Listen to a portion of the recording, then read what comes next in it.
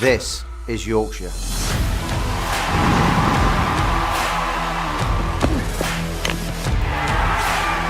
Built on pride.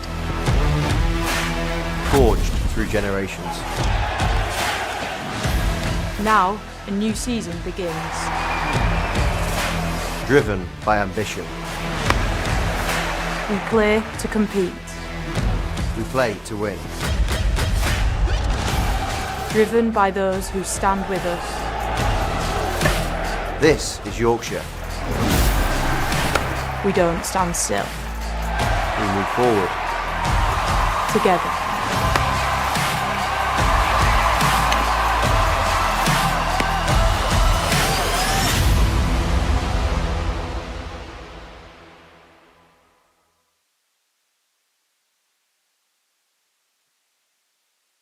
Warm welcome to Headingley for double header action in the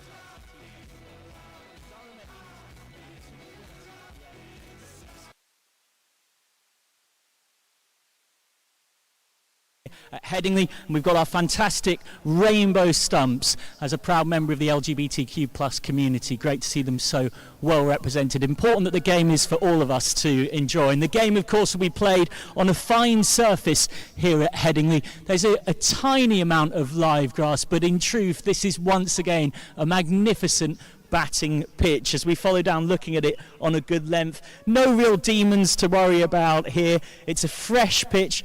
We've consistently seen that in the women's game, batting first here at Headingley, you're probably going to want at least 160 as a potential par score. That was a bit of a theme across the recent matches in the Women's World Cup and previous Yorkshire games here.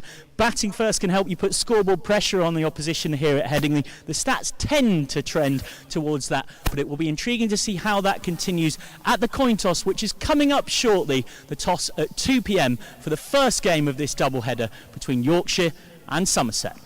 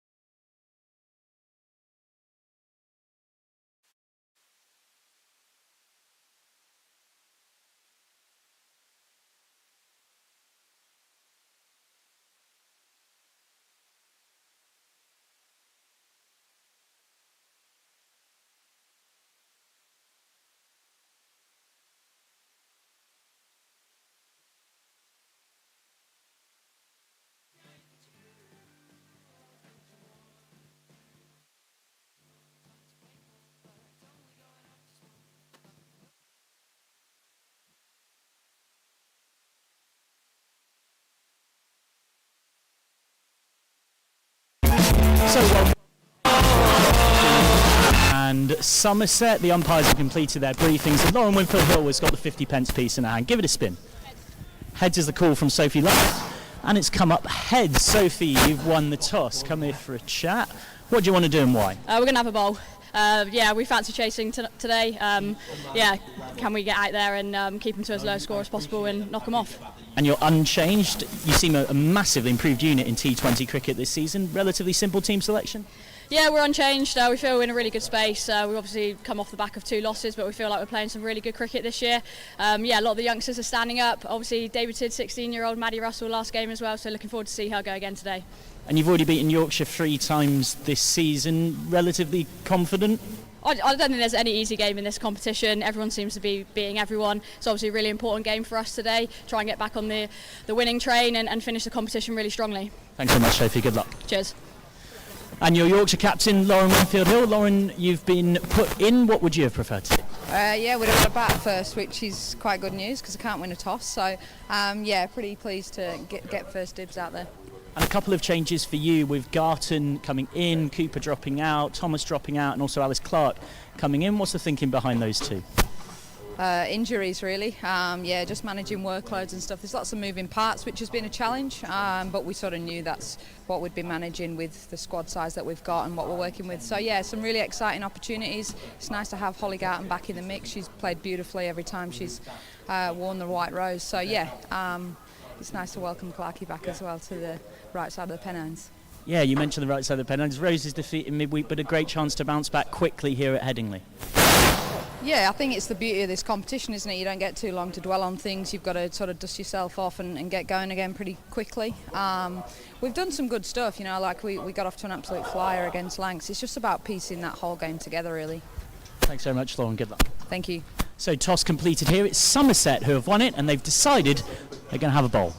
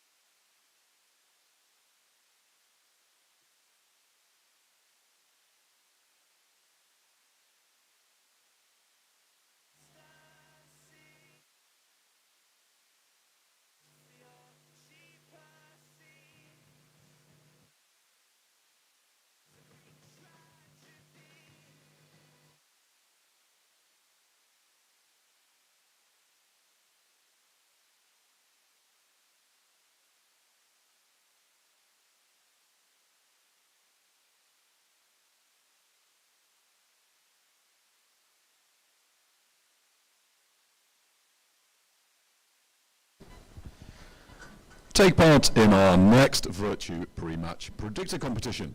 Scan the QR code now and tell us who's going to hit Yorkshire's first six. All entries will be registered into a draw to win a signed women's squad shirt at the end of the Vitality Blast campaign.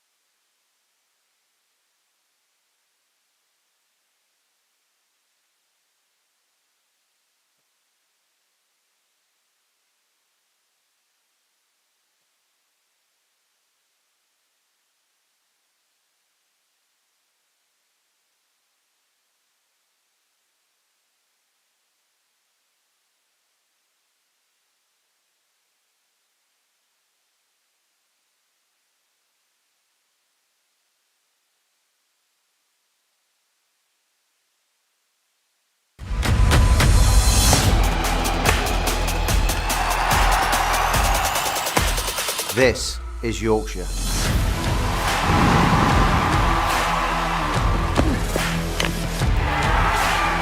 Built on pride, Forged through generations. now a new season begins. Driven by ambition. We play to compete, We play to win. driven by those who stand with us. This is Yorkshire. We don't stand still. We move forward. Together.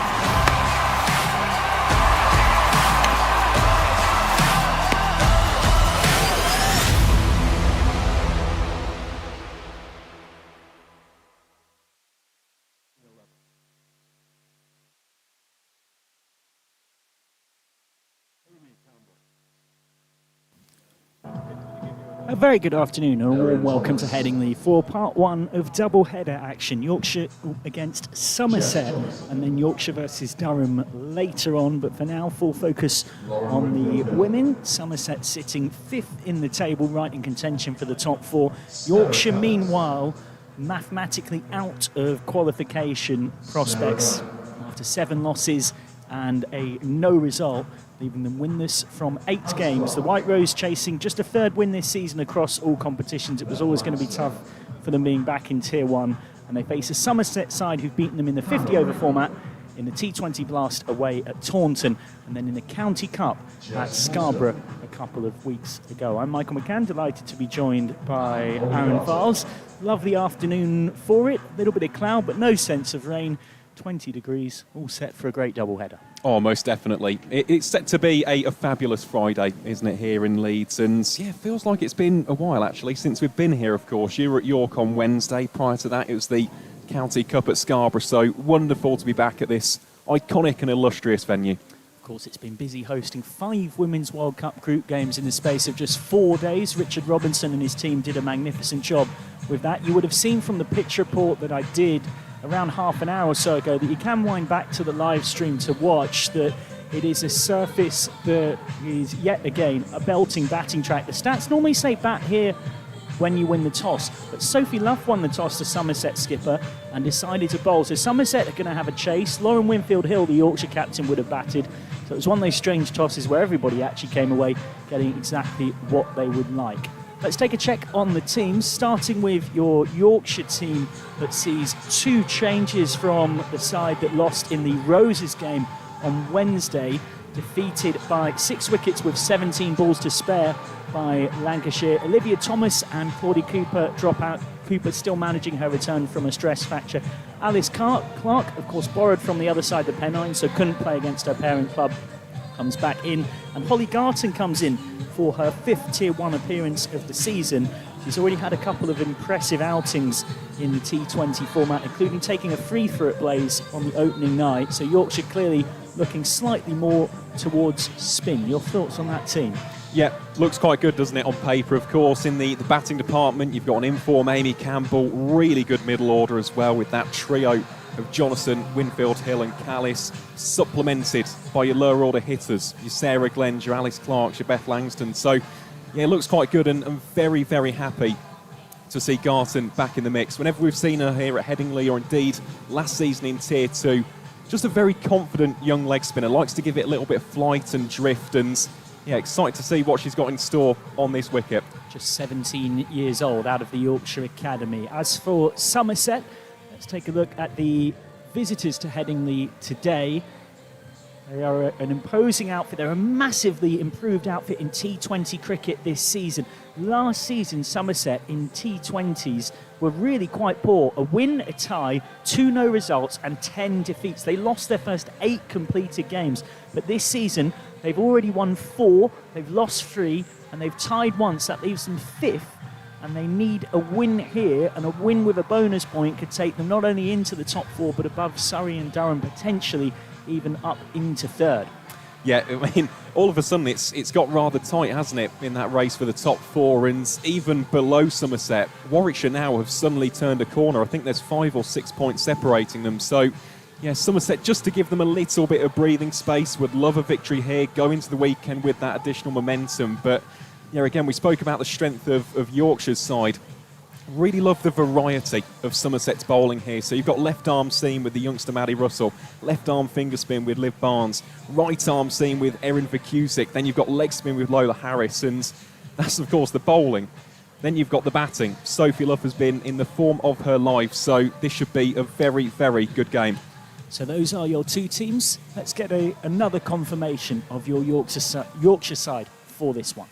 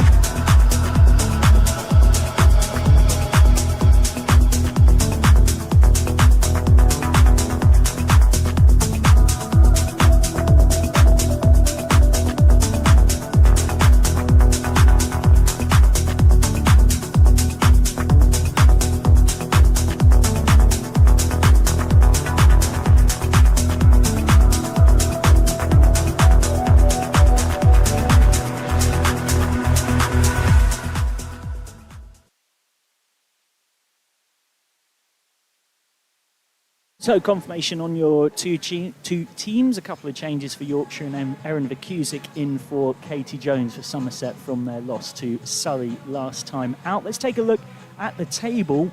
Yorkshire bottom after that defeat against Lancashire Thunder in midweek, but Somerset right in that mid-table pack. They've got the Warwickshire Bears chasing them. Reminder, it's changed from a top 3 to a top 4 this season. So it's a traditional finals day, 1 versus 4, 2 versus 3, and then a final, of course, all on the same day, wrapped up into one. Your group stage seeing 12 games, not 16. Everyone plays everyone once, and then you play 4 teams twice, but you don't play everybody twice. Let's go on and have a look at our Vertu 3 to watch, powered by Vertu, who are responsible for bringing you this live stream. And in terms of players to pick out from a Yorkshire point of view, Amy Campbell felt like a very obvious start. 47 off 21 for Amy Campbell in the Roses fixture in midweek. She had a tough start to the season in the 50 over format, having been Members Player of the Year for last season. But that 47 was her highest score of the season. Against Somerset in the County Cup recently, she also crashed 34 off 18. There's just signs that she's getting back to her best, Aaron. Almost definitely. And yeah, the modus operandi of Amy Campbell is boundaries, 4s and 6s. So if she gets going, I mean, Yorkshire could get off to a very, very fast start. Our second of our 3 Vertu players to watch is someone else who has been massive for Yorkshire this season. I mean, we mentioned Campbell as player of the season for last season. Right now, she's nailed on to be Yorkshire's player of the season. Jess Jonathan. I think high expectations were given of her, and of course the fact that she's not busy with the Women's World Cup was a factor, but Jonathan has been absolutely outstanding. Oh, most definitely, and it's been multifaceted. Of course, you look at the tangible statistics, you've got your batting, your bowling stats, but she is safe as houses in the fielding department as well. So in all 3 disciplines, Jonathan has been an amazing signing. And again, if Yorkshire are to go on and try and win this game, she has got a very, very prominent role to play. Yeah, the PCA MVP rankings, which a lot of players I know really trust, and also if you win them, you actually get quite a handy little financial bonus at the end of the season. And Jess Jonathan was top of that for the 50 over format, and she's been right up and around the top 20 most impactful players in the T20 format as well for Yorkshire. And of course, scoring a century for Yorkshire in a win against Lancashire at Old Trafford is a pretty good way to ingratiate yourself to your new team. The third of our 3 players to watch, Lauren Winfield-Hill, Yorkshire's captain, one of the relatively few that stayed for Yorkshire when that split happened in the end of the regional era in 2024 with Durham getting Tier 1 status. She's very much that figurehead of this team and a bit of a mother hen often. Most definitely, yeah, she is the talisman, isn't she, as far as Yorkshire are concerned. Possesses both class and explosive batting. I mean, that's what makes her such a fantastic cricketer to watch, but it has felt at times this season as though an awful lot of pressure has rode on the shoulders of Lauren Winfield-Hill, and it's not just these 3 who need to come to the party. There needs to be that almost consistent contribution, especially throughout the batting lineup. Yeah, well said, Aaron. So we are a mere 3 minutes or so from the first ball here at Headingley.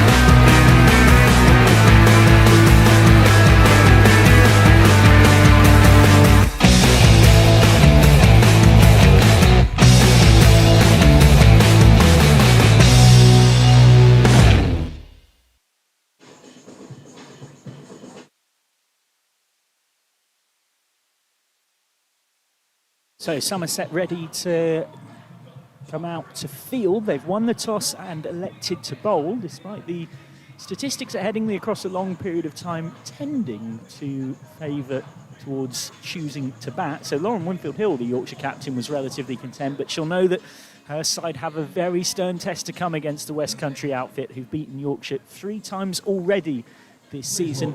Alongside me is someone who is always a joy to have alongside, never stern in the commentary box, but always packed full of insight. An England World Cup runner-up in 1988, captaining her country at the Melbourne Cricket Ground in defeat against Australia.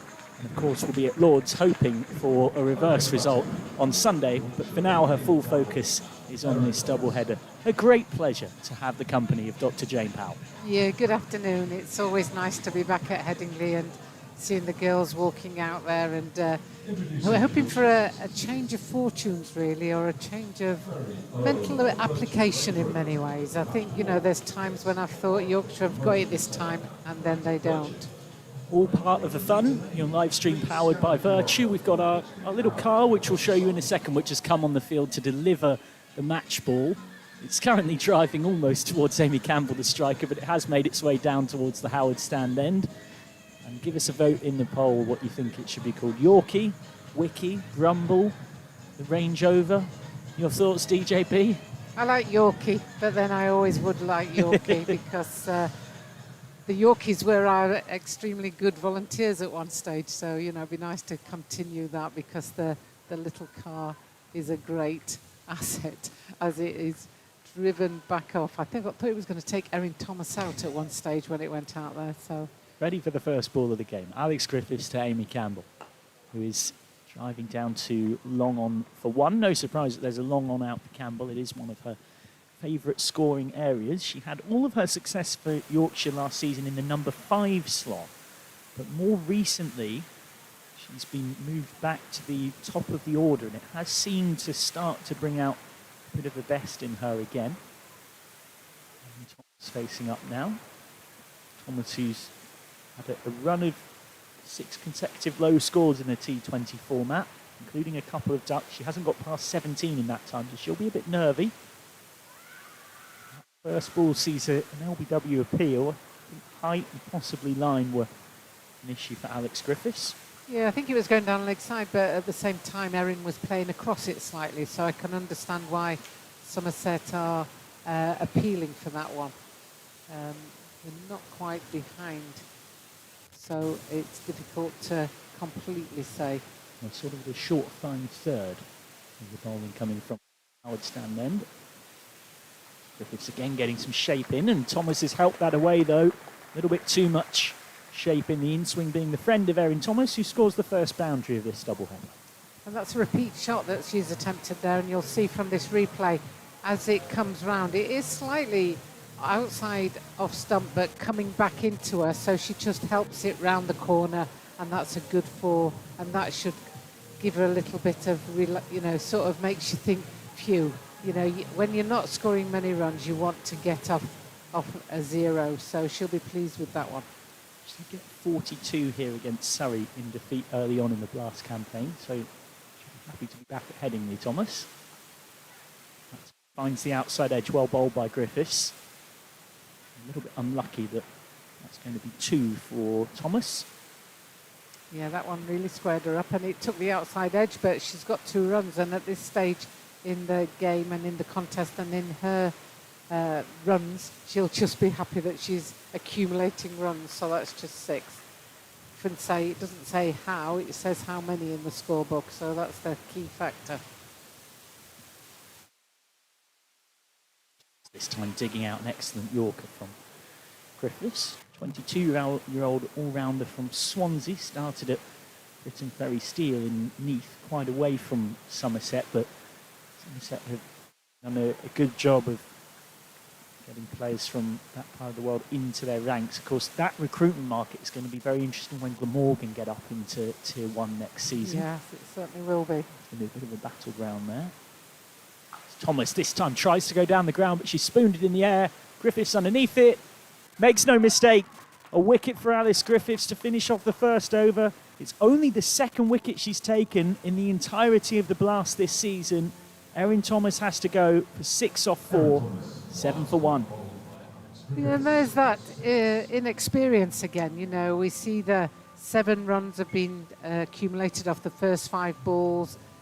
Maybe it's just a new way of thinking, but for me that's like a good start. You don't need to take any risks at that stage, and maybe she felt that she wasn't taking a risk, but she was just going to go long. But there was a long gone as well, so I'm not sure why she was thinking that that was the right shot to play at that stage. But Somerset will have made a great start. Griffiths got 1 to take the outside edge, and now they've taken that first wicket. So that's a good, that puts Somerset definitely on the front foot.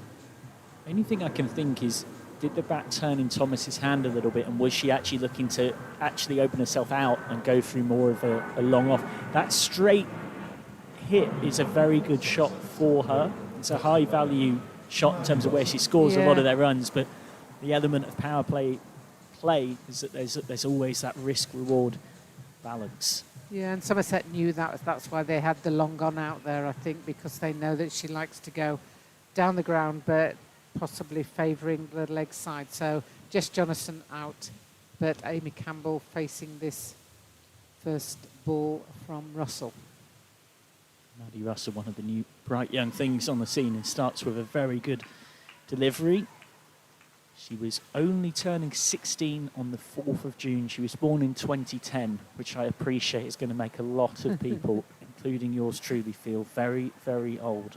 She took 3 for 22 against Surrey last time out on the 28th of June. She's a Devon product from Sidmouth. Came through from that part of the world, and she's already showing that she's got what it takes at this level, which is no mean feat when you've just turned 16. Campbell goes down the ground, has managed to get this over mid-off. She didn't fully get it cleanly, but it was a sensible shot. She knew that the power play meant the odds were stacked in her favour, and Amy Campbell finds the boundary for the first time today. And that's one of Amy Campbell's trademark welcome to the crease shots, going straight. She did come across, it was a little bit sliced, but it was only 1 bounce for 4, so she'll be content with that, but at the same time be wanting to play it slightly technically better. As Campbell go again in the power play with the freedom to attack that she's given in this role.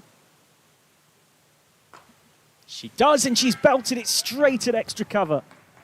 Annika Leroy makes no mistake. 11 for 2. Yorkshire have lost both their openers early doors. Campbell just not quite committing to getting underneath the ball to hit it hard along the carpet or up and over.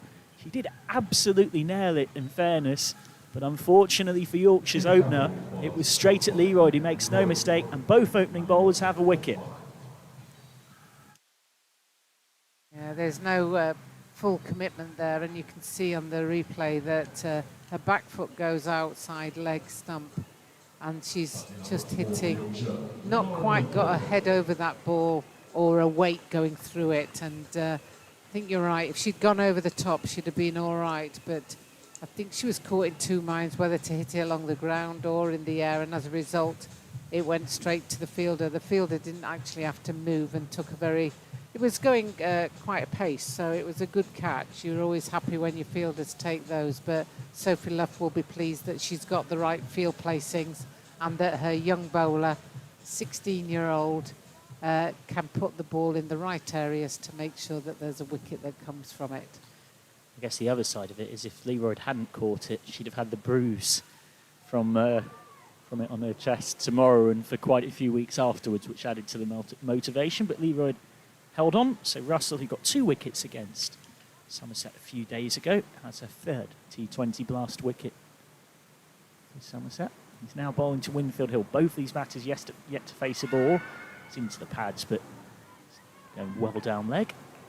Yeah, and I think the left arm over means that the ball's going to be pitching outside leg, really. So Lauren Winfield Hill did not look concerned about that whatsoever, and she's just rechecking her stance now, just checking that she's standing in the right area, because you just have to keep that, know where that ball is pitching.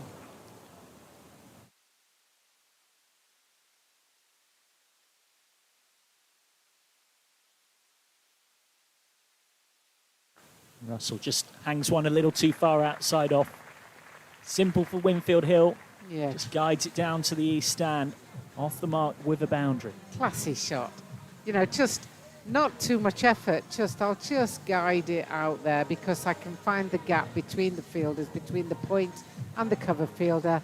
And I know, because I've played here many times, that if I can just stroke it there, it's going to go to the boundary. And that was a super shot. Goes particularly quick off those practice pitches. Can Russell get out of the oval without third boundary? She can. It's a better adjustment of length from Maddie Russell. 15 for 2 then after 2. Excellent start for Somerset, having won the toss and chosen to bowl. As we have a look at our Vertu live poll, and it looks like Dr. Jane Powell steering people towards naming our match ball delivery card that will be out for the men's game later on as well. It could be just 3 people that's voted. Well, there we go. It could be 2-1. I think you're right, because I think There we someone go. else has just voted and it's gone to a tie between Yorkie and Brumble. Come on, Not- folks. Yorkie's the one. Yorkie's the one. That's the one we want. Not one of our more serious subjects in the YCTV commentary box, but all part of the fun of the fair of a T20 game. Griffiths is going to continue from the Howard stand end. Got just a second blast wicket earlier on in this spell, in that first over, and has Jonathan just defending back down the pitch. Jonathan has been magnificent for Yorkshire, but if one were to try and really be critical in the extreme, she hasn't quite brought over her exceptional 50 over batting fully into the T20 format. She got a 50 in the defeat at Blaze, but since then it's been a little quiet. She digs out a good Yorker from Griffiths, albeit a player of Jonathan's class. When she's quiet for a bit like that, it almost makes you think a matter of time until she fires again. 2 against Surrey, 17 against Somerset, 10 against Essex, 17 against Durham, 13 against Hampshire, and 18 against Lancashire. So she's been getting in and getting starts, but she hasn't passed 20 in her last 6 appearances. She, of course, was ineligible for the County Cup. Jonathan's still yet to get off the mark here.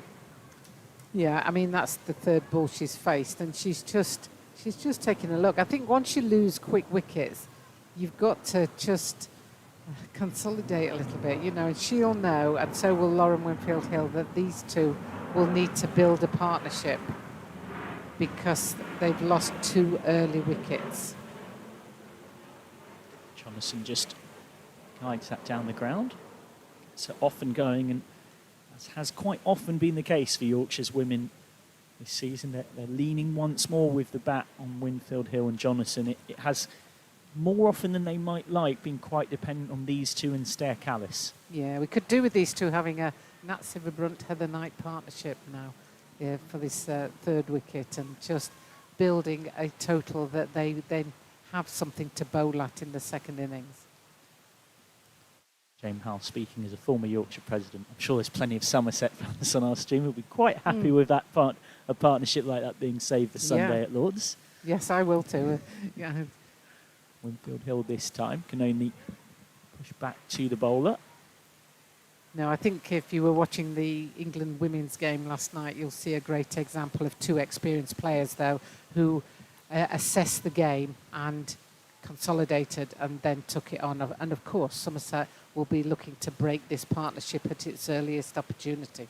It's something I mentioned to Sophie Luff at the toss, but Somerset are a completely different animal this season. More of that after this ball. Winfield Hill again can't find a gap. So that's a lovely over from Griffiths. It concedes just 1. So Griffiths has gone for just 8 from her 2 and has picked up a wicket. 16 for 2 after 3. Somerset last season, in the first season of the region to county move, really struggled in T20 cricket. They lost their first 8 completed games.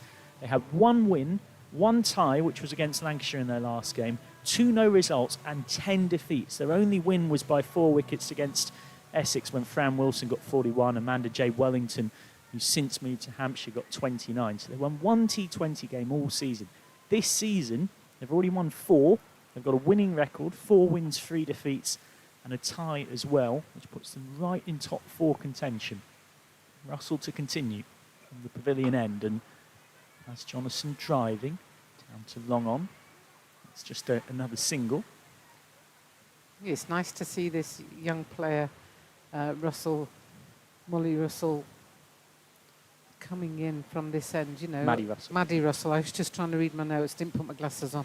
Apologies. Maddie Russell. I'm sure it's a name we're all going to hear a lot more of, and then I won't be having to check my notes because it'll be a name that we'll be familiar with, because she is such a good technical player, and there's problems with people behind the arm. Yeah, a couple of people haven't been to the cricket before, so we're just getting them moved. Someone's popped up in the YouTube live chat and said that Winfield Hill and Jonathan are old enough to be Andy Russell's mum. Oh, dear. Probably true. Yeah, there is. It gives you a sense of the sort of apprentice versus the masters of the game kind of thing. And that, I say that as no demeaning point to Russell. It's just the pure facts of the thing that Russell is 16. Yeah. And not at all when she can get that one to lift against Winfield Hill, and Winfield Hill has no answer to it. And this is the exciting youth of women's cricket coming through across the board, and I'm sure Somerset are delighted with this young player. Jonathan 33, Winfield Hill 35 for those unfamiliar. 16-year-old Russell charging him. Being whipped away towards deep mid-wicket. They want to. They'll get just one. 60-metre boundaries all the way around. It's a bit of an optical illusion here at Headingley because the western terrace being further back and slanted makes it feel a bit further away than the east stand in the other direction. It's maybe down to, I'm told, about 55 if you're hitting towards deep mid-wicket where Jonathan is here towards the east stand, but it's pretty uniform all the way around. It's an outfield that you always get very good value off.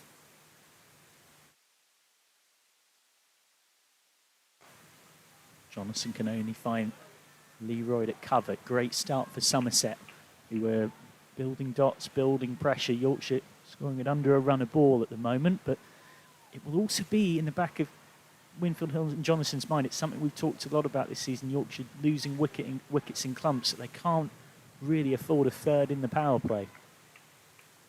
Yeah, and Sophie Luff's set a very tight field, so it's very difficult to pierce it. Cut away and caught at cover point. Caught really well. Diving forward, not an easy catch at all. And Yorkshire have lost a third in the power play. It's Erin Holland with that. It's the kind of catch that often, when your elbows hit the ground, it bounces out. So she was very secure in her catching technique. And it's Jonathan who's gone for just 2. And Yorkshire are in all sorts of bother. 18 for 3 in the 4th. Russell has her second. What a great ball in the right area, forcing it a little bit there. And it looked for a moment whether Jonathan didn't know whether it was caught, but I thought it was caught, if I'm honest. Yeah, it looked, I mean, we're a long way away from it up here on the 4th floor, but it very much looked quite clearly taken. She got her hands underneath it. It was a good catch. Those are often difficult to take, the ones diving forward, so Somerset will be very happy with that, and Holland taking that catch at that short cover area will be delighted with it.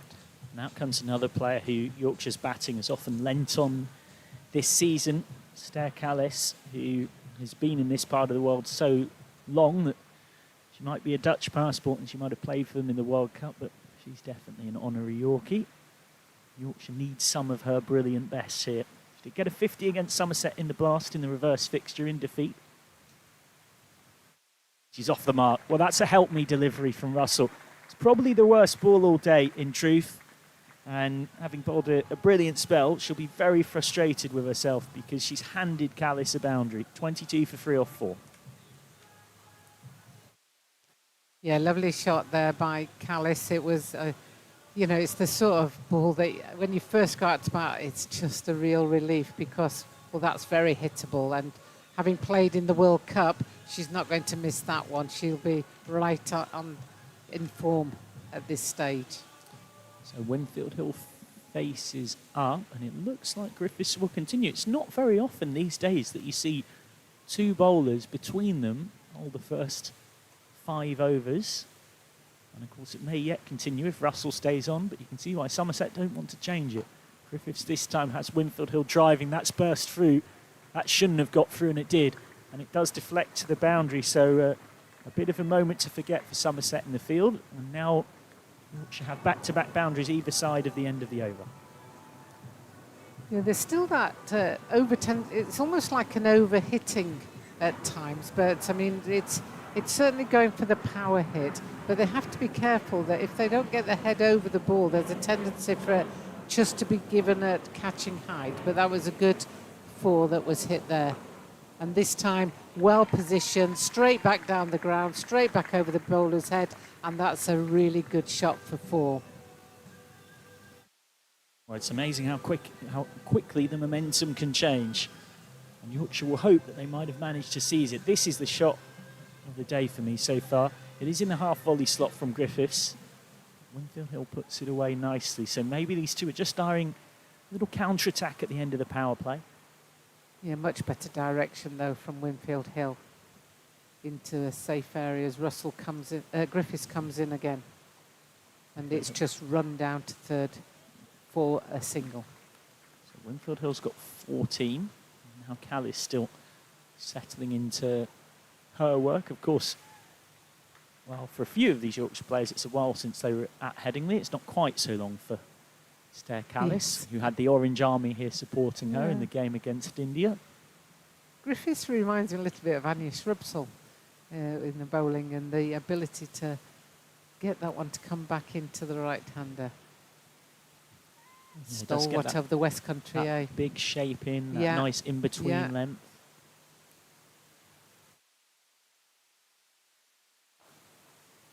That's just placed through the covers by Callis, one of her favourite scoring areas for one. That's quite the lofty comparison for those maybe new to women's cricket or unfamiliar. Anya Shrubsole, local to that part of the world, bowled England to World Cup victory in 2017 with occupying never a bowler of lethal express pace, but my goodness me, nibbling accuracy and always at you. Great variations as Winfield Hill is just tickling this away. Yeah, prodigious movement, I would say. You know, she had that ability to move it at the right times and accuracy. And I'm sure some of these young players have probably been inspired by her growing up, and then you can see it coming out in their techniques as well.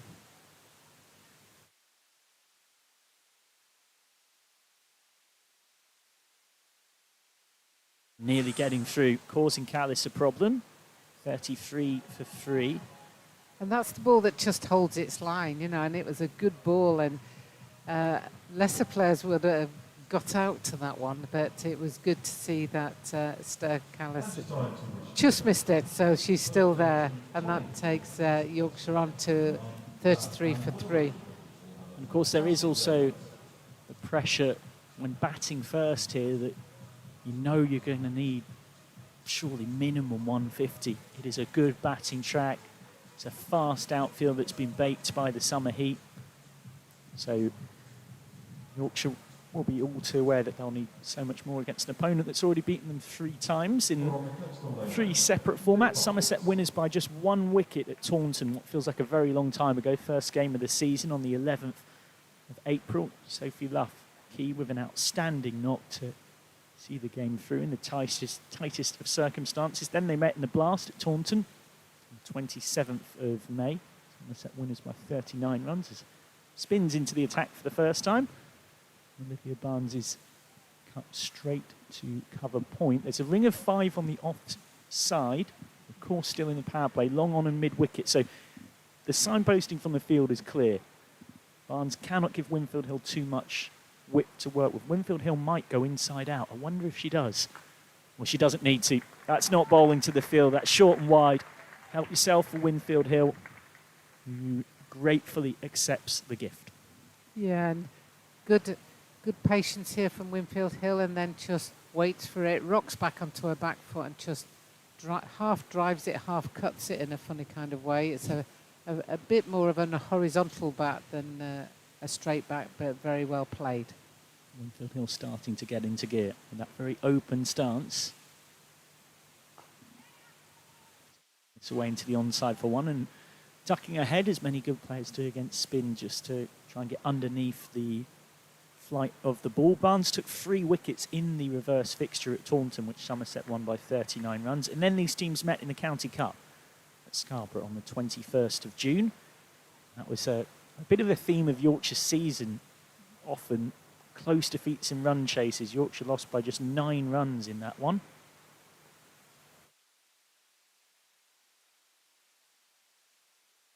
Teasing flight from Barnes, who's one of a number of players looking right down this Somerset team sheet. We said the same thing in the game at Scarborough, who are really exciting youngsters. They do produce so many players in that part of the country. Short, pulled away. Help yourself for Callis, who's an excellent player of spin. Wasn't going to miss out on that. So that's the second time Barnes has got it wrong in this over, and it's the second time she's been punished. Yeah, and that's another good reason why you would want to keep rotating the strike, because Callis is very strong in that area, and Winfield Hill has different areas that she exploits. So to have that for the second time to Callis, is that because she thought she was bowling at Winfield Hill? So they need to just keep rotating the strike.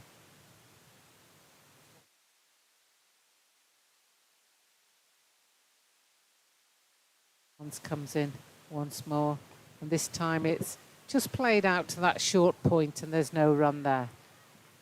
Best over of the innings so far for Yorkshire. 9 coming off it, and find themselves in a vulnerable position, 42 for 3 off 6.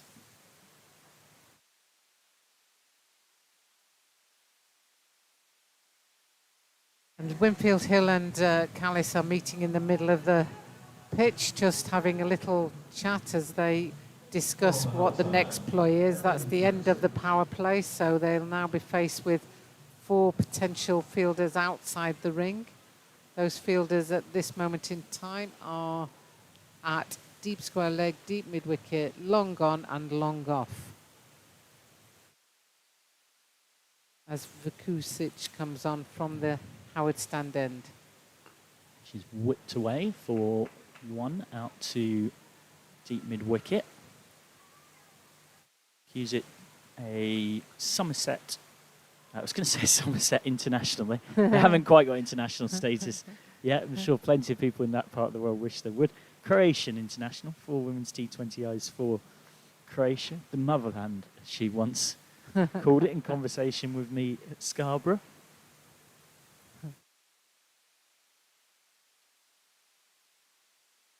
Cut away, and that's not really where Callis wanted it to go. It's a bit of fortune for her. For Cusick, a bit luckless. 4 more. A lot of time when we look at Stir Callis, and it appears like they're outside edges and they come off. I think that one was definitely an outside edge, but she has this knack of opening the face of the bat when it comes backwards of point a lot of the time.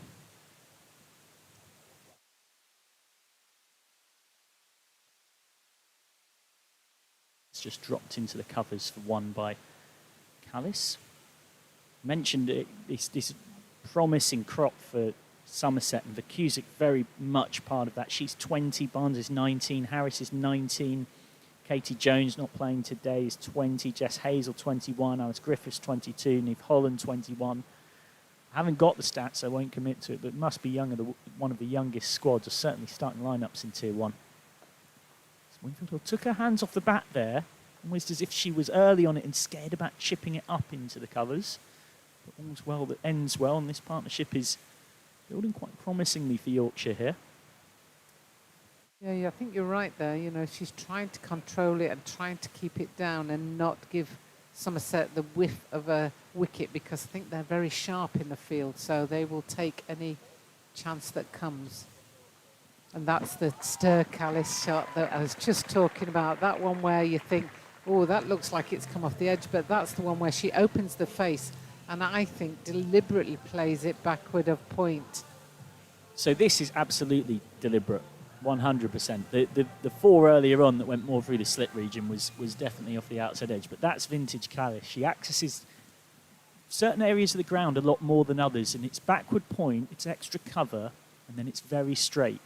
Particular favourites of her off seam. That's a full toss, bit of a gimme ball, and not for the first time today is a misfield by Somerset that cost them 4. This should have been stopped really, and it hands a bit of momentum to Yorkshire, who all of a sudden have had 2 good overs back to back. 15 off this over, easily Yorkshire's best of the innings so far. After a few more thoughts from Dr. Jane Powell, she'll be joined by Aaron Vast.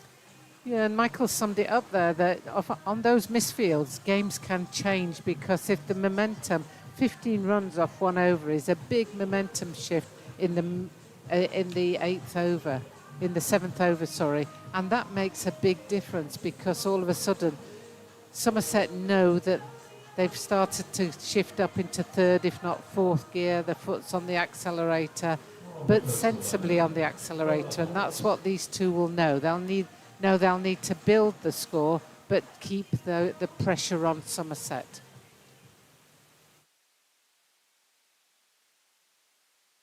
Welcome back, Aaron. Well, welcome, Jane. Yeah, it's lovely to be back. Speaking to Michael in the pre-game show, it's been an awful long time since we've been here. Here is Harris then. First delivery of the game. That'll just be a single through the covers. Yeah, just going back to that previous conversation that you're both having, I think with regards to the stats for youngest teams, it is Somerset and Warwickshire. It is incredible. I think the average age is around about 21 or 22. I think that's quite typical in the women's game. I mean, each team has their experienced players, as that one's just punched out into the covers by Callis and they come through for a single. If you take out the experience of Jonathan, Winfield Hill, Langston and Callis, then the rest are quite young in the Yorkshire lineup as well. Holly Garton being one of them that's come in today. This time that's on the reverse. That is an excellent shot. There is protection out there. It just goes underneath the dive of the fielder. Neve Hollander is out there protecting the offside. That is a terrific shot from the Yorkshire captain. Yeah, great shot. And Somerset will be really annoyed, because in the last 2 overs, I think they've given away 12 runs from misfields. You know, balls that they with their high standards would be expecting to stop. Yeah, Holland's usually a very, very strong boundary rider as well. How does Harris respond? It's not too bad for Somerset. Yeah, and sometimes, you know, it's catchy. Once one, you know, and also with good fielding. Somebody does a good piece of fielding, and there'll be 3 or 4 other good pieces of fielding off the back of that. It's a very straight, interesting game, cricket. That's why we love it so much. This time Callis playing that one very late. Just has a little bit of a smirk on her face there, does the Dutch international.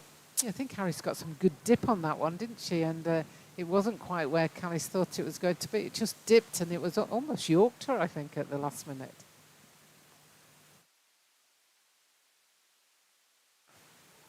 That one just played back to the bowler. So even with that boundary, pretty tidy over that in the end from Lola Harris. Goes for just 7 runs. Yorkshire are 64 for 3. And the dip that the spinners get on the ball comes from putting lots and lots of revolutions on the ball. And the more revolutions you can put on the ball, the more likely you are to get that dip as it comes towards the batter. And I'm not sure what we've got in there. Are they gnomes? Yeah, it looks like it. It looks like we've got a group of gnomes that have come into the ground. Cheers to you as well, guys. I imagine we'll see some good fancy dress this evening as well. It's a fantastic Friday here at Headingley as we see Neve Holland get ready to bowl her first over from the Howard stand end. And she has had such a fantastic season so far.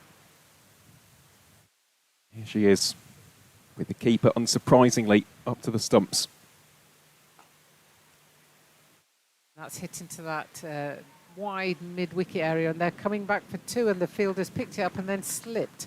So they got through for 2 very easily. I think the pressure was on, and she saw them coming and thought, I need to get this away, and her foot slipped away from her. Yeah, that was Alex Griffiths out there doing the fielding. Never like to see that, though. Always does make you No. wince, doesn't it? Yeah, you don't want any injuries from something fairly innocuous.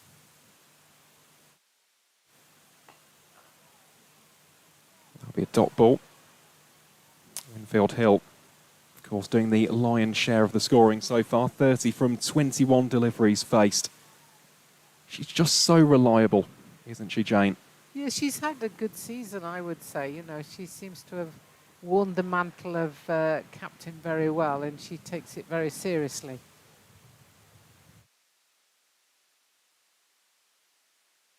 Should be another single this time, just hacked away out towards deep mid-wicket for one. But of course, we spoke about it pre-game. The issue for Yorkshire this season, even though the likes of Winfield Hill, Callis herself have really stood up to the mark, there hasn't been that complete batting display as a unit as of yet. No, not at all. It tends to rely on one or two people, and if they don't get runs, then there seems to be a bit of panic going through the team, as that is a play and a miss by Ster Callis, who goes out to do a little bit of gardening. The age-old cricket batter's trick, you know, it can't possibly be my error. Must be the pitch here. I'll just go and batter it down. There's nothing to batter down, but that's the sort of thing that you do, isn't it? I was going to say it's an absolute belter of a track today. So that one just strays down the leg side. I think that's our first extra. I think that's the first wide, the first extra of the game, which when you think that we're into the 9th over, that's very good from Somerset. Yeah, spot on there, Jane. It is. Yeah, not even a leg by prior to that. That one very full. Excellent delivery there from Niamh Holland. You can see on the after shot that Ster Callis was trying to guide it down to third man, but she knew she couldn't play anything but that guided shot because it was so full, and she did well to keep that out as a good ball.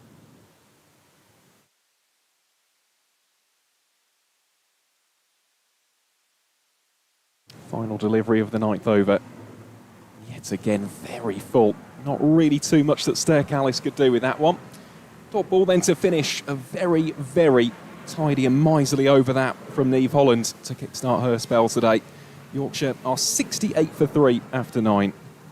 Yeah, just 4 runs off that over, and that is just what Somerset would be wanting at this stage. They'd want to start trying to put a little bit of pressure on Yorkshire, hoping to pick up another wicket so that they would be able to springboard on into the second half of the innings. At the moment, it's reasonably... I still feel it's in Somerset's favour because Yorkshire know they've got to try and build, and as we've said many times, 160 has to be the minimum. Most definitely. Winfield Hill picks her gap to perfection. Save your legs, that is 4 runs and then some. Expertly played by the Yorkshire captain. Yeah, and she eliminated any chance of movement off the wicket. She met it on the full. It was a pretty poor ball, really, as far as Somerset were concerned, and Winfield Hill just helps it round the corner, a little bit like Ster Callis has done on a couple of occasions today, and that, as you say, a very obvious and easy 4.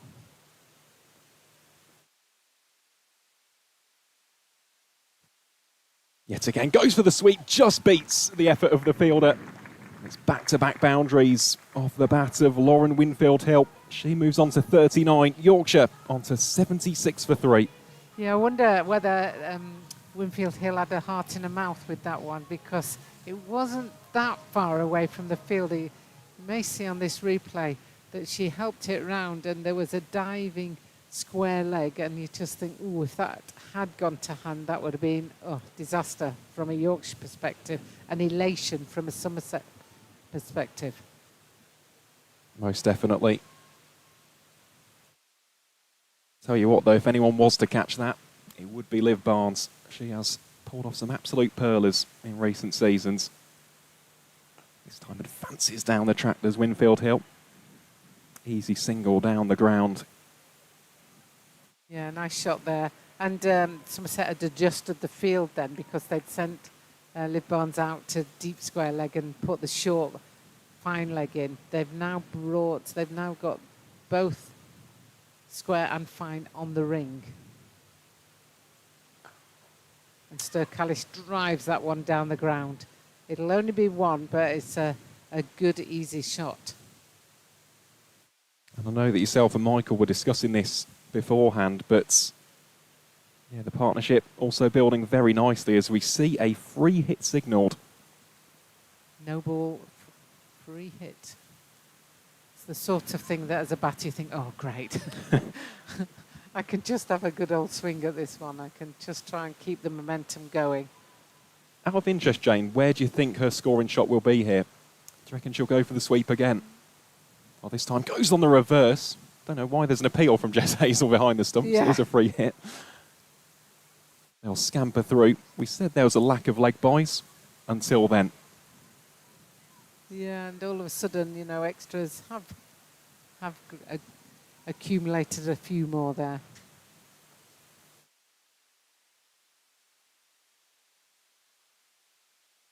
A lot flatter in trajectory and another slight misfield there.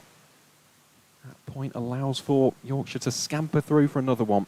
Yeah, and every misfield is something that you're logging as you're going through. Certainly the coaches for Somerset will be a little frustrated that they appear to be giving easy runs to Yorkshire, and Yorkshire will be delighted that they're putting pressure on the fielders so that they can come through for those singles.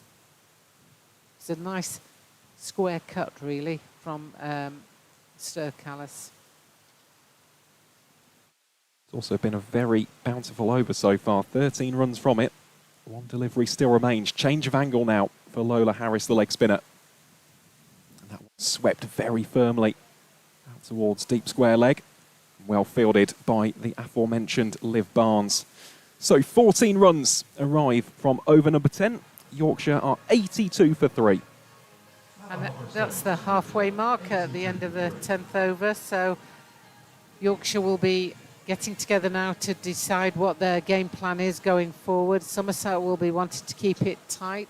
Sophie Love will need to juggle her bowlers and make sure she brings on the right bowlers at the right time for her, and just try and keep it as tight as possible. Looks to be like a little bit of debate, but Sophie Love's walking away and she's quite content. You've got the ball, you carry on. Erin Vertu to come back. Yes, it is a change of bowling. Neve Holland, who bowled that previous over from the Howard stand end for just 4 runs, has been pulled, and Erin Vertu is back into the mix. Went for 15 runs from her first over. How does she bounce back here? Starts off by conceding a single down towards wide long on. I'll tell you what though, Jane, I've seen quite a bit of Erin this season. Not only, of course, in that T20 County Cup game, but also at Edgbaston.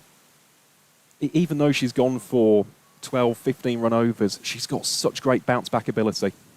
Yeah, I'm sure she has, and that's the benefit of youth as well. As that's a typical Sturkallis shot. Backward of point, opens the blade of the bat, and it's 4 runs. It just looks so aesthetically pleasing, doesn't it? We'll see it in all of its majesty and glory here. It's just a slight opening of the bat face and 0 stopping that. I can remember at the start of the season us all thinking, did that come off the edge? But we've seen it so many times now that we know it's absolutely deliberate, down through that backward point area. Oh, the pace taken off that one. Good variation. Great slower ball. Absolutely beat Sturkallis all hands up that one. You could see that she was looking to play a similar shot and then realised the ball wasn't there, and then at the last minute tried to accelerate through the ball and she just wasn't near it. I'll ask you a question about that in a second, Jane. So we see the next delivery here from Vertu. That one driven very firmly again, nice and straight down the ground for 1.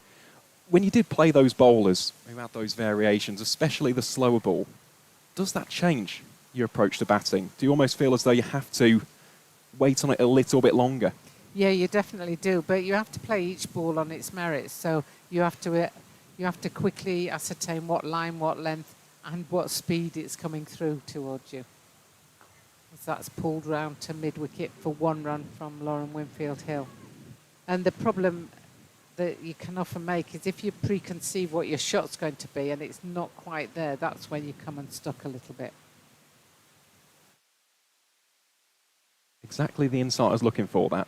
Because it's always fascinating. It really is. Like, of course, nowadays it has become part and parcel, especially of T20 cricket. A little bit of a trigger there from Stair Callis. Quick run down towards the non-striker's end. And the Dutch international makes her ground. So that will be 8 runs off the over. Yorkshire now 90 for 3 after 11.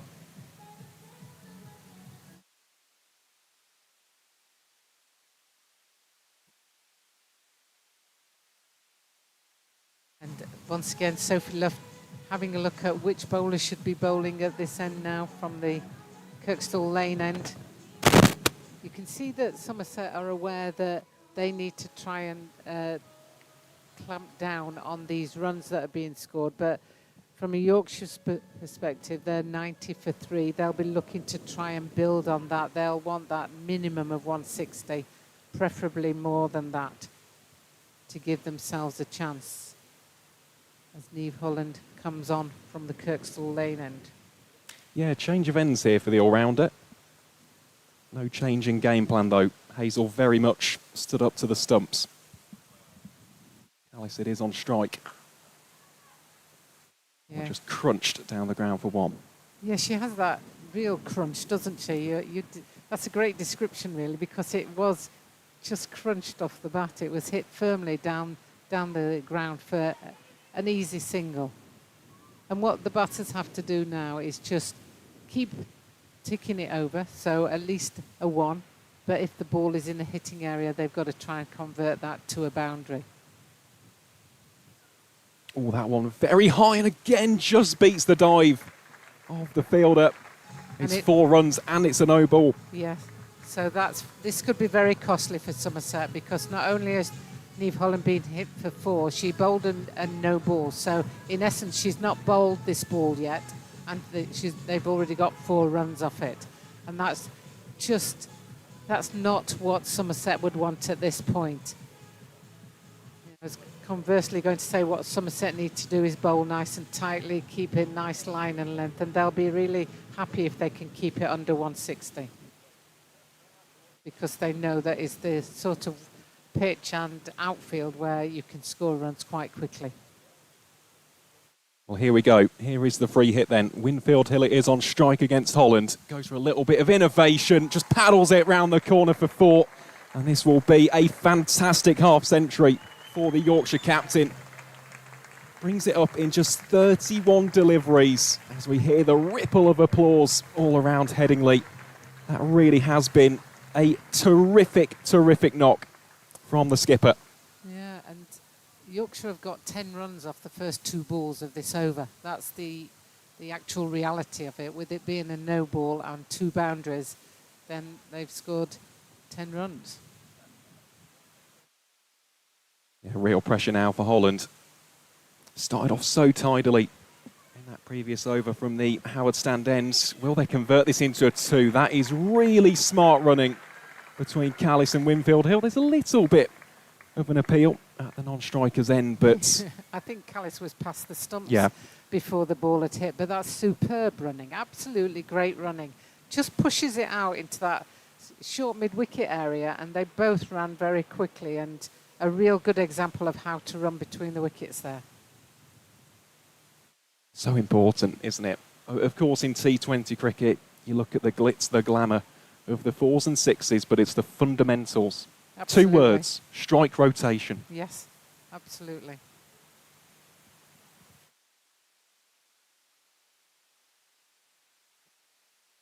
Oh, that's very high again. It'll be called for a no ball, tucked around the corner for 4. And this now really becoming problematic, not only for Niamh Holland, but of course for Sophie Luff as her captain.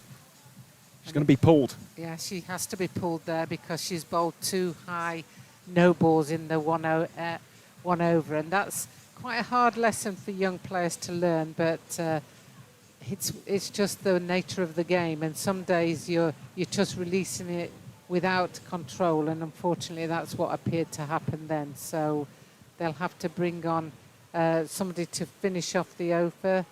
So it looks like it's Bex Hodges. Yep, will be just a little bit of spin here, just for these final 3 deliveries. And it's one of those, hopefully it doesn't impact the confidence of Holland too much. Still very much has a large role to play with the bat, but sometimes you just have these difficult days. No, I mean, it will affect confidence. It's how you deal with it. That one swept straight to the fielder, it's been dropped.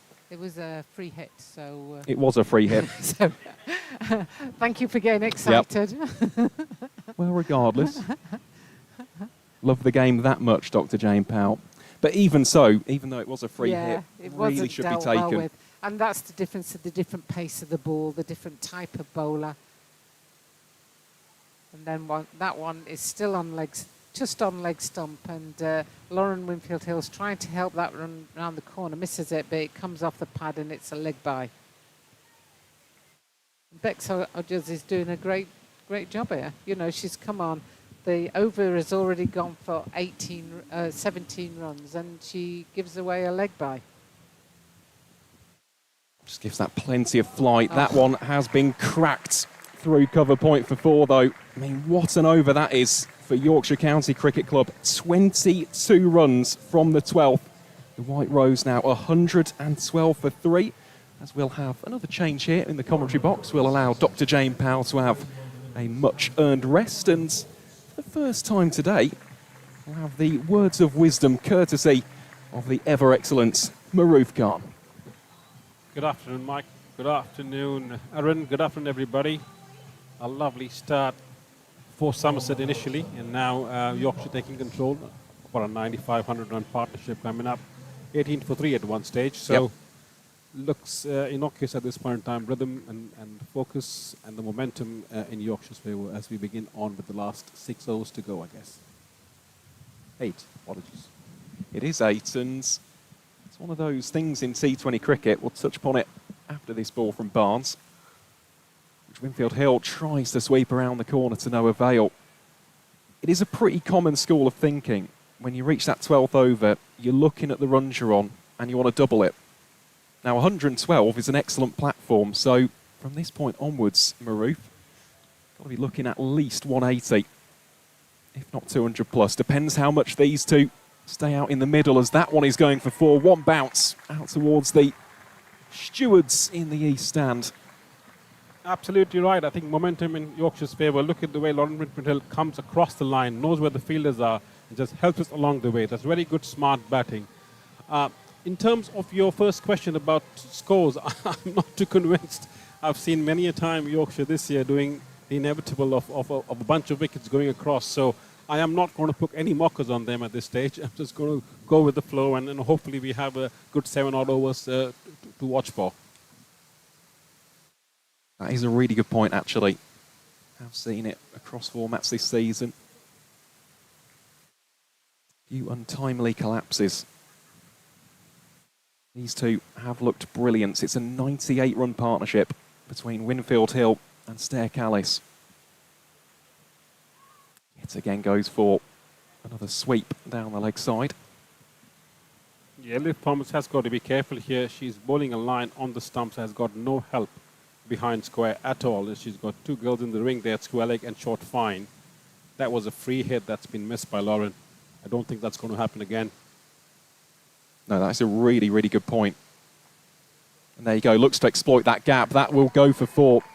Beats the effort of the fielder who you've just mentioned there, Maroof. And easy pickings for someone of Lauren Winfield Hill's calibre and quality as the 100-run partnership comes up for this 4th wicket, and Headingley realises what a fantastic pairing these two have been. Yeah, once again, Liv Barnes, still bowling the ball outside the off-stump. Not much pace on the ball. There should be a field change now as we speak. I think that's correct, yes. I mean, that's free hits, especially for a batter batting at 60 runs at this point in time. Everything now on the middle of the leg for Lauren Hill will be a free hit if there's nobody covering on the onside. So I think that's a better field position now.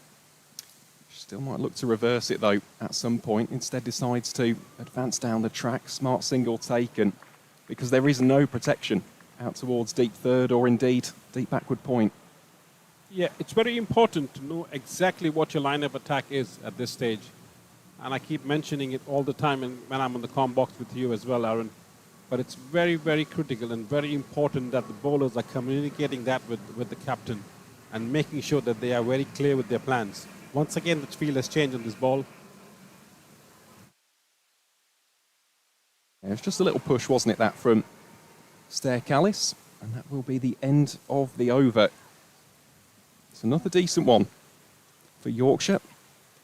9 runs from it. The White Rose 121 for 3 after 13. Yeah, great momentum as well. I think run rate is about 9.31. You still have 7 wickets in the bag, 7 overs to go. We have 2 batters settled in. Winfield on 65 and Stair Callis on 36. She's due runs, if you ask me. And Stair hasn't had much of a start, nor has Lauren. This is the time if ever they want to cash in.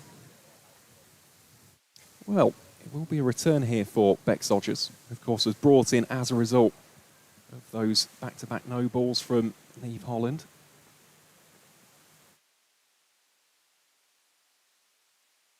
Straight away, the reverse looking to pick that gap was Winfield Hill. Yeah, she would have been disappointed on that one. That was a round-the-wicket ball from Rogers. Full banger really as well. I think predetermined by Lauren just to go for the reverse sweep. She could have played better shots at that. I was going to say, it's definitely on 100%. If she backs herself, instead just makes a little bit of room and pierces the gap.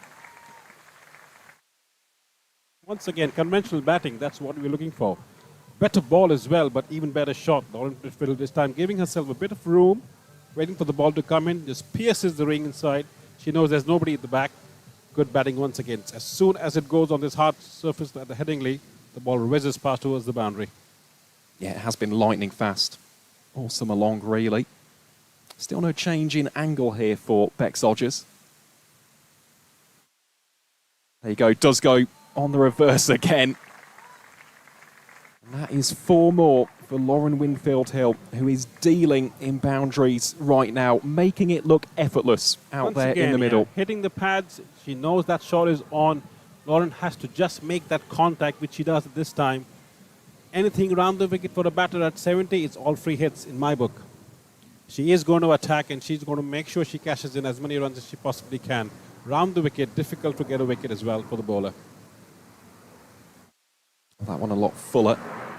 Angled into the pads there, just worked her way through mid-wicket for 1. I mean, we said that she was dealing in boundaries. 14 fours for Lauren Winfield Hill. So, by my maths, that is 56 of those 74 that have arrived from boundaries alone. My maths is not that good, but that looks like 70% of the runs in boundaries. This time it's Callis. He just opens up the arms and guides that along the surface for 1. Yeah, that's as good as well. Good batting, Callis knows that she needs some runs, so she's getting the strike off. This is helping her as well because Lauren is going at the rate of knots. Pretty much, probably, I give myself about 6 to 7 more balls, and I think there should be runs coming from both the sides now. I think it's time for Yorkshire to go all gung-ho now. It's another attempt, and of course, with that angle, you're not going to get many LBWs unless it is bang in front of the stump. So it's a dot ball to finish over number 14. Yorkshire still in a very strong position here. The White Rose 131 for 3.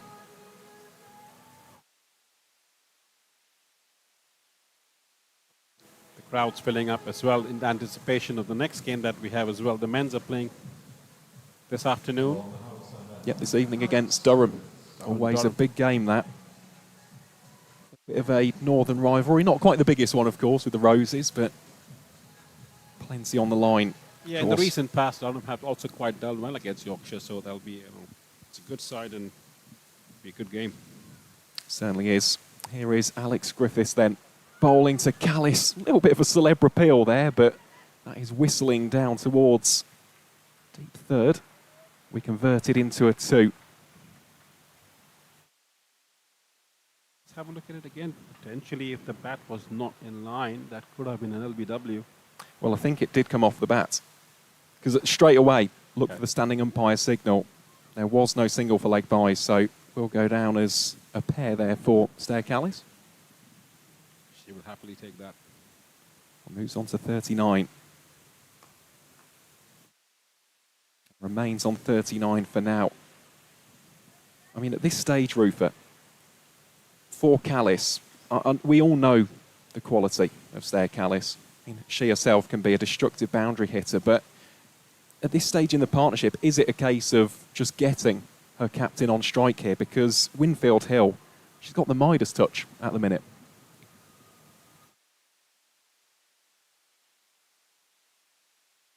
Oh, that won't be a single. Quadruple it, that's four for Stair Callis. Lovely air of enterprise about that shot. There's no protection down towards deep backward square or indeed long leg. And executes it superbly.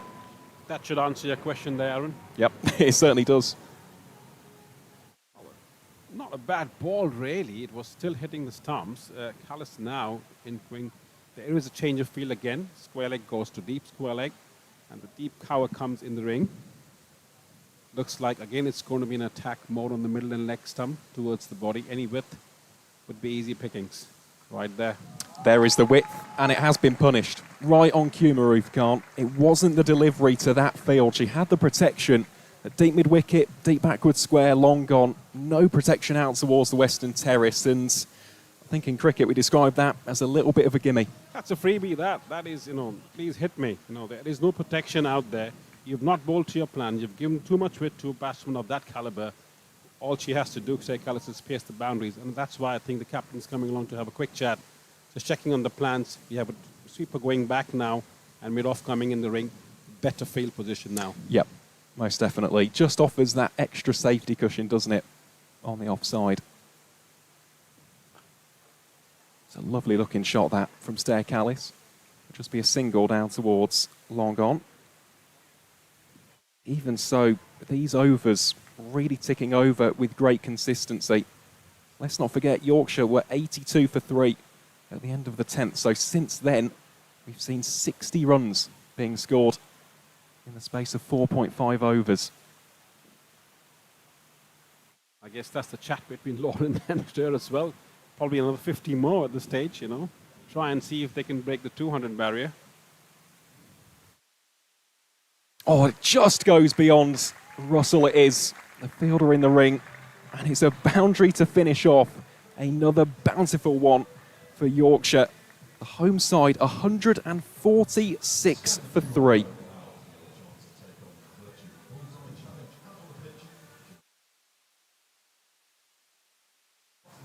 Would you like to take part in the Vertu Bullseye Challenge?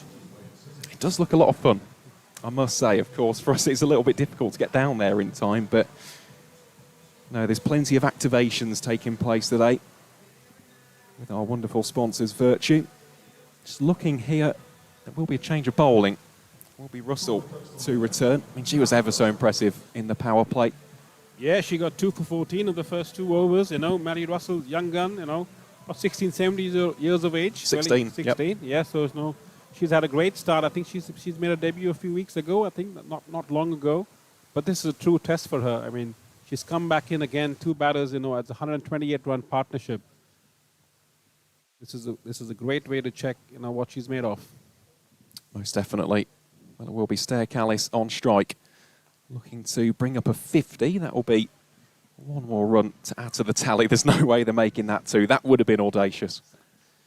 Yeah, that too was a bit adventurous in my book. Not required, and it looks like at this point in time the only way the 2 girls could get out is a run out. That's not what they want, especially when Callis has not scored over 50 in the last few innings, and it's a good opportunity for her to cash in. But Mary Russell, that ball was excellent. She's got the right feel for it as well, honing in on the stumps and the pads. Let's see if she's got a bit of a change of pace, if she can suck Lauren Flynn into a different shot. Yet again, it's just clipped around the corner. The amount of times that Winfield Hill has not only gone for that shot, but the consistency, the regularity with which it's going to the boundary really is remarkable. That's just great batting again. Shuffling inside the line, if you look at it closely. Shuffles in, waits for the ball to come in, just helps along the way, just has to beat the one at 45. Does it beautifully. At this point in time, nothing wrong with that ball, ready for Maddie Russell, just good batting. It is. It's marvellous batting, because if that was played conventionally, she's got protection out with deep cover.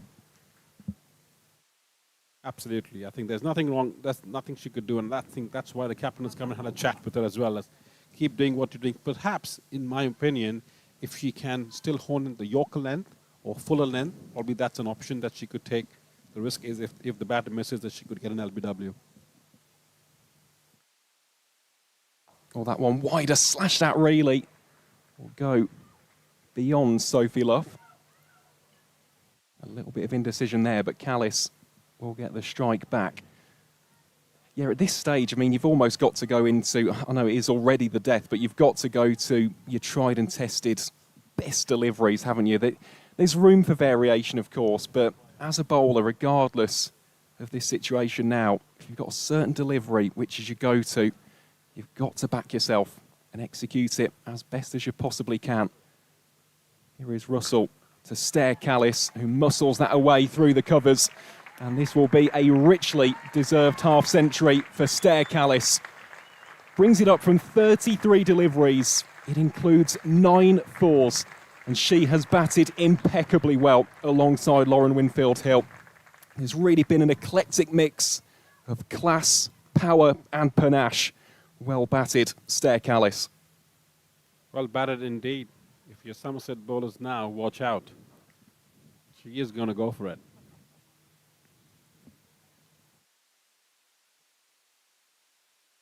Quick single take, and once more there's a little bit of a misfield there, and this could be an additional run conceded. Yeah, the beautiful word momentum and pressure, isn't it? Things are going your way. You know, this was an easy stop, missed between the legs at short third. There you see Stair Callis punching that away for a well-deserved 50. A knock that she was proud of. I think she was long overdue. You know, she fielded. She had good innings in the World Cup as well. Not gone over the 50 mark. It's definitely. Here is the final delivery of the 16th over then.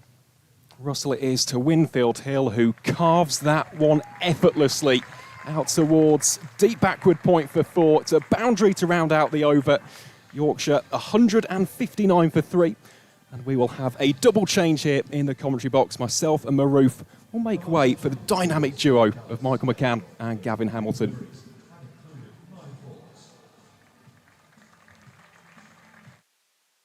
Thank you very much, Aaron. A dramatically different situation to Yorkshire from when yours truly was last at the microphone. 18 for 3, of course, in the 4th over, but a big recovery since. I said in the pitch report that I thought 160, the stats will tell you, is roughly par.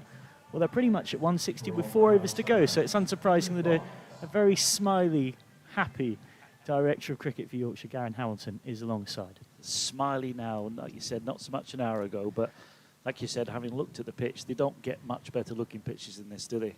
Callis on 50 off 33, stepping inside out and cutting, and we'll get just the one. They want 2, in fact, and it's decent scamperage that will get them through for 2. It's normally us as the commentators that are kind of seen as the cricket badges, the stats badges, but you've been busy harrying Graham Hardcastle in the press box to get some notable numbers for us about what we're watching. We'll come to that after this ball from Barnes, beg your pardon. Callis stepping across. It's something she likes to do against spin. She got in a tangle, and Winfield-Hill scampers back. So obviously you told me I'm coming on in 2 minutes' time, so you know me as I'll do my homework. But so as it stands, I think this is the highest 4th wicket partnership in the history of the Blast over the last 2 years. Yeah, since the Regions of County chain. And this is the highest wicket partnership in the history of the Blast in the last, well, ever. Callis looks to go down the ground. This year, should I say. We'll get 1 to long off. For any wicket this season. Any wicket this season is the highest wicket partnership. So pretty impressive stats from these two from the position they were into. But it's been really impressive the way and how positive they've been even from that poor situation. It just goes to show the work that's gone into the batting and the whole new different mindset to go. In the recent times, we've sort of gone into our shell a little bit, should we say. But they've kept the momentum and just backed themselves. Hill this time onto the reverse, and that has managed to get past short third, and that will go away for 4 more. So Lauren Winfield Hill is into the 90s. She's 93 of 51. Did I see she got dropped? Lauren? Yeah, she has had a life. How many was she on then? Ooh, wouldn't know that off the top of my head. It was around 30 odd, wasn't it? It was yes. Proving quite expensive now. Winfield Hill not far off what would be another landmark of significance in a game that places so much emphasis on that magical 3 figures. She's 7 away. And she's gone inside out, and it is wide of long off. It plugs. She's trying to access that shot for extra cover that Stair Callis actually particularly likes, but it was Winfield Hill doing it on that occasion. She gets 2 more. She is 5 off. Winfield Hill, who before this game had a best in T20 cricket of 65 against Somerset in the County Cup. In T20s this season, she got 90 here against Blaze in the 50-over format, and she might pick up 4 here. She does pick up 4. So Lauren Winfield Hill is 1 run away. She's on 99. It's another good over as this partnership just keeps on motoring. 172 for 3. The over has conceded 13, and with just 3 overs left, Yorkshire are surely at this point wanting 200 plus.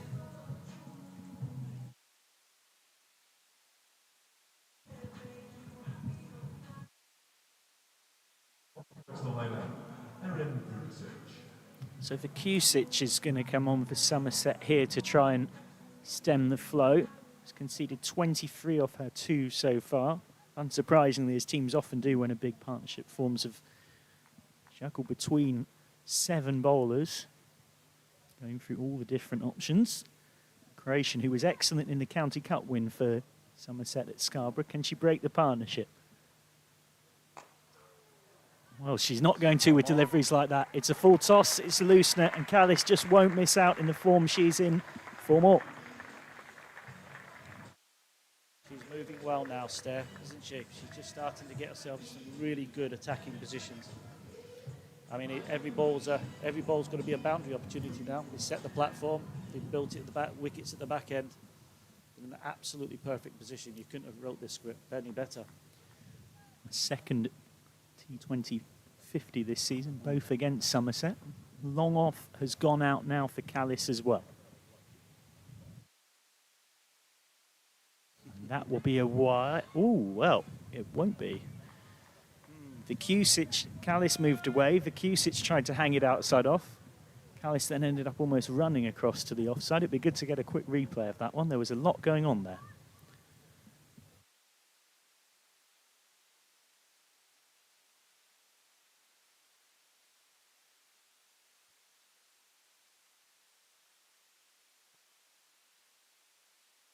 So we might get a chance to have another look at that, but on we go with the live action.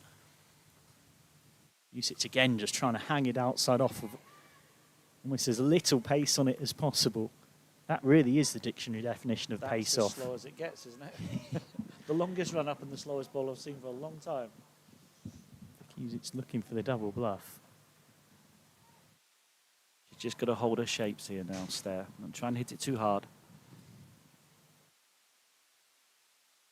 Just like that. Short backs away, tries to access that point area. It's a favourite area of Callis, but it is cut off by Olivia Barnes. And they get through for 2 more. So Callis on to 59. Vertu trying to bring some control. She took 3 for 24 in the County Cup win against Yorkshire, and she's having a great blast. 11 wickets at an average of 18 and an economy rate of under 8. But when it comes to death bowling, this is as tough as it gets. At Headingley with 2 set batters.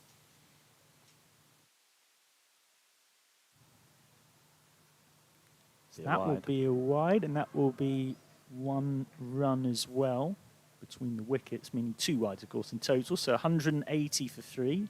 The over's gone for 8 with 2 balls left. And Winfield Hill's on to strike. 99 off 53 with 19 fours. She has the chance to be the first person in the fully professional era of this Yorkshire women's team to reach 3 figures in a T20 game. She, of course, Smashed 191 last season, a list A record for the club in a 50-over win at Kent. Now Winfield Hill wants a T20 for the White Rose.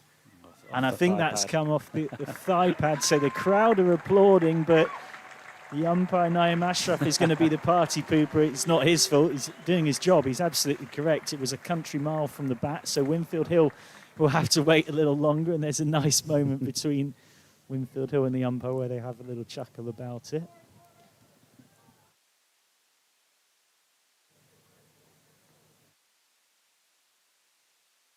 Usage again, just trying to hang it outside off, but Stair steps a long way across and helps it through deep backward square. That's clever batting from Callis.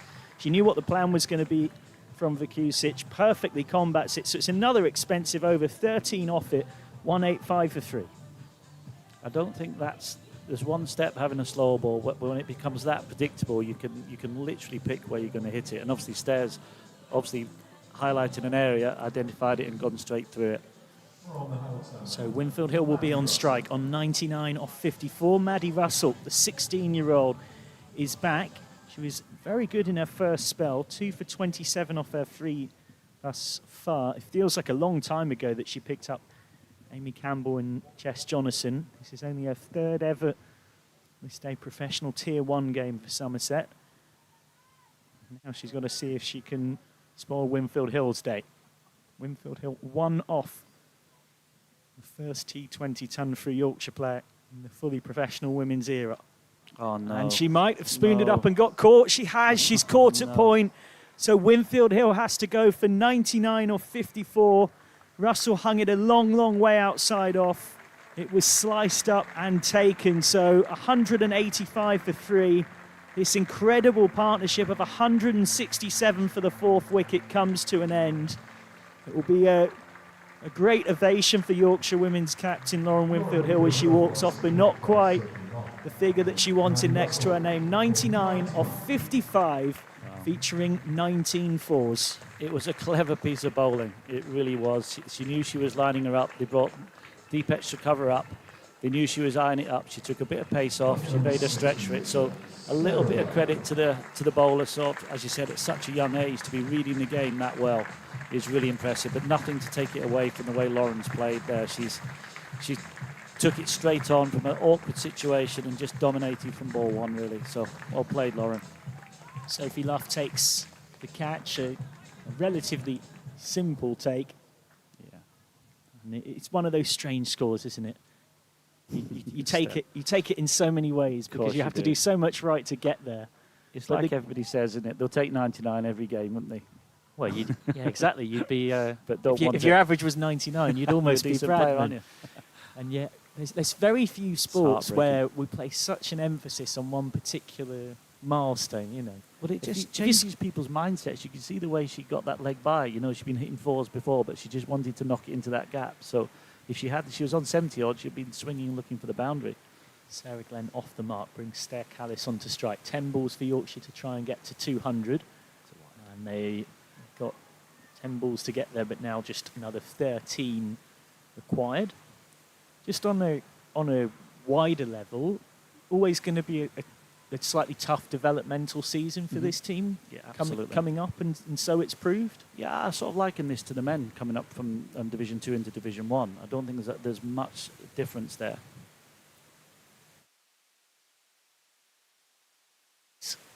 Going through that sort of extra cover, wide, long off region, stepping away. It's one of her favourite things to do, both against seam and spin. And she's on to 67. Yeah, just getting back to that point. It was always going to be a challenge. You know, it's all of a sudden you're playing against 8 other professional teams. Obviously, I think we were the only professional team playing last year in terms of fully played contracted players. So to come up against guys who've been in a tournament, been in this sort of Tier 1, already had a year. So they're effectively a year behind. And we're a year behind in recruitment as well, obviously. So it's always going to be a bit of a challenge. But look, we've made some huge strides and could have won a lot more games than we actually have. Steps across Callis, and this time we'll get it through square leg. She's so good at manipulating the field, having backed away the previous ball this time. Goes right across and picks this out from about 5th stump. there's been a lot of close games. Yeah, and I know within the camp there's been a discussion, you sort of alluded to it with the batting, but around particularly managing run chases and those tense parts of moments. They come with the experience. Game sort of situations comes with experience, as we all know. And this year will be absolutely crucial going in with the next sort of long-term planning that we have. Alice this time stepped away and couldn't get back across, but that is going to be wided. Like you said, look, it's we're so close. I mean, we could have won 5 more games than we sort of have done this year. But look, there could-haves, would-haves, etc. So those are the gaps we need to fill. Those are the sort of the mental blocks and the game situations and the understanding of when to go, when not to go, when to sit in and when to attack. Those kind of sort of scenarios. But I genuinely feel we're not far away.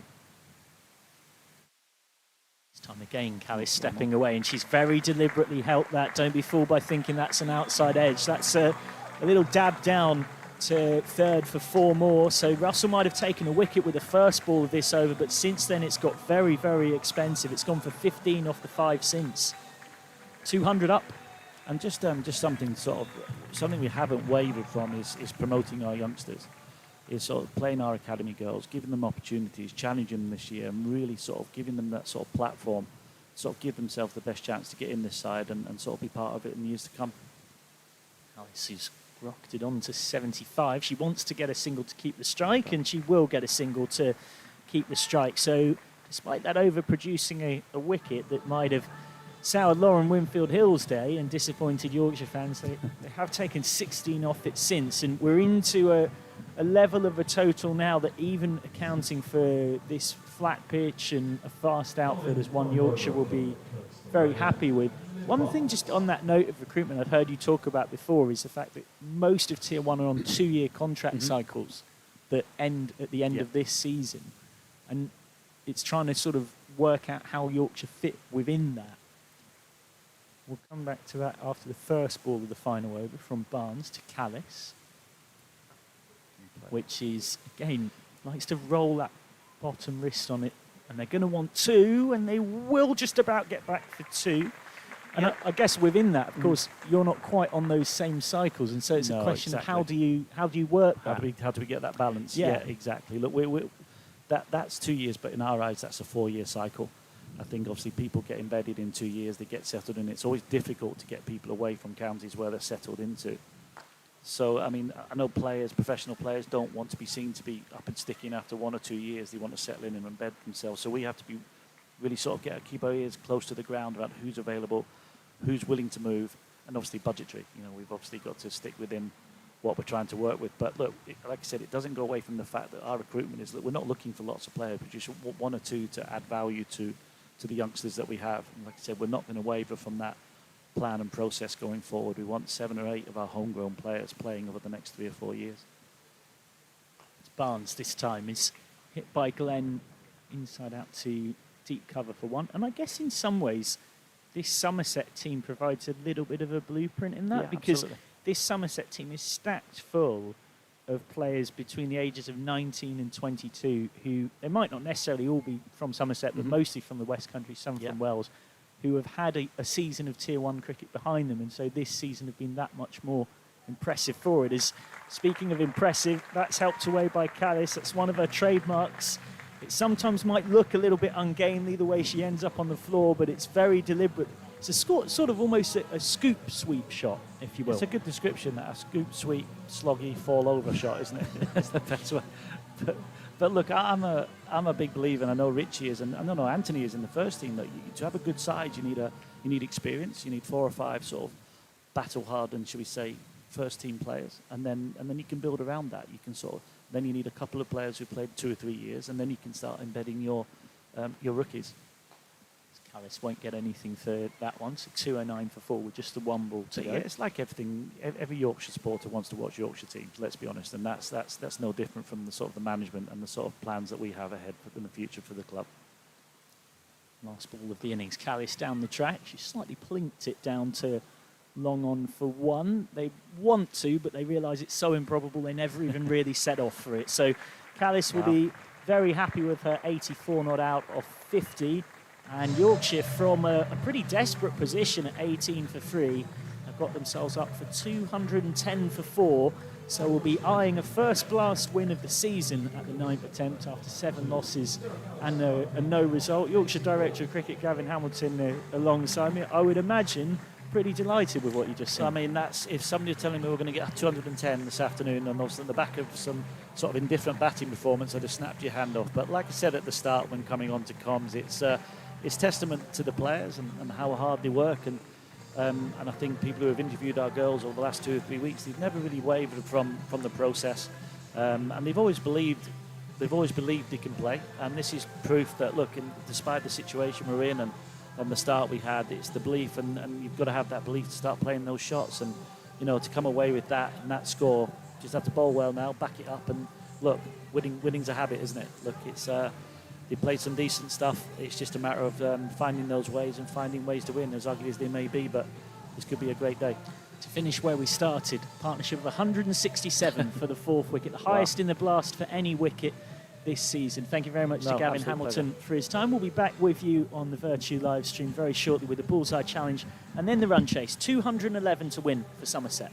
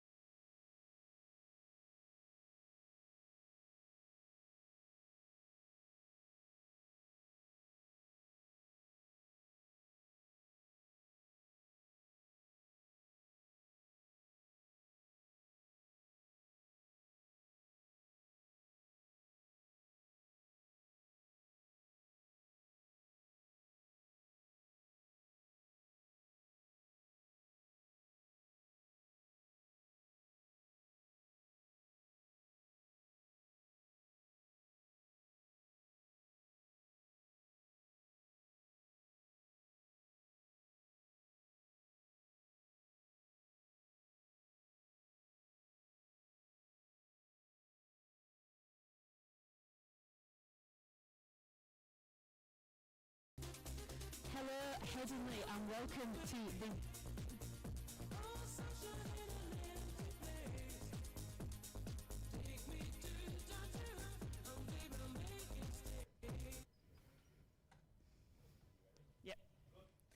Hello, Headingley, and we're back with the Vertu Bullseye Challenge. Today we have 2 lucky contestants who entered via our QR code, and here they are, so we'll do some quick introductions. So hello, we'll start with yourself. What's your name and where do you come from? I'm Cara and I'm from Worksop. Fabulous, Cara, and over to yourself? I'm Connor and I'm from Newcastle. Newcastle, fantastic. So just a quick recap. We've got the target, it's our virtual bullseye. So, as a rules as follow. So, our contestants will have 5 chances to roll the balls. If they manage to land on the outer ring, 1 point. Next ring, 5 points. And if they hit the bullseye, it's a solid 10 points. Top of our leaderboard is 25 at the moment in time. I'll pass it over to yourself, Connor. We've got 5 opportunities. Here we go. It's a strong start. Oh, he's going double. Superb. Straight off the mat there, Con. And another, oh, all the way off. It's a new technique, this. We've not seen this one before. With, again, last chance. Come on, crowd, give him a bit of a G in. Last one, make it lucky. Oh, it helped. It's 5 points. He's not on a nil pointer. We'll take that. Cara, can you do better? That is the question. I mean, there's not really too much there to go at, but I back you. So there's no pressure, Cara, no pressure. And off we go. Come on, Worksop. There's a cheer from the crowd then. I love that. First ball in. Oh, she's gone hard. It's okay. Oh, we'll take it. She's on the board. It's a 1 point. And another one. That's just for another 1 point there. And a 5 point. She's flying. Just short. Last one. Oh, and it's off, but we'll take 7. She's beat Connor, so well done. Thank you all for cheering on and watching at home on the Vertu live stream.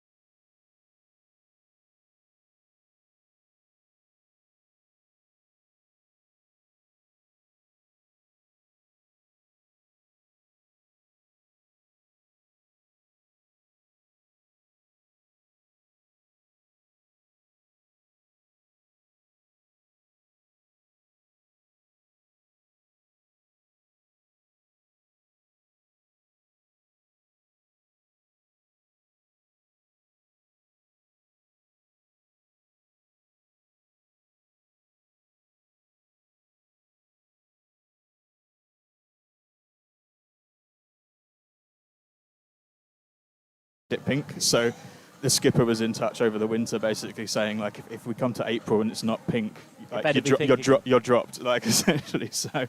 And it's interesting because almost accidentally you touched on something I wanted to talk to you about there, which there might be a misconception. Sarah Glenn is in to start the 9th over. Yorkshire have held back their 2 sort of trump cards as spinners of Jess Jonathan and Glenn, but this feels like a key moment with England international being deployed. But for a broken finger, there's another world where she might have been playing in the World Cup final on Sunday against Australia. That this isn't about LGBTQ plus people siphoning themselves off from the rest of the game. You know, allies are welcome to come and play for the Kites, and actually there is also a sense of wanting to build cricketers to the point where they can play in Saturday League cricket alongside that. You know, a lot of your games are on a Sundays. This is down the ground. It could be out. It's Callis in pursuit. Instead, we'll take it on the bounce. It was just short of her. Yeah, for sure. I think it's kind of important that each individual gets what each individual wants out of it. And for some, that's playing league cricket alongside. For some, that's not playing league cricket alongside. A lot of people kind of use it as a stepping stone, where you start off with the Kites, and as your confidence builds, you maybe look at playing league cricket in the future. And yeah, I think, you know, there's probably a nice mix, probably like sort of almost a 50-50 split between our players who do play league cricket and the ones who, you know, in some cases had never picked up a bat or a ball before the Kites. And it makes for like a really good atmosphere. Swept, missed, and given, gone. Sarah Glenn gets a wicket with just her 4th ball, 81 for 2. Hodges have looked very good, but has to go for 39 off 26. Yeah, just a big slug sweep there, wasn't it? And just a little bit of turn, it looks like. And slug sweep across the line. And yeah, on the back thigh. So don't really need to look at the umpire's decision for that one. I think as a batter, you kind of know getting it on the back leg, playing a sweep. So, but well bowled by Sarah Glenn. Yeah, it's not too far off the kind of LBW you might even walk for, really. No doubt about it. So Hodges has to go for 39 off 26. Leroy needs a new partner, which she gets in the form of Niamh Holland, who so far in the Blast has scored 145 runs at an average of 21, strike rate of 111 per 100 balls, but she got a career best 75 off 44 against Yorkshire at Scarbados. It's affectionately known to some. Scarborough, of course, 21st of June in that County Cup win, so she'll hope that playing against the White Rose can stir more of her best. Holland's first ball. Plenty of turn for Glenn. It's guided away for 1. And equally importantly, in and amongst our discussion with Steg Gillis from Leeds Kites, how do people play for you? You're saying it's at Leeds Kites CC on Instagram. That's the place to start. Instagram is definitely the best place for us to get a hold of us. And yeah, like you say, Leeds Kites CC. We're trying to be as active on there as possible. There's links to membership forms, or likewise, you can just sort of drop us a message, really. We're really keen on getting people involved, and I'm very keen to emphasize that we're a club that doesn't discriminate, and we want people with all abilities and all genders.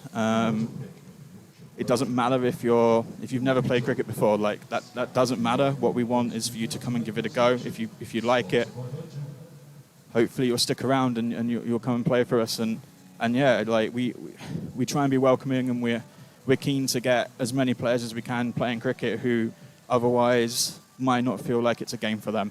And is that one of the things you're most proud of in terms of giving a space where new players, often from an LGBTQ plus background, but not always, who often might have experienced discrimination and homophobia in sport, can come in a safe place to develop that love for the game? First ball from Jonathan's new over is an uncharacteristic wide, 2 to the score. Yeah, absolutely. It's something that I think I can be guilty of taking for granted as someone who's played a lot of league cricket. But quite often we've had people come up to me after games and sort of say, well, like, that's the best I've ever played, actually. And they've put that down to just the space and not having to worry about sort of thinking about things. Steps across and sweeps, but straight at deep backward square. And yeah, I think it's about creating an atmosphere, really, just a vibe that people can feel like they can be them genuine selves. And this person said that because I was able to focus on just playing cricket for the first time, that made a huge difference to not only their enjoyment, but also, you know, how well it went for them. Jonathan comes a little wider off the crease. Punched for just one more. Required run rate just steepling towards 12. Yeah, and I think they're the important moments for me. Like, it's not necessarily about like the wins and the losses and the big personal milestones. I think it's the effect that you can have on people isn't to be understated. Leroy this time has only just got it to the left of deep backward square, but she's absolutely mullered that, so 4 more. The Australian A international looking very dangerous here. She's had a very good blast. Already had more than 200 runs before today. And if Somerset are to chase this, we sense she's got a bat pretty deep. Yeah, she's bringing some impetus, isn't she, into these middle overs and towards the end of the power play. 33 off 17 now. Leroy will get 1 here. The nature of chasing a big total like 210 is even with that required run rate hovering at around 11.5. So at Leeds Kite CC on Instagram if you want to get involved. And you don't need to be based in Yorkshire, albeit probably logistically might be easier. So the final ball of Jonathan's over is blocked, penultimate, beg your pardon, is blocked by Holland. Yeah, we have people travel from sort of all over. We've got people based in York, we've got people based in Sheffield. I think one of our players travels from sort of South Lincolnshire. So oh, wow. I think there's so few of these clubs that exist at the moment that geographically we're probably close to a lot more people than you'd think. It's going to be 1 more. So it's an over that's probably honours even. 10 coming off Jonathan's first over is Winfield Hill. 10 coming off Jonathan's second over, I should say, as Yorkshire deploy one of their trump cards. 92 for 2 after 10 overs. Then 10 ahead of Yorkshire were, but as I said, you have to be very careful with that comparison because Callis and Winfield Hill really went into overdrive in terms of accelerating from here. Yeah, I mean, I'm not actually sure of the current number. I believe it's 5 or 6. You've got Graces, who were the original. You've got Unicorns. You've got Leeds Kites. And there's teams popping up now in Kent and a few other places. Yeah, I think we had a national festival a few weekends ago, and that was 8 teams, 5 playing hardball and 4 playing softball. And so second over. And, I think one of those clubs put a hardball and a softball team in. So even though there was 9 teams, my maths isn't quite that bad. There were 8 clubs. So it's good, because it doesn't sound like many, but obviously sort of even 6 years ago, that number was 1. So we're starting off from, quite a standing start, but we're slowly getting there. Yeah, no, this might be particularly interesting to Somerset supporters watching this live stream who are either LGBTQ+ or want to get into cricket or just an ally, that there's Western Force, as you'd expect with a name like that doesn't sound a million miles off Western Storm, which of course is sort of what Somerset were in the regional area. Western Force, an LGBTQ+ team based in that part of the world. Glenn is doing a classic spinners middle overs job here, trying to get through the over very quickly. Gone for just 2 off 3. Yeah, it's interesting, isn't it? The Somerset batters choosing a slightly different tactic. I was watching, obviously, Stair Callis in the first innings, and she was moving a lot sort of laterally around the crease from side to side, whereas the Somerset batters seem to be using their feet more, so I guess traditionally sort of coming down the pitch to get to the to negate that spin, whereas Callis was sort of moving side to side. Yeah, she's got a very individual way of playing spin, Callis. It seems to work very well for her, but I think you'd find it almost difficult to coach anyone else how to do it in some ways. Yeah, that's what makes her such a great and exciting player, isn't it? That flair, that uniqueness, I guess. 4 off 4 in this over, and it will be 5 off 5. So just getting towards the point you sense something's got to give here. The required run rate is now up above a runner ball, but they're going to get 2 off the stumps. That's a little bit of misfortune for Yorkshire, thrown in by Callis. Almost too accurate. Such a thing exists. I think that's the one rule in cricket, or the one law in cricket that I would change. I think it's what, dead ball when it hits the stumps? Yeah, I think so. I think you're penalising good fielding. Not that I'm usually a proponent of that. Yeah, interesting. Down the ground, perfectly played, straight back over the bowler's head. 1 bounce 4 from Holland, who maybe that's the boundary that gets her going. She was a runner ball 8 before this, and it means that the over does, in the end up going for 10. 102 for 2 off 11. Yeah, that's a lovely shot. That we're just watching the replay now. Good use of the feet, head over the ball, and it's just a clean swing of the bat. Really good contact. Made a bit of room, so she was able to hit that over long off as opposed to long on. And yeah, lovely shot down the ground there.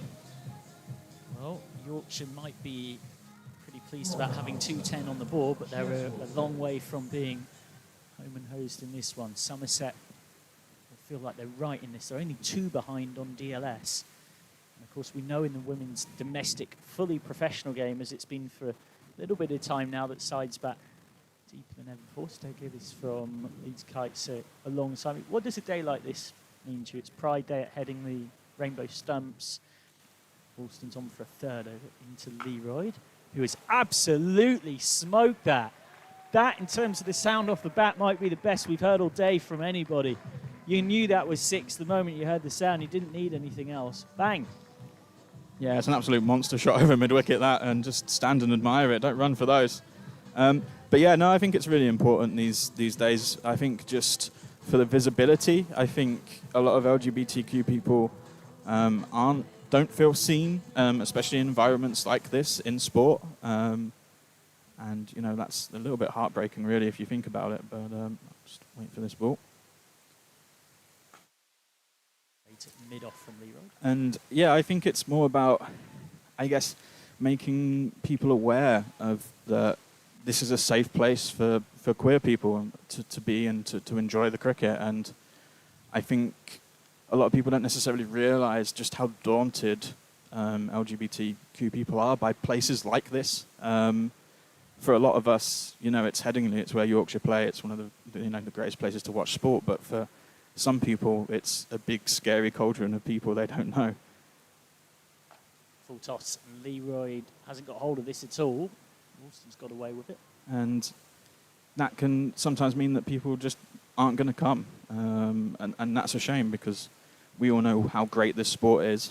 And for people to be sort of missing out on that, not because they don't necessarily not like it, just because they think that it's not for them and they're not allowed to be in those spaces. And I think days like this are really helpful for hopefully challenging those conceptions, and just it's about making everybody feel welcome, isn't it, at the end of the day? Swipe and a miss from Holland. They're going to get 1. It's only half stopped by Winfield Hill. That'll be a bye. I guess that's in a positive sense, where a day like this can help someone who maybe doesn't feel like sport is for them, never mind cricket often, that actually it very much is. Yeah, for sure. I think what we found at the Kites is so many people, so many members are people who engaged with sport, engaged with cricket as a child, and then felt they had to leave, that they couldn't be themselves in sport. Hold of that, but it's solid fielding at extra cover. Yorkshire just trying to turn the screw here. And then just, you know, bringing those people back after so many years, because, you know, habits are hard to break. And if you have a bad experience, and unfortunately lots of people do, or even feel that they're not accepted, it's hard to bring those people back. And that's the importance of things like the Kites and days like today. It's about bringing those people back. Trying to get out of the over, but the slow ball has been picked up by Leroy, who's 1 boundary off her 50. So boundaries to start and finish the over, which ends up going for 12. 114 for 2 off 12. So right now, it is pretty much even Steven. DLS has it at 113. think what's for sure is it's not a great day to be a bowler. It often isn't here at Headingley. No, it's a batter's game, and I'll say that. I don't always necessarily say that when myself is batting, but no, it's as we've mentioned a few times. Obviously, it's a really good deck if you're a batter, and we've seen that with a lot of boundaries, a lot of high scores, and like even with overs like that one, which was obviously quite a big over for Somerset. Like that required run rate now above 2 a ball, so it's they're going quite well, but they've still got a hell of a lot to do in these last 8 overs. The voice of Steg Ellis, chair of Leeds Kites, Yorkshire's first LGBTQ plus cricket team, just the 3rd such team in the world. If you want to get involved, make sure to give them a TM on at Leeds Kites, KITESCC. Beth Langston back. Her first over went for 8. The second over starts with a good back of a length delivery that Holland just nudges for 1. I guess the hope going forward, again, we've just had Pride Month. There's days like this right across the county cricket circuit, is that it grows that space to the point where ideally maybe there's a time where pretty much every first-class county has got an LGBTQ plus club in it. Yeah, I'd love to see that personally. I think what we're starting to see is counties get more and more involved with teams that are springing up for inclusive sides. A lot of new teams even in places, Kent have recently got a team, but even in places where, there's not even a fully professional outfit like Norfolk, have actually started engaging, and they actually won the softball festival a couple of weeks ago in like their first attempt. So I think the growth, the opportunity for growth in the game, not even just from like an LGBTQ point, the growth in the game it's such a large untapped audience. Holland this time survives. So my 2 cent was just drifting down leg. I'll come back for 2 leg byes. Others in the commentary box had a finger of doom raised. Always going down that. Spoken like a true batter alongside me. Did very much look like just drifting down leg.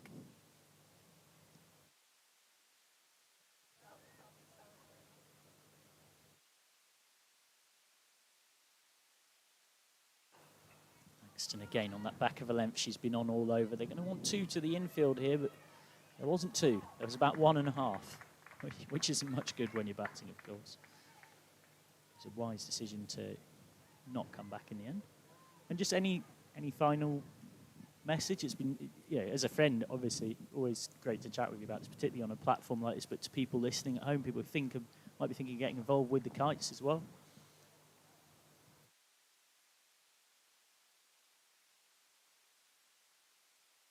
This is worked into the gap. They'll want to. This time they will take it and they will get back. Yeah, I think it's just, if you're curious, if at all you're curious about cricket, you think it might be for you, you've tried other things and it's not just there, or you're looking just to some reason to get out of the house and maybe make some more queer friends, get in touch, come along. Like, we're so keen and excited to meet all of you, really.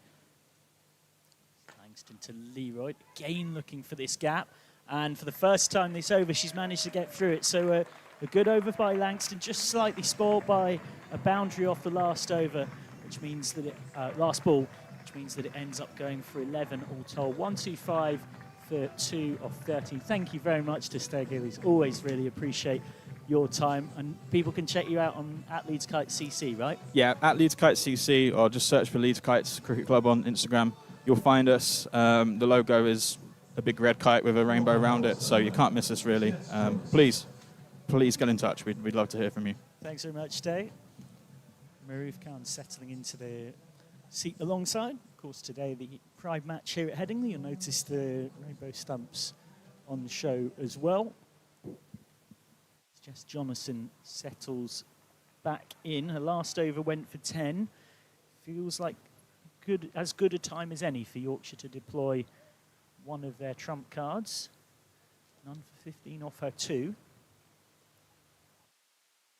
That's slightly smeared by Holland down the ground for 1. But I guess it's also a compliment, Maroof Khan, to Somerset and the way they're constructing this chase, that Winfield Hill feels like she's got to bring back JJ here, because normally she always wants to save Jonason's overs for being 18 and 20 or 17 and 19. Absolutely. Steps across, pulls away, but will be just one. Yeah, she's always been the saviour. You know, Winfred Hill could have had more overs of her if she wanted, but she can only get 4. And this is the first time today I've seen Jess Jonason come in the latter half of the innings and had the youngsters like Holly Garton coming up front and bowling a few overs. Holds that one back a little. That's a great shot from Holland. She has to go inside out because long on is out.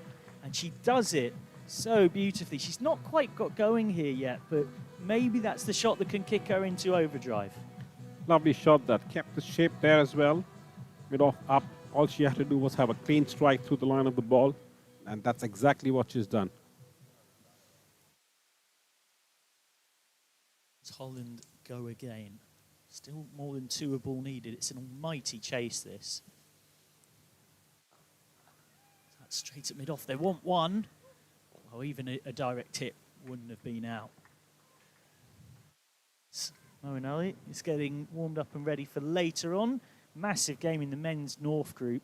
Yorkshire currently sits second, but Durham can close the gap on them with victory in what is quite a tightly packed cluster of teams. That's a 6:30 p.m. start. We'll have a welcome and pitch report for you on the live stream at 5:45. Men's toss at 6 p.m. Team news, of course. So that's plinked up, but might land safe. Yes, it will. Jonason couldn't get back there. That's a bit of luck for Leroy. Of the last few balls that Leroy has faced, she's trying to look to hit the ball really hard. And doing so, she's losing her shape. I think that's what's happened there. She's really trying to muscle the ball through, and she seems to be a player who can time the ball quite well. Let's reverse that and has got it past short backward point. Smart shot from Holland, playing the field, and it won't quite be kept in play. Yep, desperate effort down there in vain. So Yorkshire's gamble bringing Jonason back has not quite worked there. It's gone for 12, 137 for 2 off 14, and this magnificent partnership keeps going. Yeah, good ballpark as well. Oh, would you like the chance to win a brand new car then there, Michael? Well, knowing you, Marif, I thought it'd be, would you like the chance to win a brand new ice cream? For those who regularly listen to Yorkshire Cricket TV, you'll be aware that the man to my left does love a good ice cream at Scarborough, but a brand new car does feel like a bit of an upgrade, doesn't it? Ah, surely, as long as 2 chocolate ice cream with chocolate sauce on top of it, vanilla, I'll take it. But, you know, having said that, yes, absolutely, sign me up for that, 80%. I don't know why, even if you don't drive, you can give me that car if you win it, so that's why. DLS Par says 134. Somerset are ahead of it for the first time, I reckon, in pretty much the entire innings. It gives you a sense of just how well this partnership is going. Would be one hell of a run chase. We've already seen the joint 4th highest wicket partnership in women's T20 history from Callis and Winfield Hill. These two are really giving it some back. They've now added 40... Give my quick maths. 56. After 51 was added for the second wicket.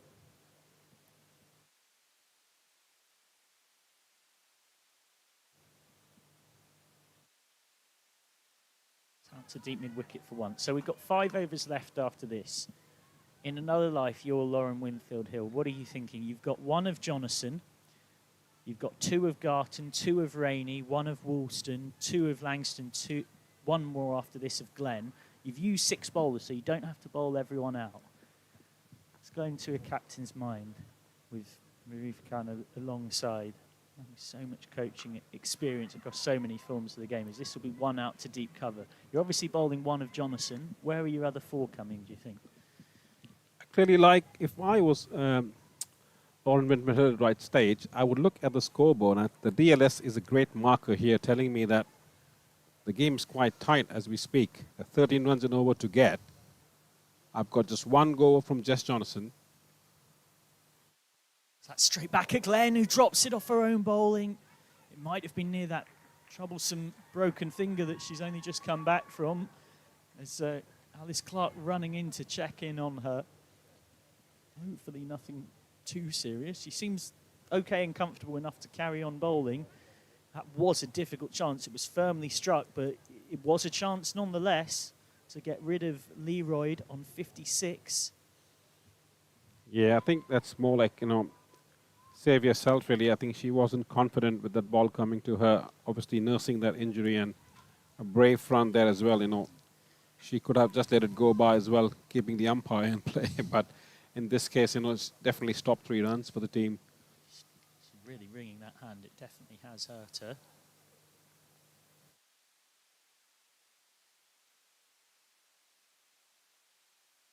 Oh, got her! So Glenn drops Leroyd, caught and bowled from a tough chance, but the very next ball slides one a top spinner straight on through Holland's defences. The 3rd wicket partnership ends at 60, 140 for 3, Holland gone for 25. Yeah, big wicket there. Leroyd looks like she got stuck on the wicket with that ball. The length was a bit too far up. She didn't expect that. Eventually yorked herself. Nevertheless, a good innings there, 57 of 32. Once we have a look at the replay again. Yeah, pitch is really up. Right on the block hole, yes, great bowling. Holland gone for 25 off 19 then, as out to the wicket comes Alex Griffiths. Leroyd's still there. You sense that if Somerset are to have a realistic chance of getting there, she's probably got to bat all the way through or very close. It's asking a lot, even of a talented middle and lower order. You see the emphatic thump of the gloves from Winfield Hill. She knew what that wicket meant. Appreciate the correction there, Michael. Thank you very much. Somehow I let Leroyd go away there, but I think she is the big catch in this innings now. Griffiths unable to make contact to her first delivery, so an excellent over from Sarah Glenn. 140 for 3 then. Glenn will surely bowl out. Jonathan will surely bowl out. As we see, you get all sorts of characters at the T20. Quite colourful as well. Why not? And I'm sure there'll be more fancy dress coming on as the evening goes on. You've got one of Glenn, one of Jonathan. I've got to press you. Where are your other 3 coming from? Yeah, I've got 2 from Garton for sure. I think the way Garton is bowled and seeing what Sarah Glenn has done right now, new batters coming in, unable to play spin that well. I guess Garton would be my pick for those 2 overs. And I think, depending upon what happens, Hannah Rainey. Well, it looks like you're going to get your... beg your pardon. No, But Langston. You're not. It's Langston. So none for 17 off 2 for Langston so far. Just 5 overs left. It's more than 14 and over to win. Leroyd facing up, steps across. It's a agricultural hike. Trying to hit that into the next county. Yorkshire trying to close in on what would be a first home win for the women this season since beating Blaze in just the 2nd game of the campaign by 70 runs here on the April 18th. That does feel like a long, long time ago, because it is, of course. So that's struck much better by Leroyd, and it has got over deep mid-wicket. 6 for Leroyd. The situation demanded this, and she's produced it. Yeah, Leroyd, I think, is up for the challenge now. She knows what she has to do. Beth Langston needs to make sure that she is hitting her areas correctly. If not, it could be easy pickings. Very important in terms of execution of plan and the conversation with Lauren Winfield, exactly what she wants from these balls. This time comes down the track. Leroyd will want 2, but there's no 2 there. So when you're up at a score like this, realistically, it's needing 2 boundaries and over plus scoring off basically every ball, or 3 boundaries and over. So it's a lot of pressure on Alex Griffiths. Unfortunately, at this stage, singles won't do it. So Alex Griffiths will, although Somerset have 7 wickets in hand, she needs to be also going from this end. Big appeals. She survives. It's a leg by, but particularly at this stage, dots and singles are almost... And I'm waiting for people to write in their droves on YouTube. I'm going to say they're almost identical. I'm aware they're not literally identical, but you take the point. That required run rate is so high, it's everything must go time for Somerset.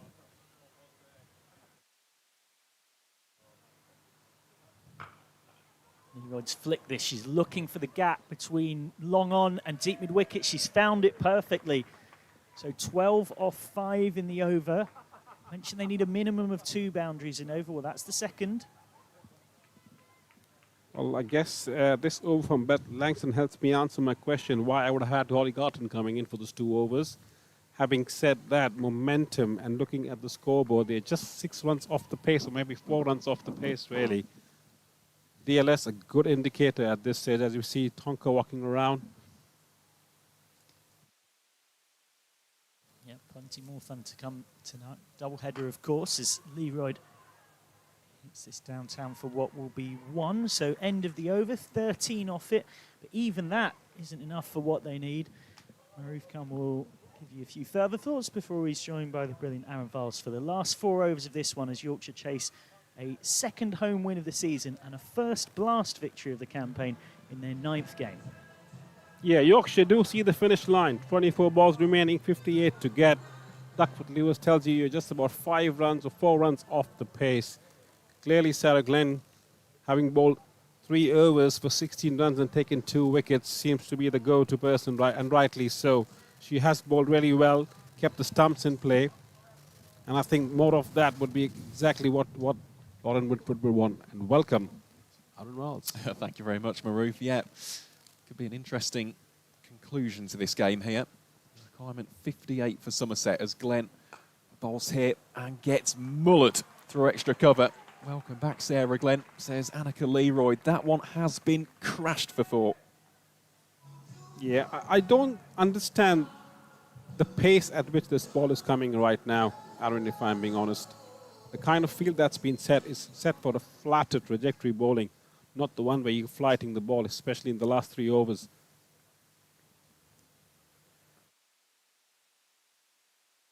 Yet again, Leroyd making room, not quite as convincing. We'll just loop over the top of the fielder. Will be 2 more to add to Somerset's total. Just as an additional bit of context as well, this wouldn't be an overall record run chase in the entirety of professional women's cricket, but it would be the highest in domestic, especially here in England and Wales. So really is going to be a difficult ask, but if Somerset pull it off, we will have a piece of history here at Headingley today. And Sarah Glenn tries to go around the wicket. Leroyd, cramp up for some room.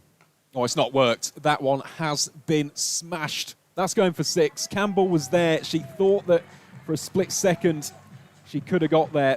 You could tell the minute it left the bat, that was soaring over the ropes for 6. Yeah, watching Leroyd batting, she has told herself, if it's going to be in the arc, it's going to go out of the park, really.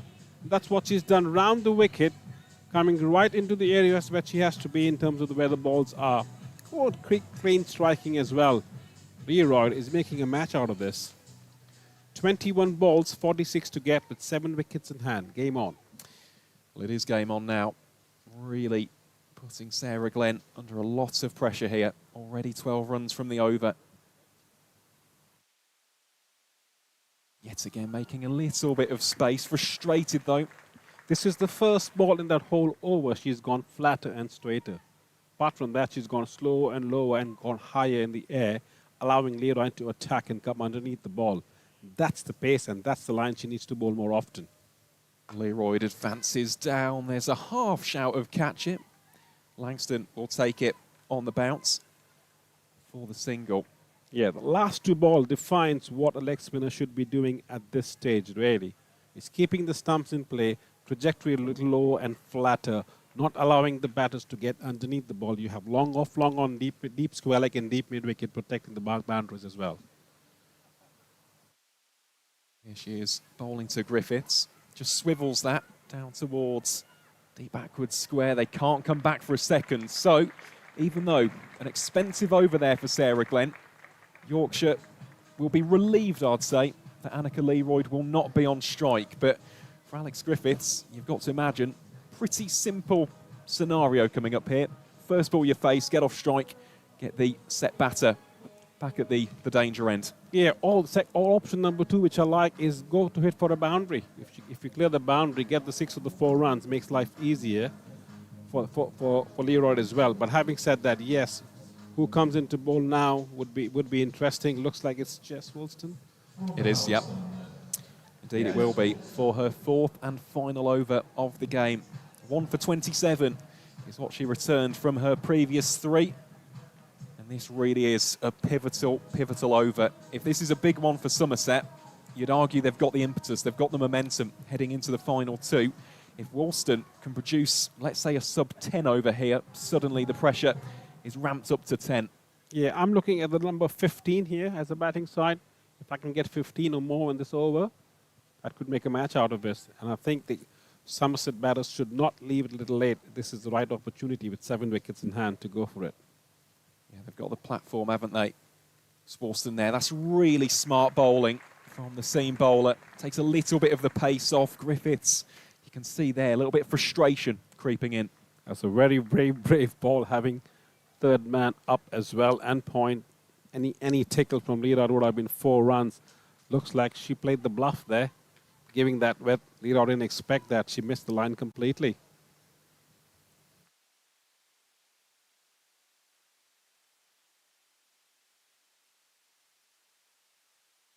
And again, exact same outcome. And Alex Griffiths here, we can just see, just chuntering away there, has a little stride, a stroll over towards square legs. We see Moeen Ali applauding his bowling so far, and rightfully so. Terrific start to this 18th from Jess Woolston.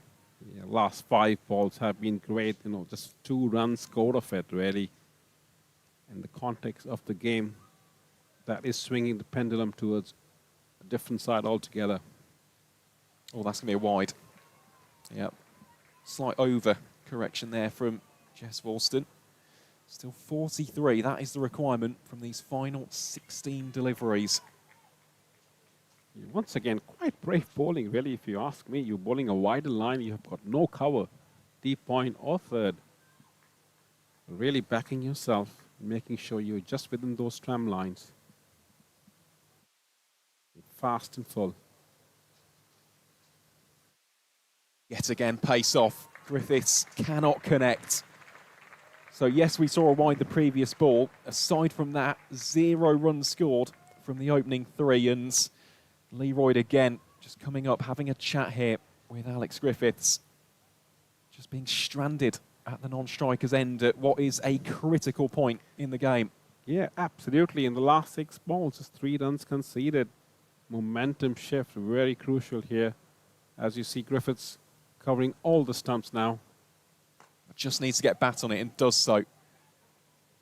Will they take a second? No, they won't. I think that is the correct option there for Leroy. However, she knows, looking at that required run rate, it now stands at 18 per over. These last 2 have to go bare minimum for 4, if not at least 1-6. Yeah, bare minimum 8 runs. She would be happy with 12. I think anything less than that, potentially happier to, if they've conceded a single, it would be one hell of an over, really.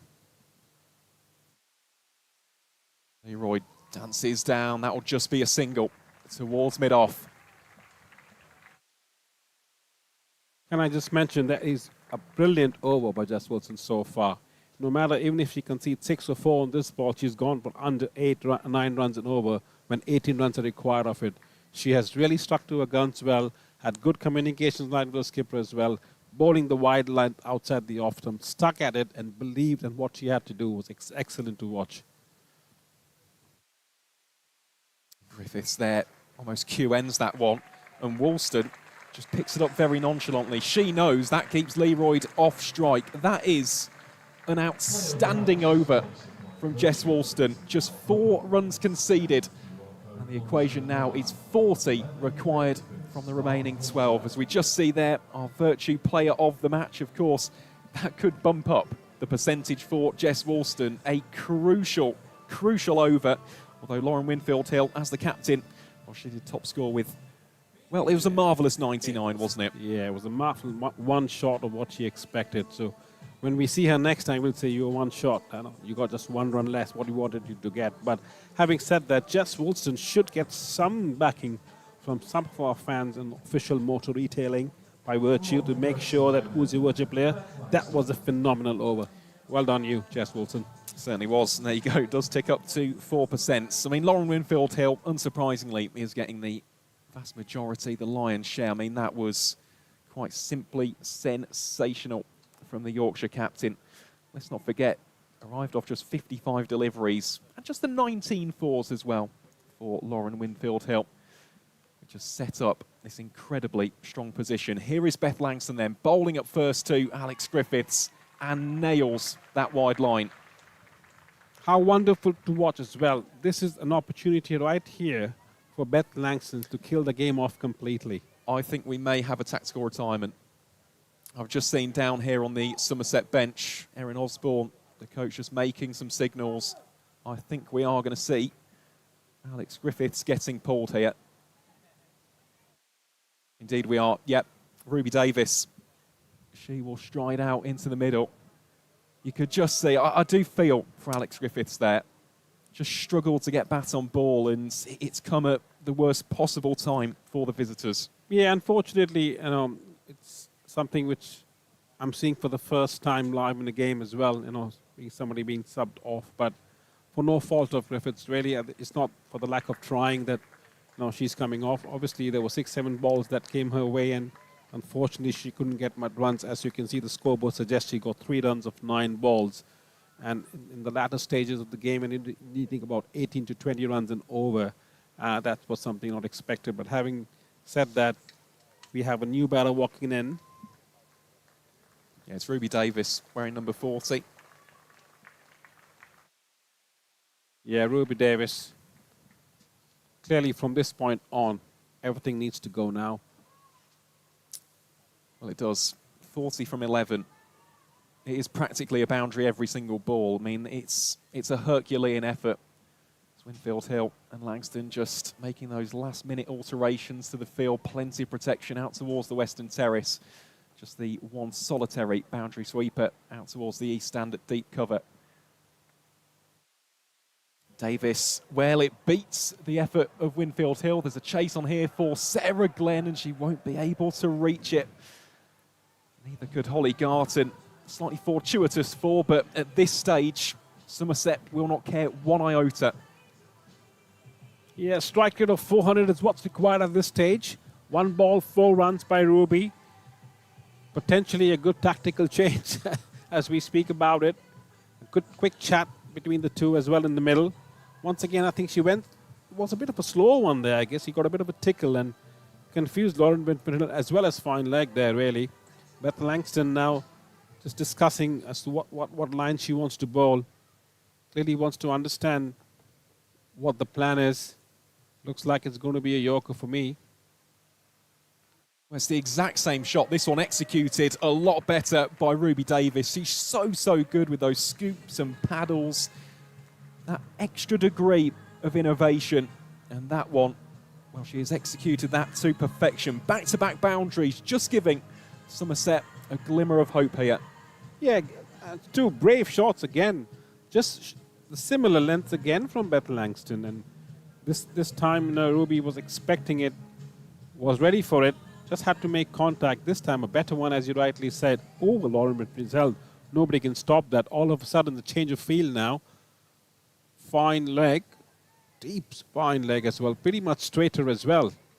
And then long on comes to mid-on in the ring. So if you are bowling that same length again, I don't think I'll be scooping anymore. I'll be going over the bowler's head. Depends. I mean, there is still an angle down towards the Howard stand. This time goes on the reverse. All the pace taken off, and that will be a dot ball by Beth Langston. So now it is an easy equation. Got to strike at 400. Yes. And that was an anti-climax, that ball, really, Ruby had not predetermined that shot. She could have had better options in her way. She wanted to sweep, a reverse sweep, before Beth Langston even loaded up on that delivery. Well, that one has gone aerial. Could be a chance, and it will be taken by Stair Callis. An excellent diving efforts from the Dutch international. And Beth Langston deservedly gets her first wickets of the game. Ruby Davis departs for 8. Somerset 179 for 5. Yeah, best time for the bowlers to come and bowl as well. Just hit your lengths, hit your marks. You know, the batters have to go at 400 every ball. 4 every ball is required. But once again, I think Ruby Davis tried to launch into that shot. Seeing mid-on is up, doesn't get good contact. Stair Callis at mid-on, takes a good, decent catch. Yeah, a little off pace really. Watches the ball nicely on a soft landing as well, making sure that she's there. Excited about it. Beth Langston, well bowled, your first wicket of the day. Yeah, just smart, subtle change of pace there. Good catch as well by Stair Callis. Here is Jess Hazel then. First ball, tries to go on the reverse. Can't quite do so. We saw the previous over from Jess Walston. That was brilliant. Well, that right there from Beth Langston. Also top-notch. Just 8 runs conceded from it. Somerset require 32 runs from the close of this game. 6 deliveries still remain. As we see some of the Yorkshire players there. Grace Hall, Maddie Ward and Claudie Cooper cheering on the side. Giving the camera Give us a wave, as girls. well. Give us a wave, girls. You know, you're cheering up for your own team. Yeah, there we go. Well done. Yeah, this is if ever there was a over required for Jess Jonathan, this is what Lauren Winfield was saving her for. The last over, 32 to get. Left arm spinner with a lot of experience. Here she is, bowling to fellow compatriot Annika Leroyd. And Leroyd, first ball, this should be out. Oh, it's been dropped. It has been dropped, however, it doesn't really matter at this stage, just looking at the requirements. Still 30 needed from the remaining 5, so every single one has to go for 6. Clobbers that one again, and that one has gone for 6. Muscled by Annika Leroyd. That is just brave, brave batting. Short from Jess. And Annika Leroyd waited for it. Took her chances once again. Makes better contact this time. Sails over long on Svets Beth Langston's hands for 6 runs. Well, for Somerset, it's 4 more of those. And Leroyd goes once more. Hasn't got the connection on this. Should just be 2. Indeed it will be. Shy at the striker's end, providing that these remaining 3 are legal deliveries. Yorkshire will have secured their first victory in the 2026 Vitality T20 Blast.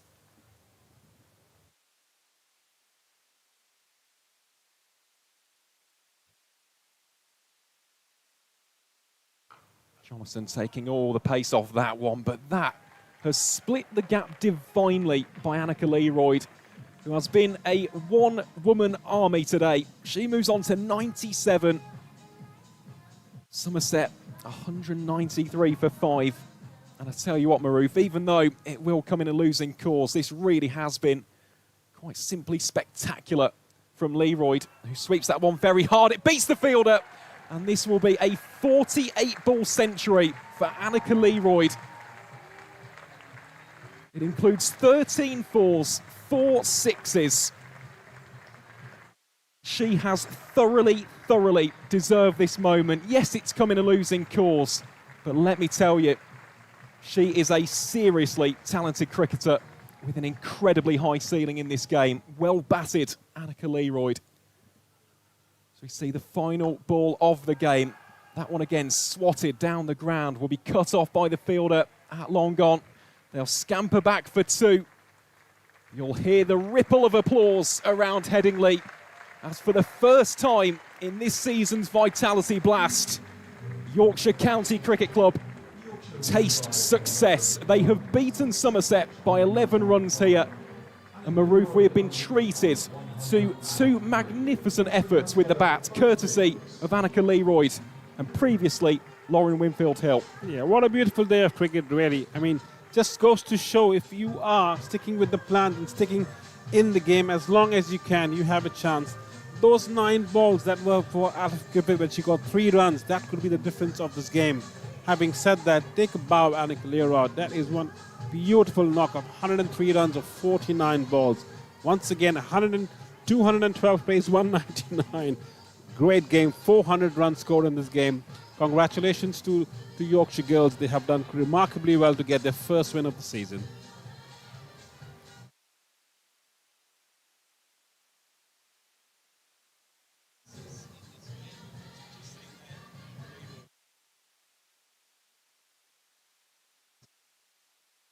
Scoring 103 unbeaten, sorry, from 49 deliveries.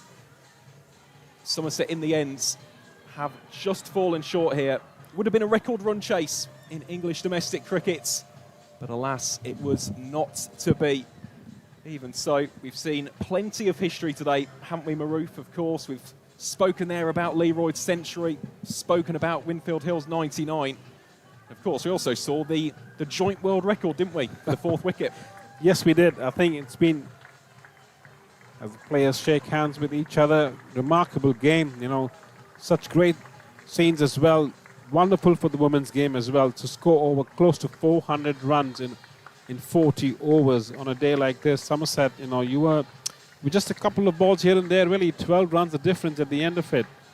Well, a remarkable game for all the players and spectators out here right now. Most definitely. Well, just looking down there, nice moment between Johnny Bairstow and Lauren Winfield Hill.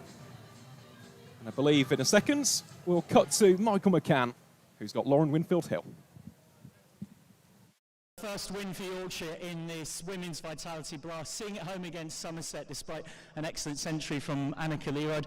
Lauren Winfield Hill, congratulations, you are the Vertu player of the match. I know it was once 99 red balloons. 99's a funny score for a cricketer, but you must be immensely proud of your Yorkshire team.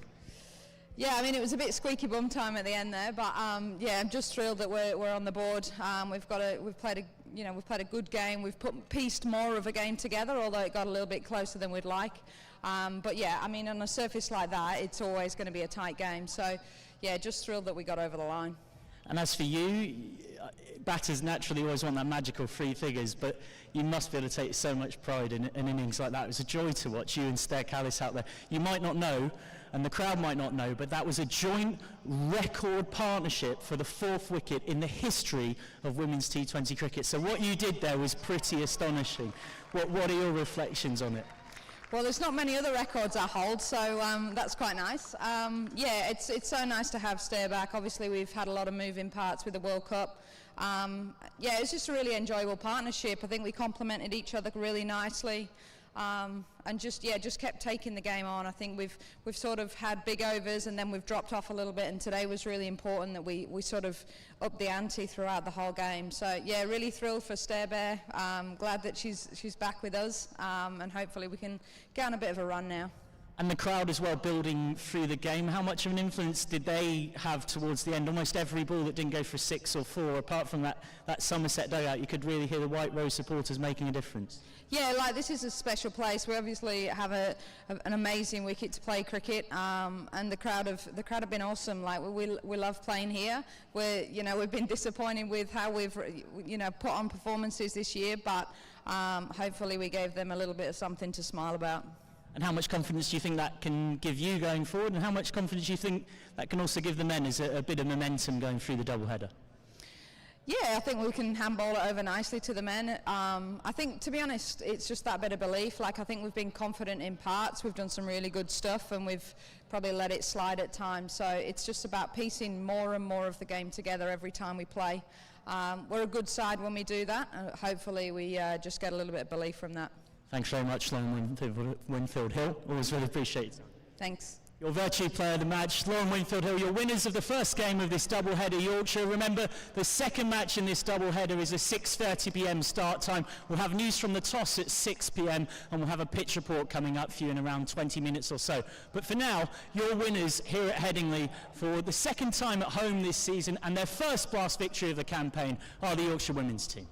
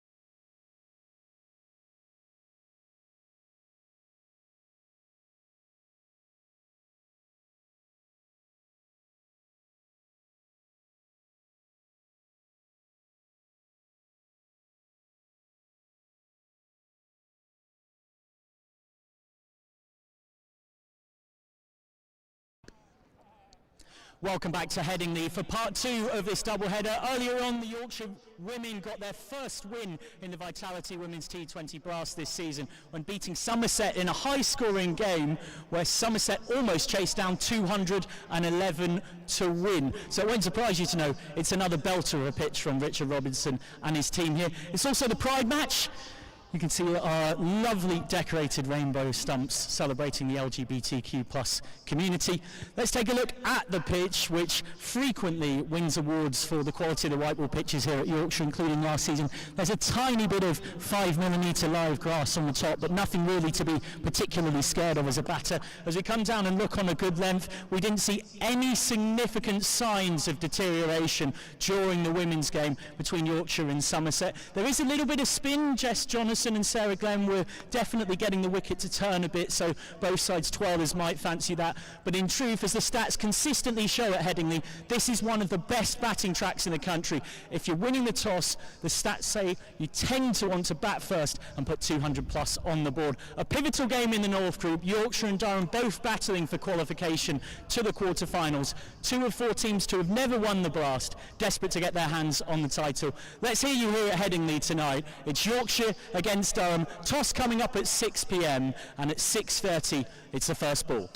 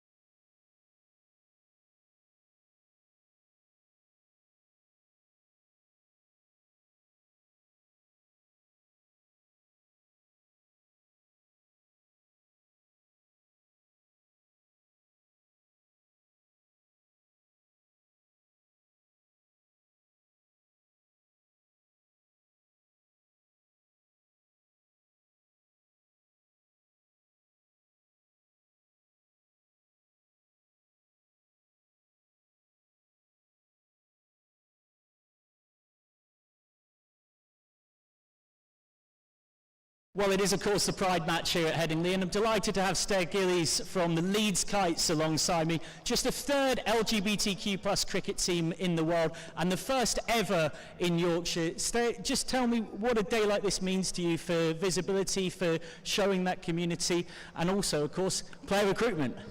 Yeah, it's really important. It's great to be here for the Pride fixture. Like you say, like it's a visibility thing. There are lots of people, part of the community, who feel like cricket, sport in general, a place like this isn't really a place for them. And I think it's very important that we just kind of go out there and try and just sort of prove them wrong, show that it is a welcoming place, that cricket is a great sport, a lot of fun. And maybe, hopefully, if we can reach enough people, that people want to get involved and start playing a game which they previously didn't think was for them.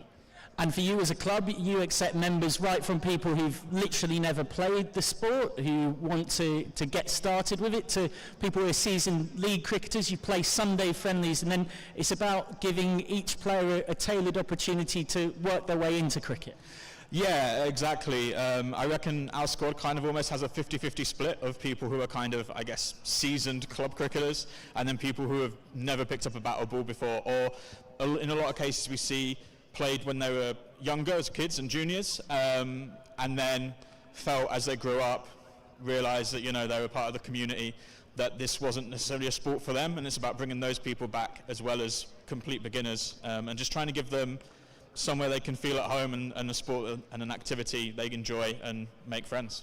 And for those unfamiliar, there's quite a few LGBTQ plus clubs popping up around the country. There's an annual cricket festival that happened a couple of weeks ago that the Kites are involved in. How important are events like that, events like this, for raising that awareness? Super important. I think we're up to 8 clubs now. 6 years ago there was just 1. So like, we're starting off quite early. You know, we're at the beginning stages, but it's starting to grow. And this festival a couple of weeks ago was the biggest that I've seen. I've had the benefit of going previously over the years, seeing how much it's grown, and it kind of, you know, it's like the highlight of the season. It ends up being like a real who's who of sort of like queer cricket. And yeah, a lot of people that play for us say that days like that and, you know, options like today are massive for just enjoyment and feeling like part of the group essentially.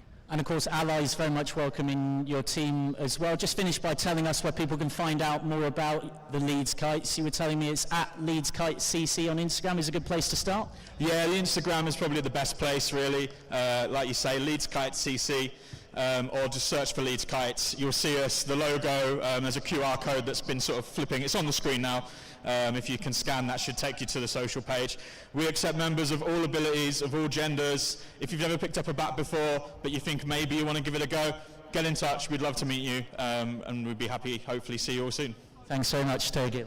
Thank you. Cheers. So that is the Leeds Kites, the 3rd LGBTQ plus cricket team in the world, the first ever in Yorkshire, and you can get involved on their socials at Leeds Kites CC. We're of course proud here at Headingley to celebrate today being Pride Day.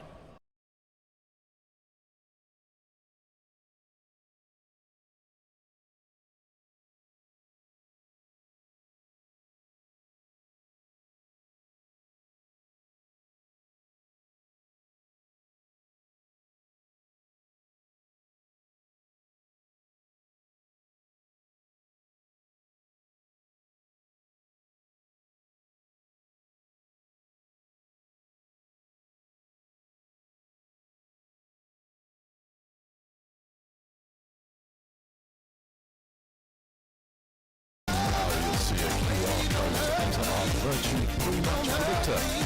Scan the QR code now and tell us who's going to win the toss. Or into a draw to win a signed children's shirt at the end of the Vitality Glass campaign.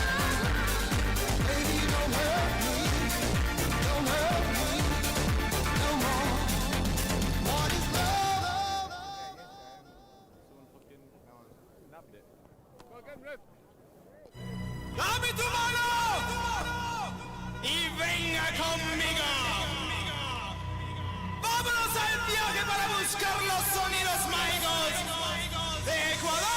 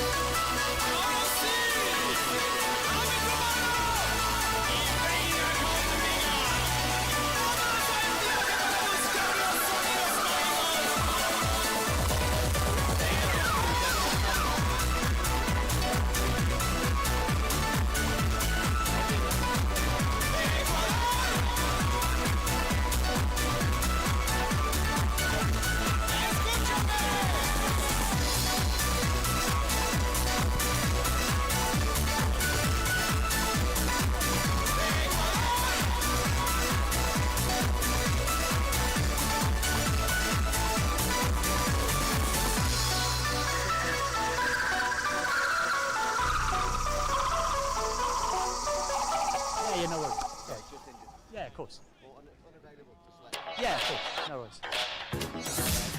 So Hill for Trahan.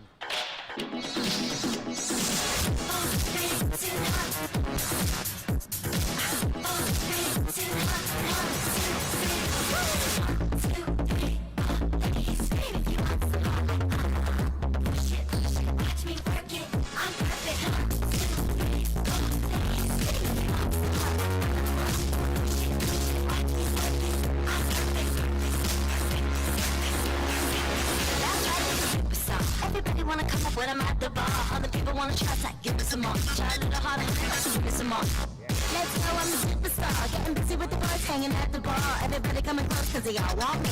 You wanna when you saw me. I like how you look, baby, call me, call me.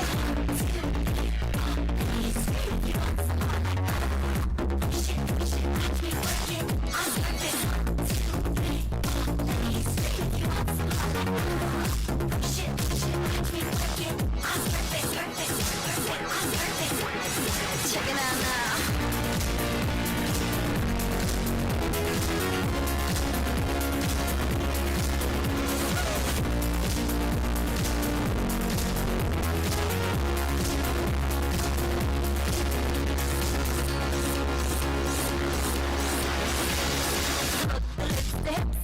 The hat, the eye, the skin, the waist. You see what I can do on this microphone. So this what I'm gonna do to you at home.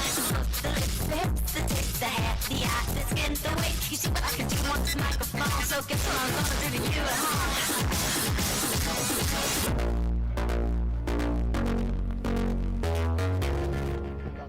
Perfection.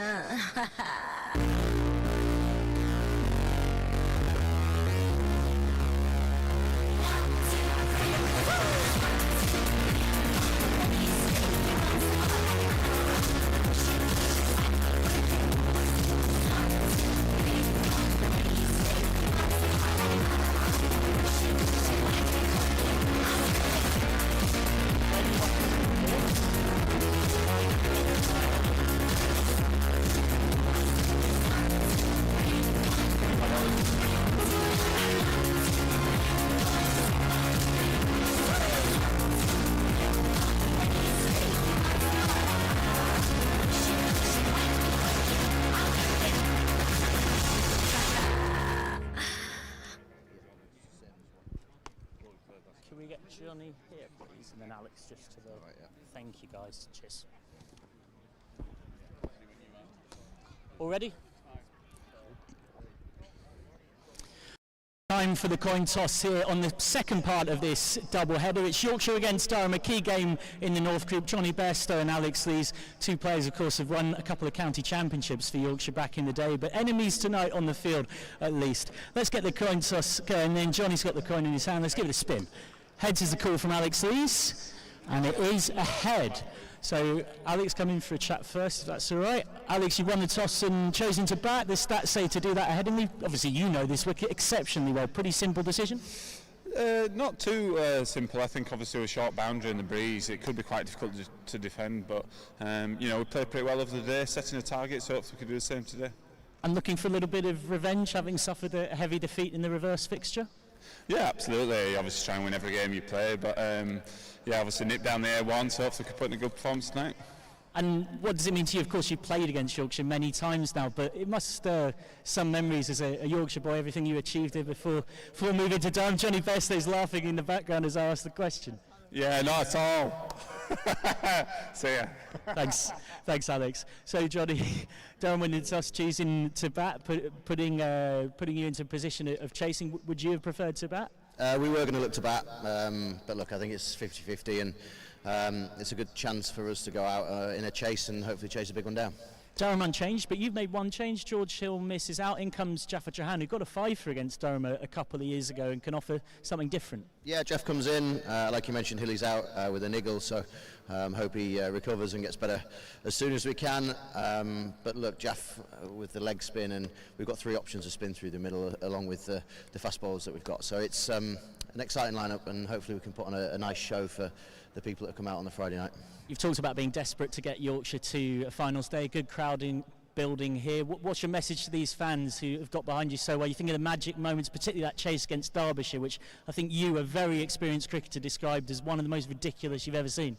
It was ridiculous, but you don't want those guys that have been in the middle chasing it, to be honest. It's the batter's job to get us close. If they're facing 10, 15 balls, I'll be much happier. So yeah, look, it's a case of thanks ever so much to everyone for coming out, and we really do appreciate the support, whether that's in the T20s, in the 50 overall, the county championship. Thanks so much, Johnny. Good. Cheers, thanks. So Durham have won the toss, and as teams tend to do, and as the stats suggest they should do at Headingley, Durham have elected to have a bat.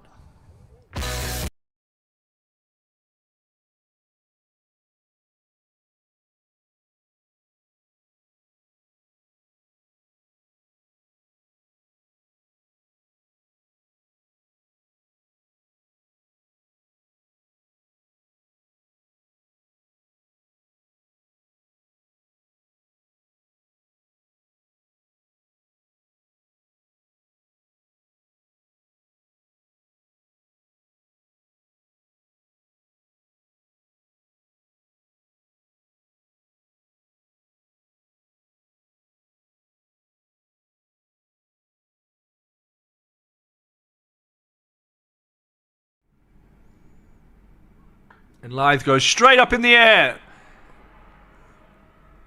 And gone. Gone. Good communication there from the Durham fielders. Graham Clark was initially under it and Casey Aldridge called him off it. But Durham pick up the early wicket. Oh, bowled him.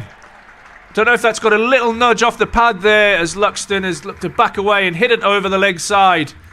I think that's short and hooked around. It's not going to carry out to Will Rhodes out in the deep square boundary. A little bit. He reverses and he gets it in the gap. And that will race away for 4 here. Nice batting from Wharton, using his height. Good reach. Short and pulled away. Some more work for Will Rhodes out in the deep. Does well to keep that to a single. Oof. It's gone. 1 bounce for 4. You could see almost what the plan was. I thought he might have tried pace off. Field again here. That's in the air. And that one, he does get all of that, Johnny Bairstow. All the way for 6. A little bit of width. And got the length he liked. He goes inside out. That is a magnificent shot, Johnny Bairstow. Back-to-back 6s. He guides that away. That's a gorgeous shot from Johnny Bairstow. We've just talked around just getting a little bit of touch in the last couple of overs. That 2 6s over the offside and that gorgeous late cut. Wharton does the same. He gets a top edge and it flies over Parkinson and will run away for 4. A little bit of luck. That's just what you need in T20 cricket. Pace off. This is slapped straight down deep mid-wicket's throat, and that ends the partnership. Clever bowling from Casey Aldridge. Matthew Potts takes a comfortable catch in the deep. This one's pulled away into the deep and will go for 4. Sauter, maybe after the last ball, where Wharton came down the wicket, was expected. That's driven straight to the captain in the covers. It was beautifully timed from Moeen Ali. Alex Lead makes no mistake. So Ash, last year I spent a year with a guy I met at my golf club called Neil Brinsden, and we went round the country doing a book called What Cricket Means to Me. That's definitely more than 300 words. This is flipped around the corner. It'll be 1 bouncing away for 4. So Wharton just picking things up here. You know, I didn't know until I started with the Cricketers Trust that... Oh, sorry, just to interrupt you. That's a magnificent shot down the ground, straight back into the side screen for 6. Great shot, eyes. I know women who are finishing their career and making sure. That's 4 more for Wharton, really targeting the side screen and finishing off that over nicely. Moves on to 111 for 4 now, Yorkshire, after 16. That's tucked away beautifully by Wharton, who is really now stepping on the accelerator. And he repeats the dose, Wharton. It's risk and reward, and he is being rewarded here. He might just have another. That's probably the best of them all. Backs away and slaps Ben Rain through the covers for 4. Obviously, if you're lucky enough to go into something else straight away, that's great, but a lot of people aren't. Hold him. And I tell you what, risk and reward. He's played beautifully there, James Wharton. He's got himself to 64. You know, friends and family, and then just becomes a whole new community. Ooh. That's hit high in the air. I tell you what, that's a really, really well judged catch. Will Rhodes went right, went left, went back, went forward, went right, then left again. And this goes straight up in the air. It should be a simple catch for Sauter. And he holds on. Hassan Ali's short stay is over. He goes for 3. Yorkshire lose their 7th wicket with 129 on the board. This one's hit to long on. Will it clear long on? It will. It's a good strike from Revis. Very, very handy number 9 to pace it off, and that is slapped over the covers. That's a beautiful shot from Revis. Goes away for 4. Might be sending him a message saying, you know, get me up the order, lads. It's over number 19. That's helped on its way round the corner.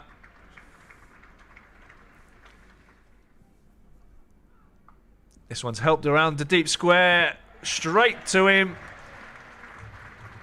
The people's champion, Graham Clark, taking the catch.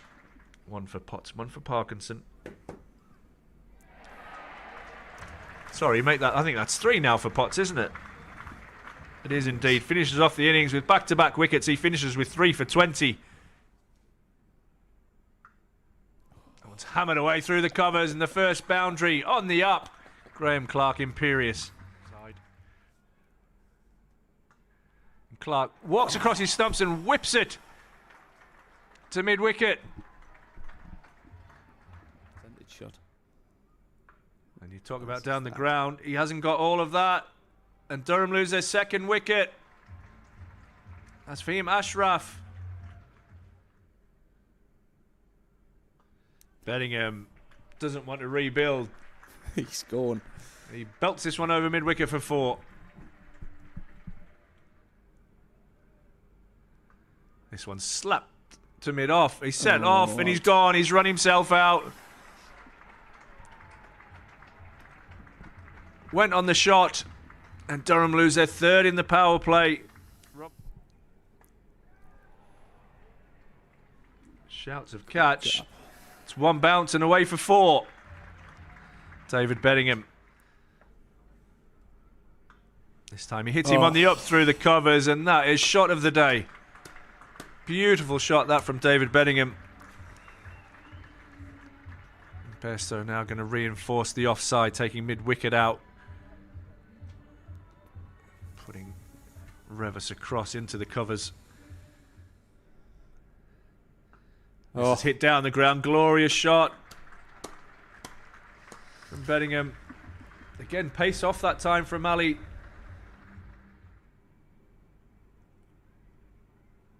Oh, gone. 4 wickets in the power play. Hassan Ali celebrates. Gets through Colin Ackerman with a full straight one. Against his old county. He's a cool head as Bedingham smashes that one away. AJ Ty dives, can't pull it in. Goes away for 4. This is hit in the air. Will it get down? What a catch. That is an incredible catch. Absolutely incredible catch. It's hit down to long off. AJ Ty takes a comfortable catch. And Durham are in a real hole here. 66 for 6. In comes mine. Oh. As he takes Chipped the down to pace long up. on, and Revis does the business again. Absolutely, that cameo, those catches. Oh. And there's another wicket. Dom Bess right through the gate. Matthew Potts playing and missing. Durham 8 down for 69. Yeah, he has. Johan in. Oh, and is that out? Has that hit Sauter on the pad first? And umpire Pratt decides yes, it has. And that is the end of Nathan Sauter in the championship. Short, pulled away by Potts. Boundary. Out into the deep, and that will go away for 4. Some ironic cheers from the crowd. Got options that they haven't even used today. This one's nicely hit. Oh, it's beautiful. By Potts. Can't see where it's And gone. away for 4 through extra cover. Glorious shot.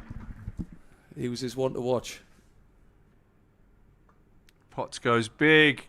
Goes all the way for 6. Lovely strike, Matthew Potts, who hasn't given up. Slow and edged away past Bairstow. Potts turns around and comes back, and that will be the end of the innings. He's run out by half a pitch. And that probably sums up Durham's innings. To be fair, Potts has run out for 19, Durham all out for 93.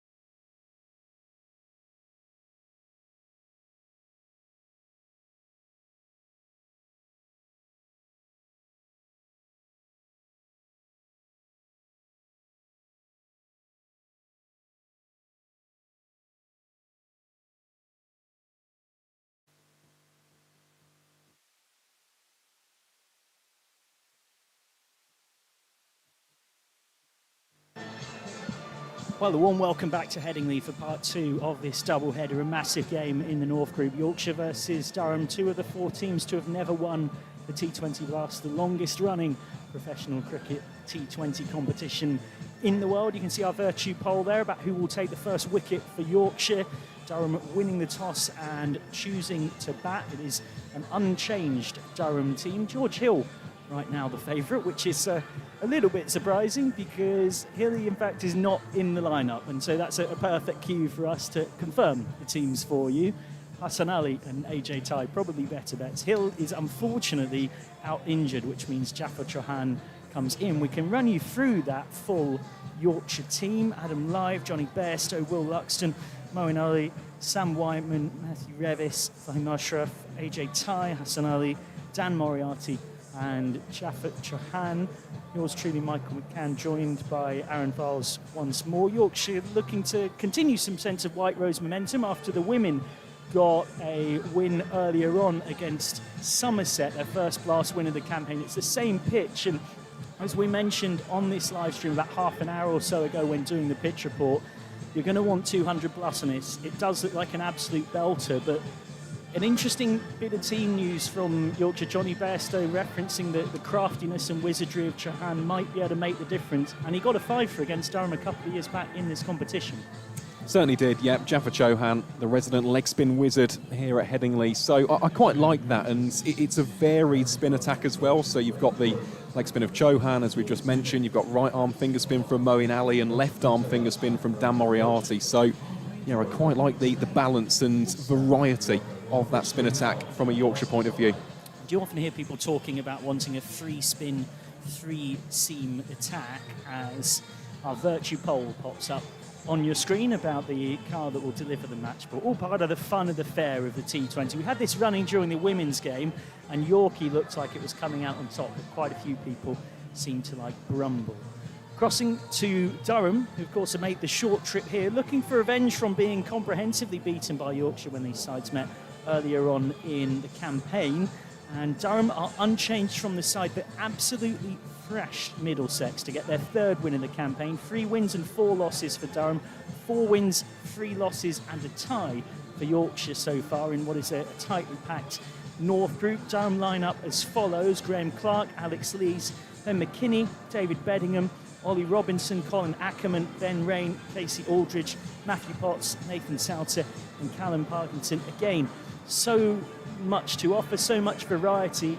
And as I alluded to when interviewing him at the top, and Johnny Bairstow was in the background telling him that it was the best days of his life. A Yorkshire boy from Halifax, Alex Lees, captains against Yorkshire. Of course, not for the first time. He moved to Durham in 2018 here at Headingley.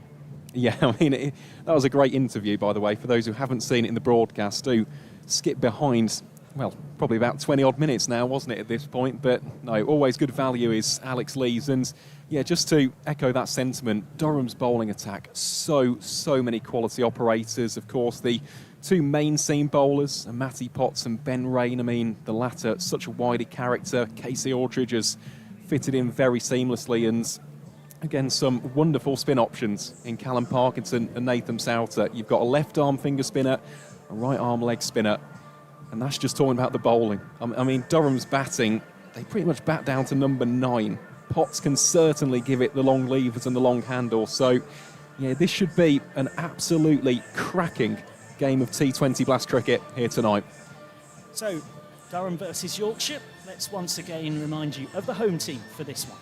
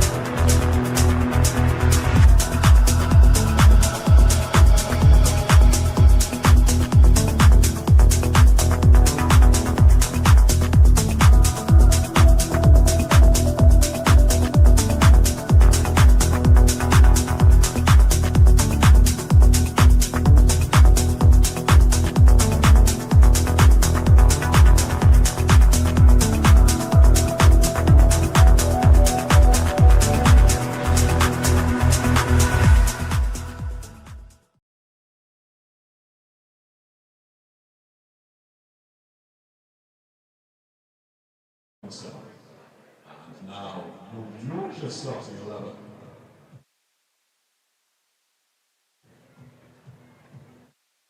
Headingley, Johnny Bairstow,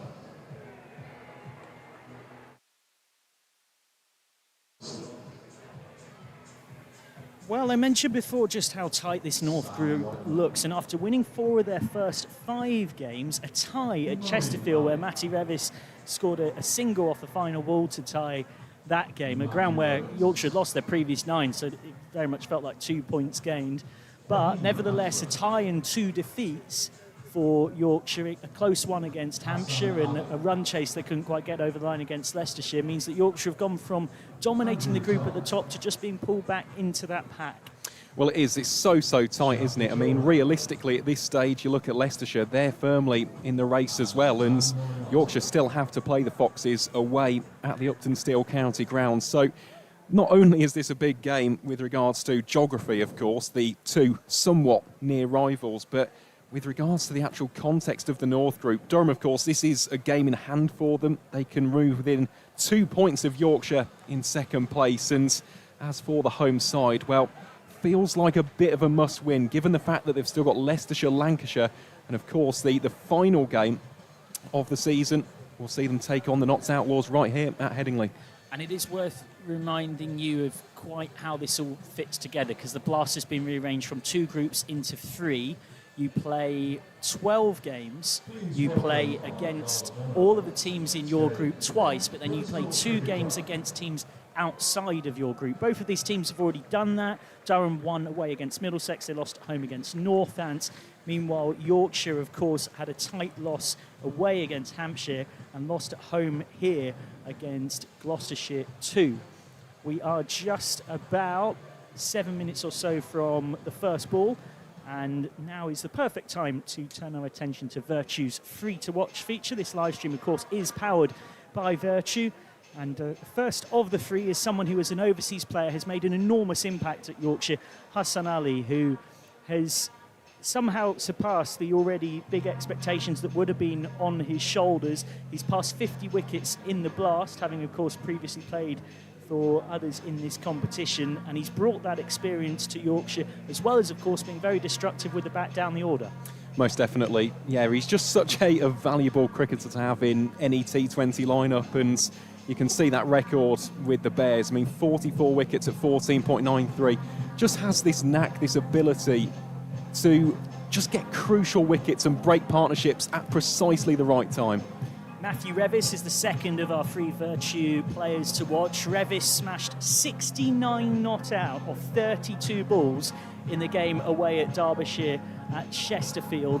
Yorkshire needed 102 to win off the last 7 overs, but ultimately they had Revis to thank for getting a draw. Almost a bit of one of those, a tough place to go in football where you get a point, because Yorkshire had such a horrendous record at Chesterfield.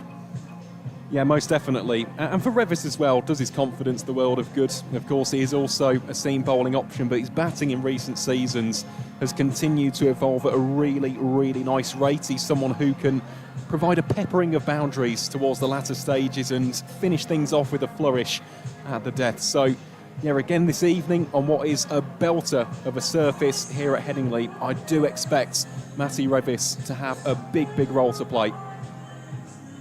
So Matthew Revis, our second Vertu player to watch, and our final one, a certain Jonathan Mark Bairstow. I alluded to it in the coin toss. Of course, he and Alex Lees, county championship winners together for Yorkshire back in 2014 and 2015, and they nearly made it a three-peat in 2016.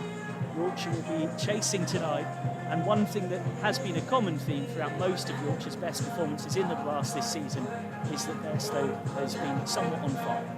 Well, he has. I mean, he's just a fantastic cricketer to have up the top of the order for Yorkshire. Not only is it the batting, we know precisely how explosive, how dynamic, how destructive Johnny Bairstow can be. I mean, the guy's a World Cup winner with England, for goodness sake. But it's also the leadership. I love the way in which he rotates those bowlers, especially the spinners.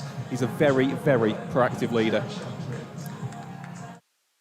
So those your Vertu free to watch. This live stream free and available to watch right throughout the globe, powered by Vertu. Outhead, the two umpires for this one, Jack Shantry and Richard Kettlebury. Your scorers, Potter and Dobson. Peter Such, your match referee. Durham winning the toss and choosing to bat, which the stats say is the thing to do here at Headingley. Not really because the pitch deteriorates, but because of the pressure you can put on by putting a big score on the board. But Durham have got to back up their decision with what they do out there in the middle. Here comes Graham Clark and Alex Lees. Lees, of course, who hit 108 of 64 against Middlesex last time out. And this will feel like something of a home game for him. Lovely to see the Guard of Honour. As always, it means so much to the kids to get a chance to be out there on the outfield. And our Vertu little Range Rover is out there to carry the match ball out. You'll notice the rainbow stumps. That's because it is the Pride match here at Headingley. There was an interview with Steg Gillies from the Leeds Kites, the first LGBTQ plus cricket team in Yorkshire, and just the third such team in the world, and all part of the fun of the fair here. I absolutely love this. You've got the crayons, but then if you zoom in on the crayons, you'll notice they've also got the rainbow flag on their cheeks. That truly is getting into the spirit of both a Friday night T20 and it being Pride night. File under things you love to see. Can I just say, throughout the women's game, myself and Jane thought they were gnomes. So now that makes a lot of sense that they're crayons. They're crayons, yeah. That's why they're so multicoloured. I actually passed a few of them just downstairs who were very much enjoying their day. So we'll see if the crayons in the West Stand get peppered with sixes. But it is worth saying we're a little bit further across to the East Stand. So it's going to take quite a big hit to get out to them. The boundary is around 70 metres in the deeper pockets. So for where Hassan Ali is bowling from this end, deep fine leg and deep cow corner is sort of more 70 metres. It's about 60, 65 out towards the Western Terrace. It's a flat 60 all the way round for the offside with this over coming from the pavilion end. So particularly given the power on offer in the men's game these days. There is definitely a shorter side to attack, and whichever team defends that shorter side better will probably take the points. Graham Clark facing up. Hassan Ali has the ball in his hand, and we're just sorting out a couple of sight screen issues. All ready to go then. Yorkshire looking to make it a double over Durham this season, having won comprehensively in the reverse fixture. Sanali falls over first ball. Such was his determination to get it down as quickly as possible. Clark pushes away, but won't get anything for that.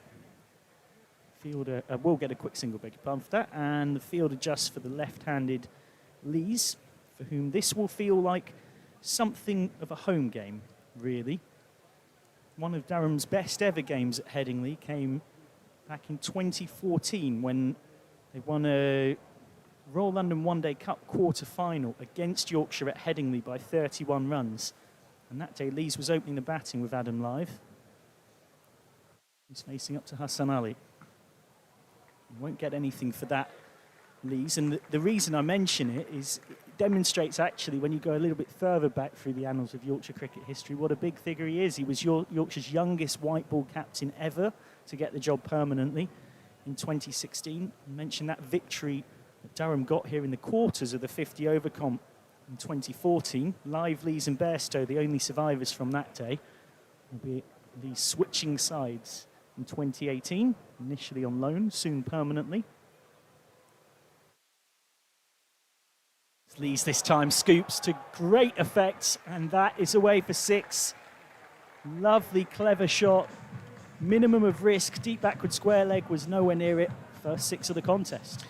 Well, I'll tell you what, we haven't even spoken about Alex Lee's record this season, but he has been a man in searingly hot form. Just take a look at that, presenting all 3 stumps, somehow scooping it fine of the fielder, and the adjustment has now been made.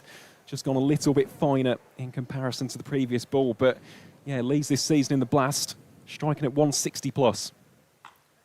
That's nibbled straight to short mid-wicket. It reminds me of a quote from his head coach Ryan Campbell, who I've had the pleasure of commentating with a lot. He said he's an amazing cricketer who's been shortchanged in the Test era. The irony now regarding Bazball is that he probably scores faster now than he ever has. He's the best player in terms of his ability to suit his game to any format that we've got here at Durham. He's shown that. I have got no doubt nobody looks at him for T20 franchise comps, but with his consistency, he's been outstanding for us. He's looking for more runs here. He wanted to be very unconventional, and in the end, he sort of looked like he was playing French cricket there as he blocks that for 1. Yeah, not entirely sure that was necessarily as intelligent as the previous time where he did it, just because Yorkshire had made the adjustment, and looking at the bat angle, unless he's absolutely nailed it and timed it perfectly, Matty Revis is lurking. But yeah, already looking to disrupt the rhythm of Hassan Ali. And of course, if Lees can get that flurry of boundaries going, well, we saw it against Middlesex, he can certainly cash in and convert.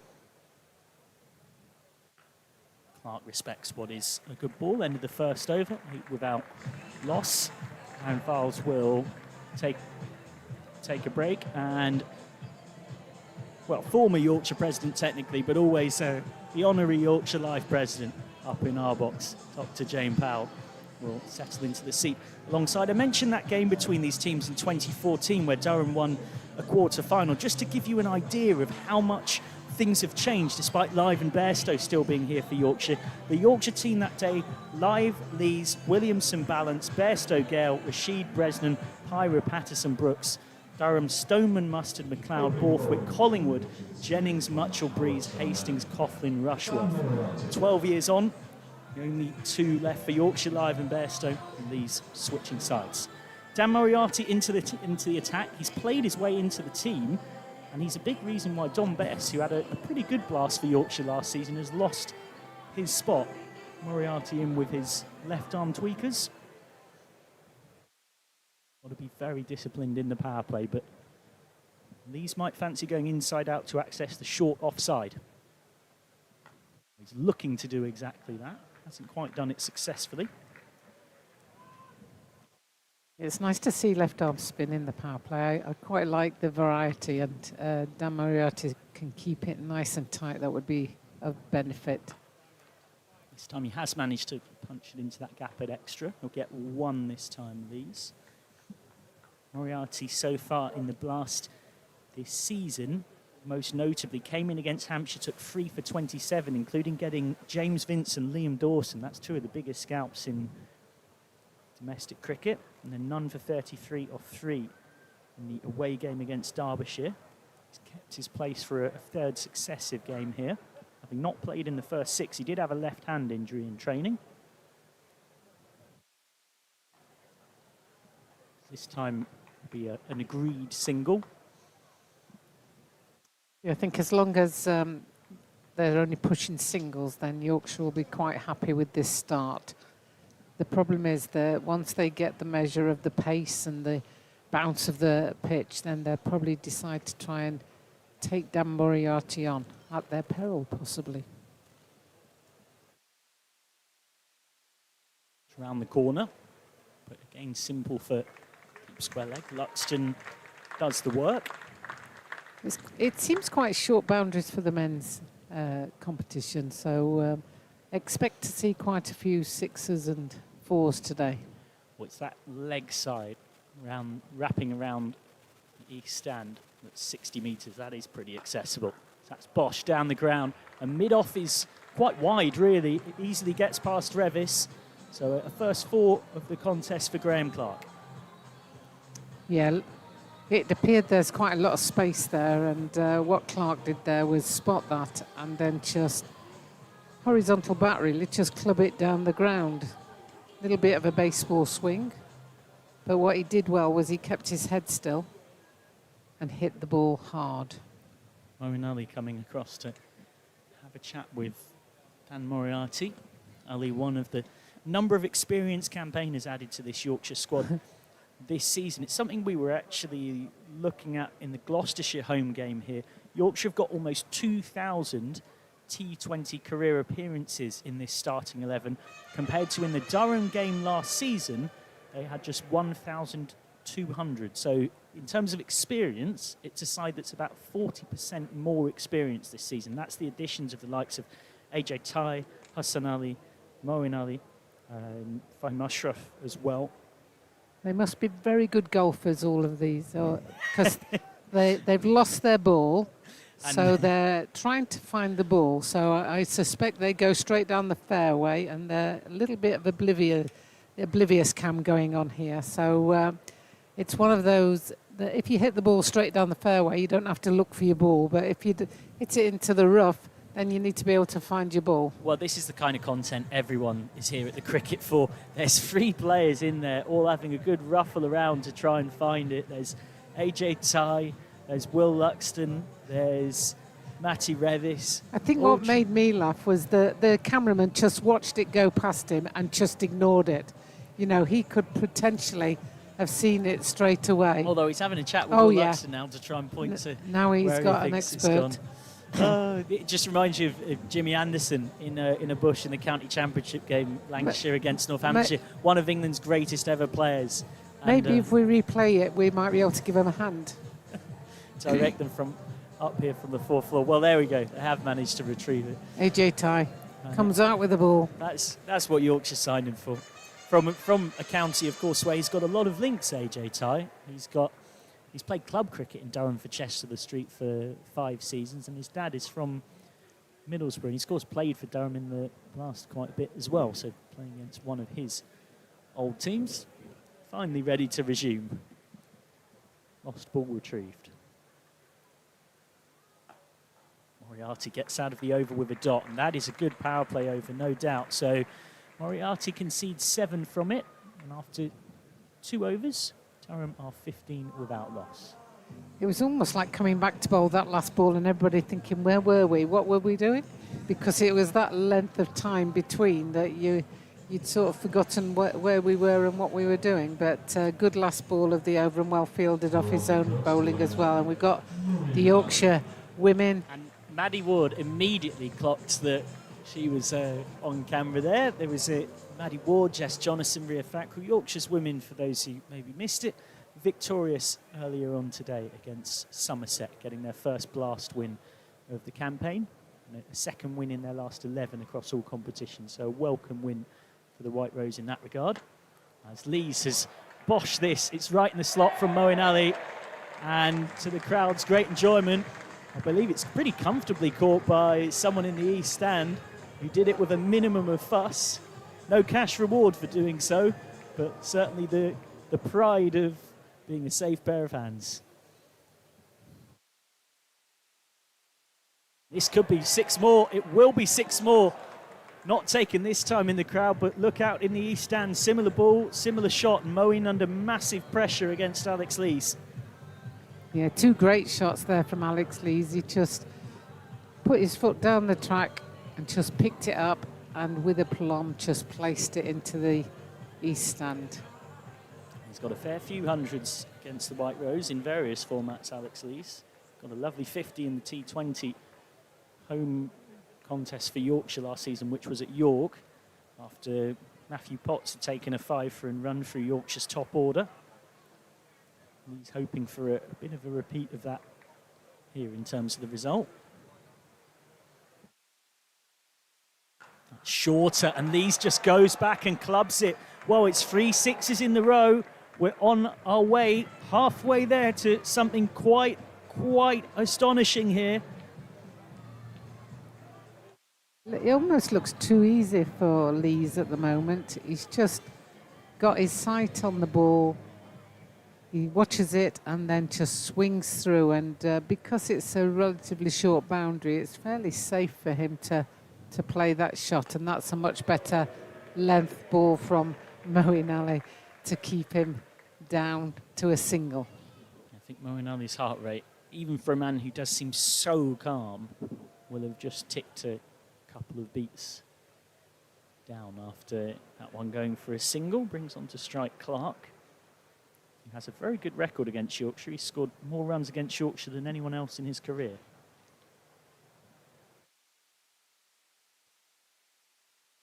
Get 1 more here. Holding done on the juggle. Yeah, a little bit of a juggle in the field, but it managed to keep it down to the single run. Hassan Ali fielding for Moeen Ali there. Left-right hand combination for Durham. Means there's a fair bit of alteration in the field, and that's beaten short cover, and Andrew Tighe's racing down there. And he saves the boundary. So 3 overs gone. It's easily the biggest over of the innings so far. It's comfortably more than double the score. 38 without loss after 3. Moeen goes for 23 from his first. So where does Bairstow look to now? Often you see 1 over spells very much in vogue. Does he look at Fahim Ashraf as the Crayons are enjoying their screen time?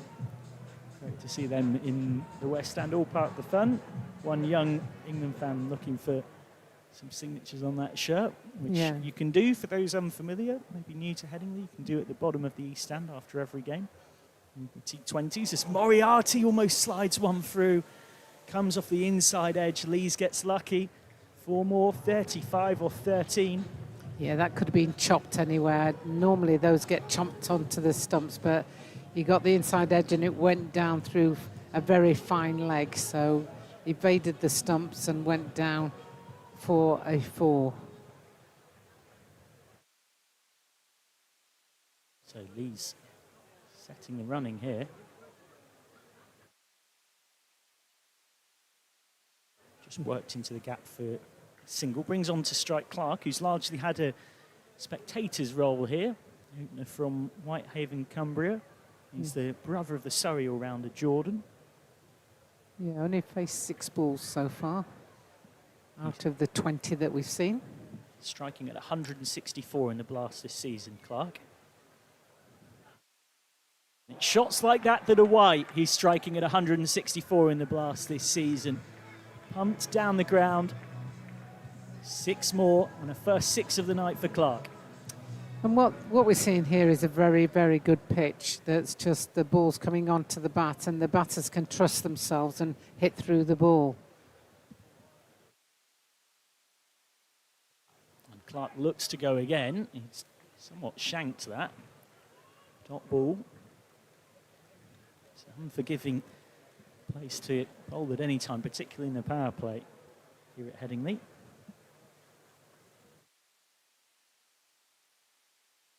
Straight down the ground, straight as a die. A purer cricket shot you couldn't wish to see. Lofted straight drive showed the maker's name. And Clark is starting to find his rhythm. Yeah, nice shot there. Kept his shape, just hit through the ball, and you'll be pleased to know that they found that ball straight away. So there wasn't any oblivious cam to go on there. Yeah, 15 has come off this over already. So having been 15 for none of 2, Durham have really kicked on since then. And swept, and that's 6 more. That's almost a 10. That's massive, right to the back of the east stand from Clark. 21 coming off that over then. And all of a sudden, the last 2 overs have gone for 44. And Durham are sitting pretty, 59 without loss after 4. Yeah, and I think we saw in the women's game that if you play your shots, if you go through with them, that there's lots of runs to be had out there today. So whilst it appears that they're going very well, then they need to, because I think you need over 200 in this men's game really to be on a par.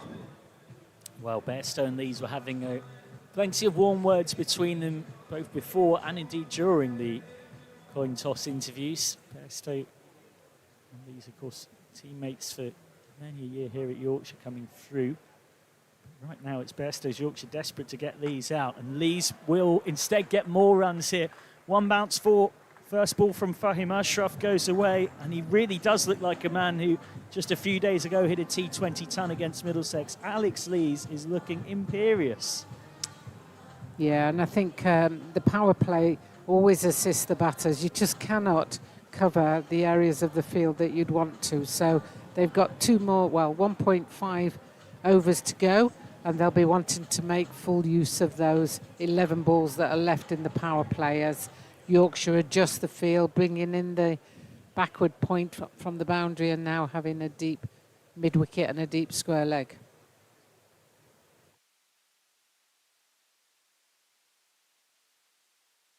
Shroff once more. It's a bit of a forced club down the ground from Lees, a rare dot ball. Fahim Ashraf, one of Yorkshire's 2 overseas players this season.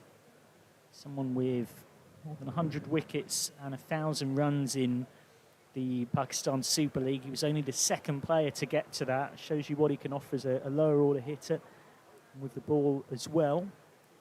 Hasn't quite had Hassan Ali's bowling stats so far, but has made some valuable contributions through the competition, often bowling at the most difficult times.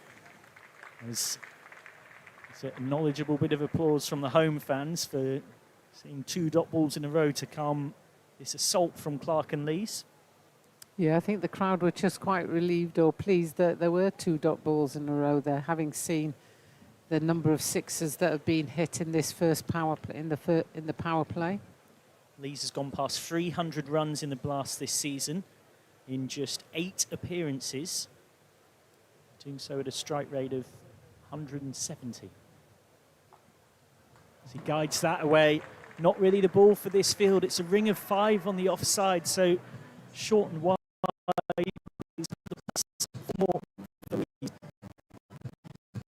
Nice angle down there, and that was a good shot from Alex Lees, who has moved on to 44 off just 18 balls. You know, he looks like a man in a hurry. He's one maximum of another 50 against his old team, having done so at York last season in this format. Won't get anything for that though, so the mini victories for Ashraf of a 3rd dot ball in the over. Round that is, as AJ Ty said to me after his first game here playing for Yorkshire, I've truly found out how tough this is for bowling, but it's great fun to bat on. And it does look like batters have fun here at Headingley because they can trust the pitch. Pitch from Richard Robinson and his team. This time Lees is hurdling away. It travels quick across those practice pitches. So Alex Lees has 45 off just 20. Well, compared to the 2 previous overs of absolute carnage, that had just 9 from it. It felt more serene, but Durham will be much the happier after the first 5 overs. A few more words from Dr. Jane Powell, and then she'll be joined by Aaron Voss. Yeah, and Hassan Ali is coming on from the Howard stand end, and you sort of get the feeling that Yorkshire are just trying to get out of this power play now, so that they can then just start to put pressure on by applying a better field. It's almost like they can't plug the gaps that they want to plug, because the batters are striking it so well that they're clearing the field a lot of the time. Alex Lees facing, he's on 45. That's flicked up, and that's a 6, and that will be his 50. And his 50 has come up off just 21 balls. Yeah, this is an absolute masterclass from Alex Lees. 3 4s, 5 6s. He is putting Yorkshire to the sword here, and he relishes the applause from this iconic venue. Of course, a venue he will know very, very well from his career as a Yorkshire cricketer. Changing the field, Adam Lyth now goes down to deep fine leg. Can Hassan Ali put an end to this? Well, he goes short and he gets rifled. That's 4 more. Back-to-back boundaries to kickstart this final over of the power play. And, well, that one was authoritatively struck by Alex Lees. Yeah, he's batting very, very well, and you can just see all the shots that he's got. He's played most of them, and he's not bothering to do the running between wickets. He's quite happy hitting 4s and 6s because he's doing it so effectively. Well, that one is aerial again, but there's no protection out there for Hassan Ali. We'll take a couple of bounces out towards the western terrace. And Alex Lees has bashed 14 runs from the opening 3 deliveries of this 6th over. And I was listening into that conversation you were having with Michael about Alex Lees and his progression. You know me, Jane, I'm a stats man. I absolutely adore my stats. And you look at his progression in recent seasons. So in 2023, he struck at 129. In 2024, it's 115. I'll pick up this point after this next ball, as he absolutely dispatches that into the Howard stand for 6. Another enormous and lusty blow from Alex Lees, who now moves in to the 60s. Rather apt that we're speaking about his strike rates. Last season, striking at 140, and so far, including this innings, 170 plus. It's a clear progression and evolution to his T20 batting. Yeah, very good. Lots of pressure here for Hassan Ali, who does well to get the dot ball, has a shy at the striker's end. Even so, 20 runs already from the over. I love that competitive nature of Hassan Ali. He's just been hit for 20 off 4 balls, and he finds the ball not quite played back to him, but just to the side of him. He fields it, and he goes to try and run the batter out, because you can see he's just, I want to get on top here, and he never gives up. Every ball is a contest.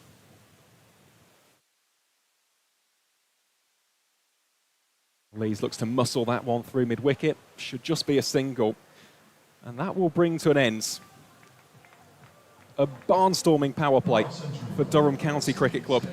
Alex Lees has 66 from 26. So we take a look at the wagon wheel.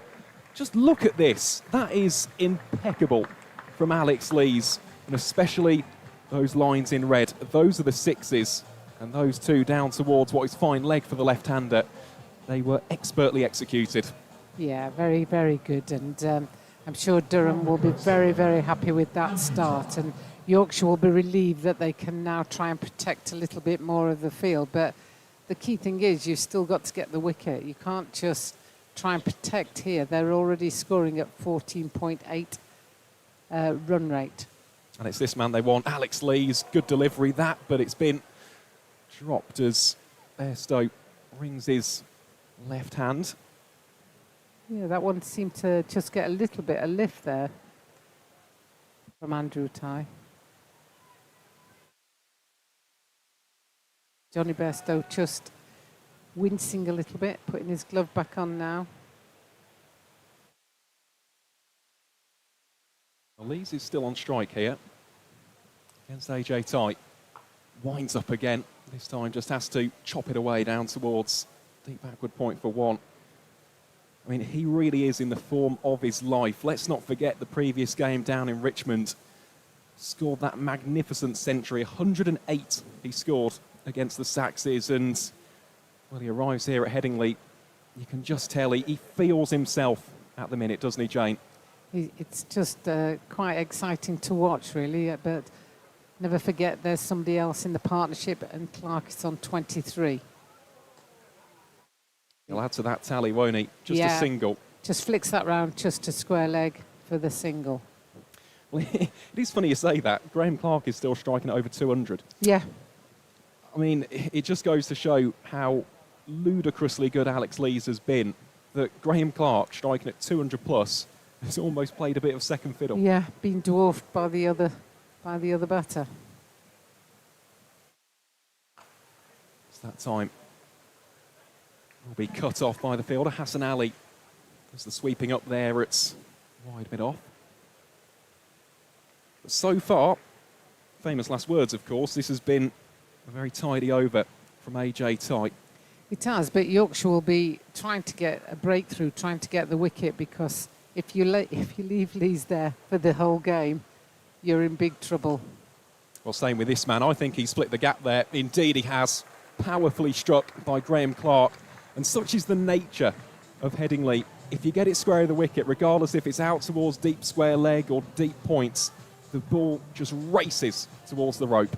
Yeah, I think this outfield is one of the quickest outfields in the country, and that's why you need a minimum of 200. But at this rate, Durham will be scoring beyond that. So that's why then Yorkshire need to take a wicket. Just clips that into a little bit of vacant space. Lee's thinking about coming back for the second, can't quite do so. And that will bring to an end. AJ ties first, concedes 8 runs from it. Durham are 97 without loss. And that feels like quite a good over from a Yorkshire perspective, but that's because Durham are scoring at over 13 and over with that fantastic power play. See, the crowd are enjoying themselves, enjoying being here on a sunny Friday night at Headingley. Not sure about Manchester City top, but, you know, each to their own. Well, it will be a return of Fahim Ashraf from the Howard stand end. Bowling up first here to Graham Clark. Bangs it in short. Clark, well, he goes after it. And that will be the end of Graham Clark. Yorkshire do get the breakthrough they so desperately desired. And it comes courtesy of Fahim Ashraf. It was a ploy, bowling short to Graham Clark. We know that he loves the pull and the hook. And in the end, he fell for the trap. Durham 97 for 1 at the start of the 8th. And that was a great running catch by Andrew Tye. It wasn't easy by any sense of imagination, but you could see that he just tracked it, kept his eye on the ball, and just took the catch with ease. And that will be just something that not only the Yorkshire team would be wanting, but the crowd were wanting as well. You know, they've come here on a Friday night. They want to see runs and wickets, especially when Yorkshire are bowling. They'll want to see the second part of that, the wickets. But a great partnership there from Clark and Lees of 97 before the first wicket fell. Yeah, it's often said, isn't it, in T20 cricket, you want a big foundation for those truly mammoth scores, and, well, the pair of them have done precisely that. Admittedly, Lees has been the go-to. He has been arguably more the aggressor, which sounds crazy because, again, Clark was striking in and around 200 plus, but this now brings the ever-dangerous David Bedingham to the crease.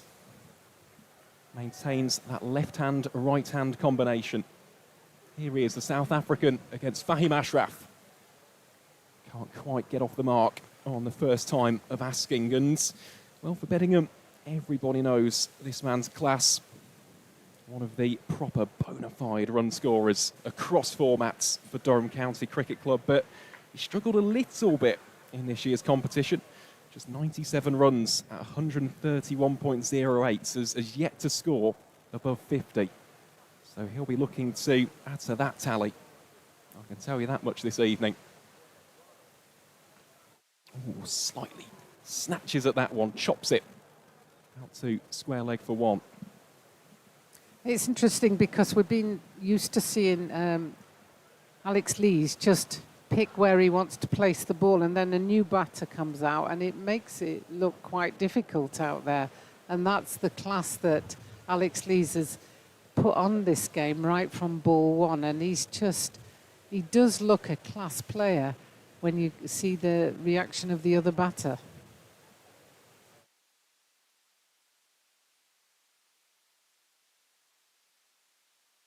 Lees again, looking to pull that one out through mid-wicket. I was going to say, should have just been a single. Oh, it's not as tight as I thought it would have been in the end. Beddingham making his ground in the end, so they do indeed convert it into a second.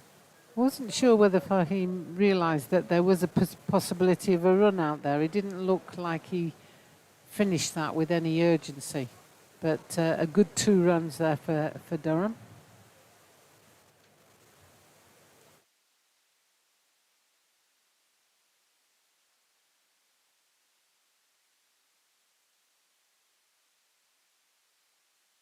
He's there. Easy single. Out through square leg for one. So far, it's been a miserly over this from Fahim Ashraf.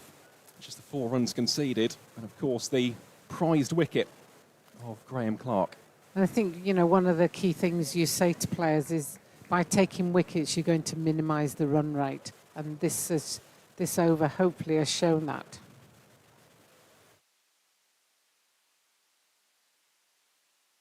That one slightly off the edge. Whistles beyond the dive of the fielder, and that will be a boundary to round out the 8th. So Durham 105 for 1. Beddingham gets his first boundary of the evening. Well, for Fahim Ashraf, it was a good over. Just the 8 runs conceded, especially compared to what we saw in the power play. But 105 for 1, Jane. Durham certainly in the driver's seat. Yes, that's the team you'd be wanting to be with at this moment in time, because they've still got 12 overs left and they've already hit the 100 mark. Yorkshire will need to tighten up on many areas of the game, one of which will be the bowling, as we have a little bit of knee support coming off from Andrew Tye as he's ready to bowled the next over from the Kirkstall Lane, and it was Andrew Tye that took that great running catch to dismiss Graham Clark. Here he is bowling from the Kirkstall Lane end, and wow, that is a wild delivery. That will be called as a no ball and an incoming free hit. Yeah, a little bit of a beamer there. That wasn't a friendly ball at all. And he's got to be careful now, because if he bowls another one like that, he won't be allowed to bowl. Well, we've already seen that once today. Yeah, we have. Earlier in the women's game, it was Niamh Holland of Somerset who got taken out as a result of back-to-back no balls. Here is the free hit then, with Alex Lees on 71. That's really well bowled by AJ Tye. Muted appeals from Johnny Bairstow for the run out, and in the end, after all of that, single scored. Yeah, and the only way you can be out from a free hit is run out. So they were still thinking and still trying to get there. I'm amazed that Alex Lees played at that one, because it was very wide, wasn't it? And it's just like, that's an interesting, because you'd have had another ball with a free hit. If you bowl a wide on a free hit, then you're going to get another ball that is still a free hit.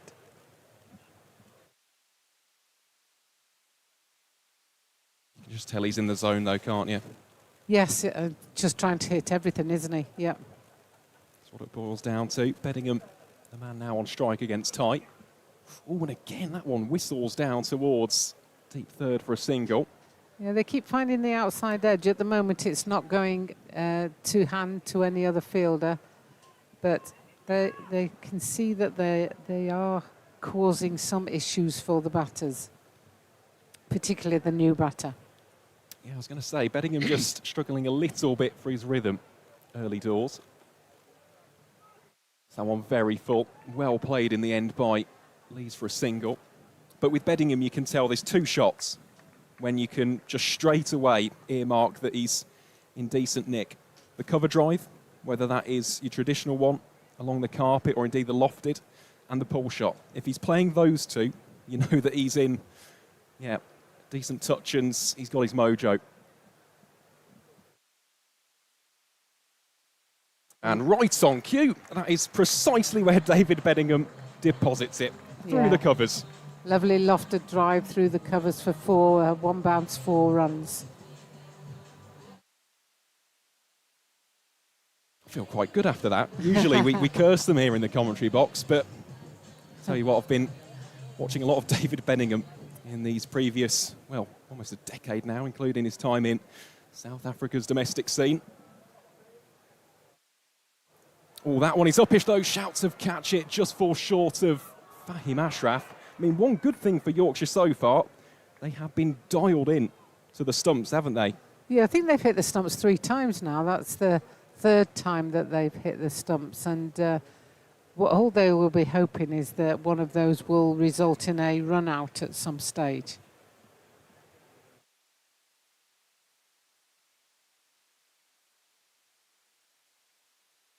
Well, final delivery of this, the 9th over. It's short. That has gone up in the air. This should be an easy catch for Johnny Bairstow. That will signal the ends of Alex Lees' onslaughts. The Durham captain will depart for a blistering 73 from 35 deliveries, and not which included a quintet of 4s and 6 6s. But his race, with the bat at least, is run for this evening. Durham 114 for 2, but the reaction from Headingley, Jane, tells you all you need to know. Just listen to that noise through the ambient mic. Yeah, I think everybody is impressed with that knock that we've just seen from Alex Lees, and he played a sensational innings there of the 35 balls, and he scored 73, and he'll be frustrated, but he's already set his team up for a good team score. Very well battered, sir. Indeed, of course. A local lad as well from Halifax. And well caught to Johnny Bairstow. They're the easy ones that everybody thinks, that's definitely an easy take, and you've got to make sure you take them. Precisely that, yeah. It's almost so easy that you can take your eyes off. Yeah. You can lose your focus as one destructive southpaw hitter departs the middle. Another one arrives in the form of Ben McKinney, one of the most highly touted batting prospects in the entire country. 21 years of age, from Sunderland, product of Seaham Harbour Cricket Club. He won't be on strike, though, for this first ball from Jaffa Chauhan. Indeed, it'll be David Beddingham.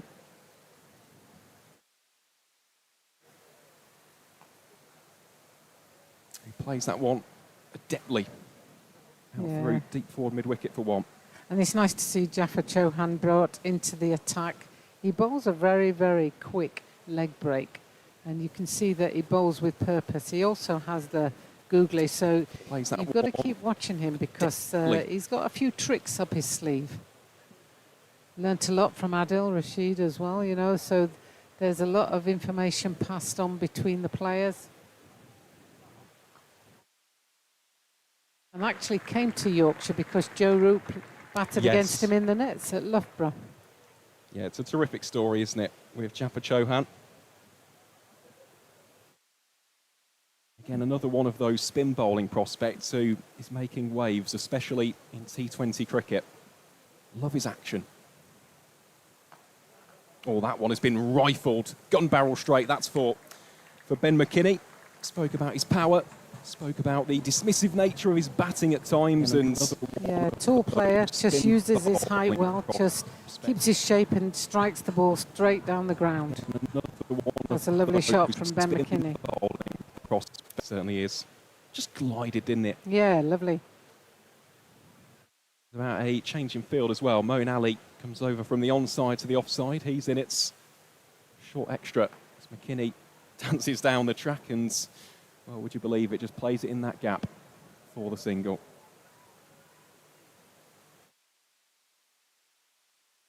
It's one of those outfields where you think there might be two, but with the guys moving so quickly, you're risking it if you're going for two if they're within 5 meters of the ball, I think. So it might look like they could have gone for two there, but I'm not sure they could have. Oh, he's got him.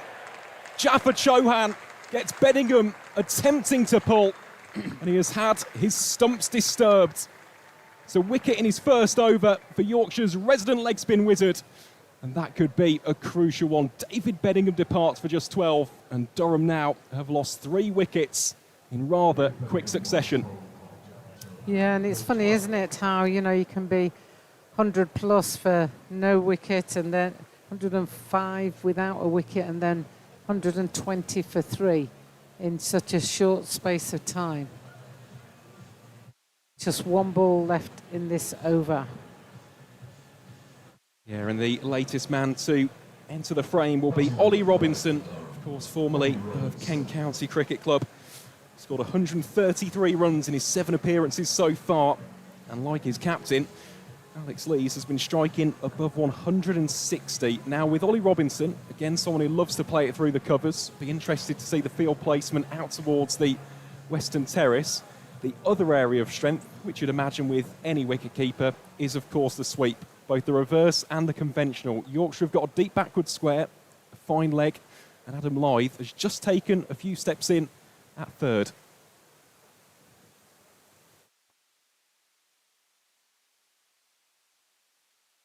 What a great over from Jaffa Chauhan. He takes 1 for 6 off that over, and I'm going to leave you in the capable hands of Aaron Viles while I pass on to Maroof Khan. Thank you ever so much, Dr. Powell. Nice to see some England shirts in the crowd as well. Of course, the 3 Lions advancing through in the FIFA World Cup. And alongside me, speaking of advancing from one side of the commentary box to the other, delighted to welcome Maroof Khan. Wow, what have I seen? 120 runs of 10 overs. It's a good way of getting... I think... Just wanted to mention something about David Bedingham. You knew the person when he's not in touch. Moeen Ali comes in. Ben McKinney, how tall is he? Good way. 6'7". I was counting the strides he takes to finish a run. It's about 5 or 6, to be honest. I think just wanted to mention that he's already done a couple of runs, and for a person like me, that would be like 25 strides, really. So I think he's a big lad there. Once again, good changes, you know. Wickets coming at the right time for Yorkshire. Well, this time it's Robinson who looks to carve that away. It gathers a little bit of momentum out towards the east stand. Well cut off in the end by the sweeper. But, yeah, just speaking of McKinney, another one who's so strong on the pull shot. If Yorkshire are to gamble and bowl it on that back of a length, you've got to do it to the longer boundary, because he has got plenty of power. Yeah, and left-hander too looks so graceful. I'm not sure if he's the same kid who played for Manchester Originals, did he? In the at the 100 competition. Just knocks and nurdles that into space on the onside. I thought you were going to say for a second Manchester United or City, because funnily enough, he did actually play a lot of football growing up. He was in the Sunderland Academy. Oh, right. Surely as a goalkeeper then. Well, Moeen Ali needs a good over here. He went for a few runs in the first. He's kept it nice and tight for the first 4 balls. It's funny what wickets can do, and that's well saved. Just parried round the corner by Fahim Ashraf. So AJ Tai who does the mopping up, and yeah, the fall of wickets has been critical here for Yorkshire. So Durham were 97 without loss. That turned to 97 for 1, 114 for 2, and 120 for 3. It is a tale as old as time, isn't it? Just stifling your opposition by getting those wickets in regular intervals. Absolutely, and I think once again, I think that over from Moeen Ali was crucial. 23 of his first, 4 or 5 on the second one, which was great. 125 for 3 at the end of 11 overs. Still going at a fair clip there. Michael Buchanan, 11, spot 3 6 runs and over. Well, the women's game signposted this was going to be high scoring. 60-metre boundary on one side out to that east stand. And so it is proving.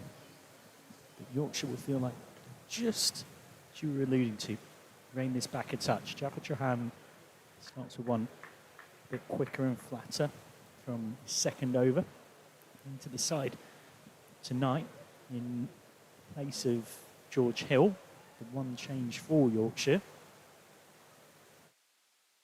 Well, it's a very competitive Yorkshire spin department that sees Tom Bess once again left out.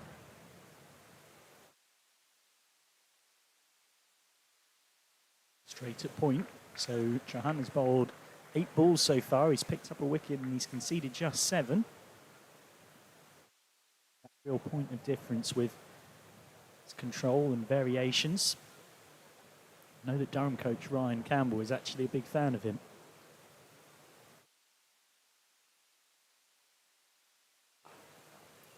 Probably unsurprisingly so, because he's seen his team demolished by Jaffa Trahan before. Trahan took 5 for 14 in this fixture back in 2024. Ryan Campbell saying, with Adil Rashid not getting any younger, England need to focus on developing a new leg spinner. I love the look of that kid, Trahan. England need to be looking at a few wrist spinning options. It's fielded enthusiastically by Moeen Ali in the ring. Yeah, I like his enthusiasm. I think what I have seen in the last 10 balls that he's bowled as well. Keeps the stump in play, not afraid to bowl the googly. He doesn't turn the leg spinner that much, but that action. But you only need it to turn a bit. That was pushed through almost like a seamer's delivery. So Trahan now just trying to get out of the over. That 5 for 14 I mentioned in a win by 7 wickets for Yorkshire against Durham at Headingley in July 2024. Durham's highest ever total against Yorkshire is 217 for 3, back when Alex Lees made 90 in May 2023. Well, I think right now 217 does still look a fair way away, but Durham are blazing a trail. They get more runs here. They're going to get 4 perfectly into the gap from Robinson on the bounce. So it slightly spoils what had been an extremely tight over from Trahan. He concedes 7, 6 off the bowler's figures, 1-3-2 for 3 off 12. Yeah, Johan just felt a bit rushed in that ball, really.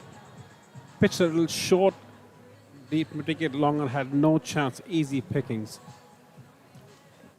So Yorkshire got to negotiate as the spectators in the West Stand start negotiating with each other about dance moves. Yorkshire have got to negotiate their way through 8 overs here.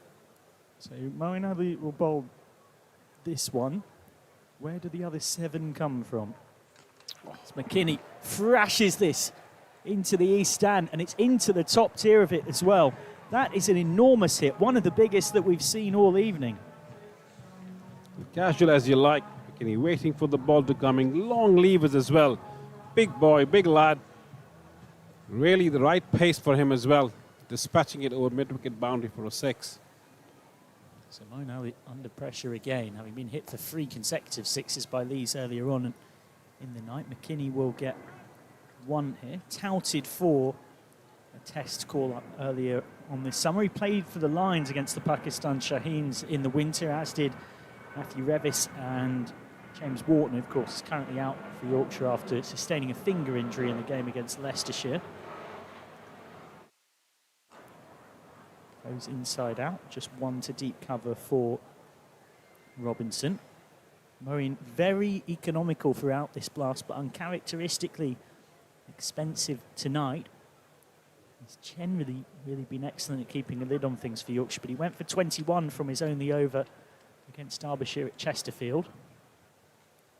It's across, sweeps, and, well, it's palmed almost over the bar, goalkeeper style, really. It would have been a heroic boundary save, to be perfectly honest. Nothing quite that Sam Whiteman could do about it. Second 6 of the over.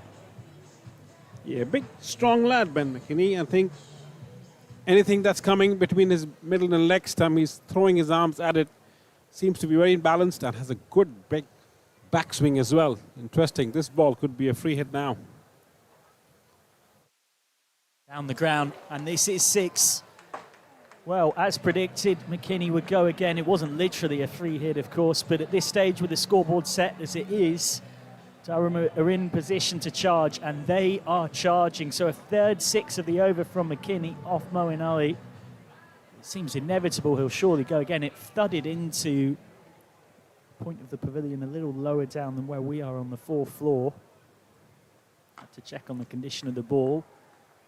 Ali pushes one through, and it should only be a single. It's a slight misfield from Ty, but it won't cost Yorkshire. 1-5-3 for 3 then. So after a period in the middle where Yorkshire will feel like they quieten things down a touch, that over's gone for 21. Yeah, the Yorkshire were seeming to get clawing the game back, not conceding many boundaries. Unfortunately, the last over for Moeen has given the momentum back to Durham. And at this stage, 7 overs remaining, going at just over 11 runs and over. Yorkshire need to be careful. Really good crowd in here tonight. If I had to predict just from the eye test, the second biggest crowd for a Yorkshire game here this season after the Roses match. Of course, it's always a close game for Durham away fans to come down. And of course, the Yorkshire team going well. Second in the last this season. Moeen Ali's just come off the field, and Don Bess, as 12th, has come on. Hopefully that is nothing too serious for Moeen, who's gone for 49 from his 3. I doubt he'll bowl out now, maybe, given that he's gone off. As the first ball of Chauhan's new over is smited towards the western terrace. Beautifully struck by McKinney, who is really into a groove here. He's hit 3 of the last 7 balls he's faced for 6. Yeah, seems to be a strong boundary hitter as well. And looks like a 360 player, really. He can swing and hit the ball every part of the ground. He can sweep and definitely play in front of the wicket as well. Jaffer Chauhan needs to be a bit careful, get away from his hitting arc. Just paddled this. It's a dainty little flick from McKinney, using the pace on the ball. Hassan Ali does the fielding. Robinson onto strike. Did an excellent interview, Jaffer Chauhan, with Daisy Katazain, which is well worth a look, about food, religion and life. He's got his own food Instagram, Jaffer. He's someone who, by all accounts, I think if the Yorkshire boys are having a little social, he's the one you want to be doing the cooking. Almost as good a chef as he is a leg spinner. And he might have got a wicket here. He has. Bairstow's caught that. Great catch from Bairstow, diving forward. That's a magnificent take. Well, it looks like Robinson's standing his ground, but Bairstow is adamant that he's caught it. There's a conversation going on now. The umpires are conferring as well, and now it does look like Robinson is heading off. Gone for 8. This is a great bit of agility from Bairstow. Those are very awkward. You've, of course, got the helmet on, so you lose sight of the ball for a second as well. But it is a second wicket for Jaffer Chauhan, and Robinson is out. Hopefully have a look at a replay of this. Splendid catch. Yeah, looks good time for the wicket again. Robinson walking away, not too sure what exactly happened. Johnny Bairstow claimed it to be a clean catch. Bit of a discussion, and then the umpires somehow discussed on what it looked like, and then asked Robinson that it was a clean catch, and he walked away. Yeah, I must say in real time, we had our back to Bairstow because the bowling's coming from the Howard stand end, but that puts us in a position where we could only tell so much. The umpires seemed relatively certain it was out. They didn't even really confer for any period of time. So here's Colin Ackerman.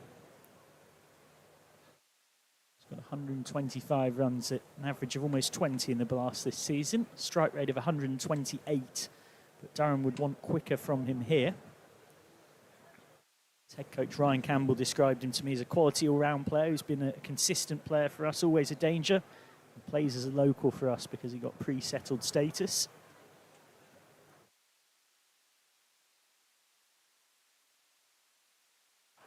McKinney steps away and not for the first time tonight uses it to access that very straight boundary, putting those long levers to good use.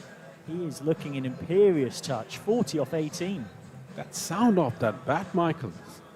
That's a good piece of wood there. It's coming through the walls here in the commentary box as well. Yeah, it's easy to see why so many are so excited about 21-year-old's talent. Came through at Seaham Harbour Cricket Club. Always important to remember all of the players you're watching on show, they all started somewhere. His footballing background with Sunderland, of course, has already been mentioned, as that's the end of the 14th over, 13 off it. It is a successful over for Yorkshire in terms of picking up a wicket. He's played for the Lions against the Sri Lankans in a game at New Road, an England under-19 captain. And it's easy to see why people see a Ben McKinney England debut as a when rather than an if. Yeah, I believe he's a good all-format player as well. I thought he got a double 100 earlier on in the season as well for Durham. Yeah, he was rightly in and around that test conversation.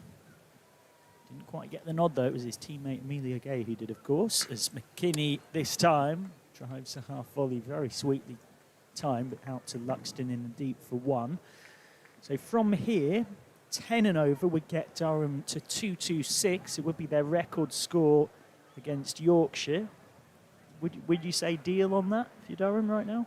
Yeah, with 6 wickets in hand, Ben McKinney going at that rate, I think if you have won the toss, you really want to bat the opposition out of the game.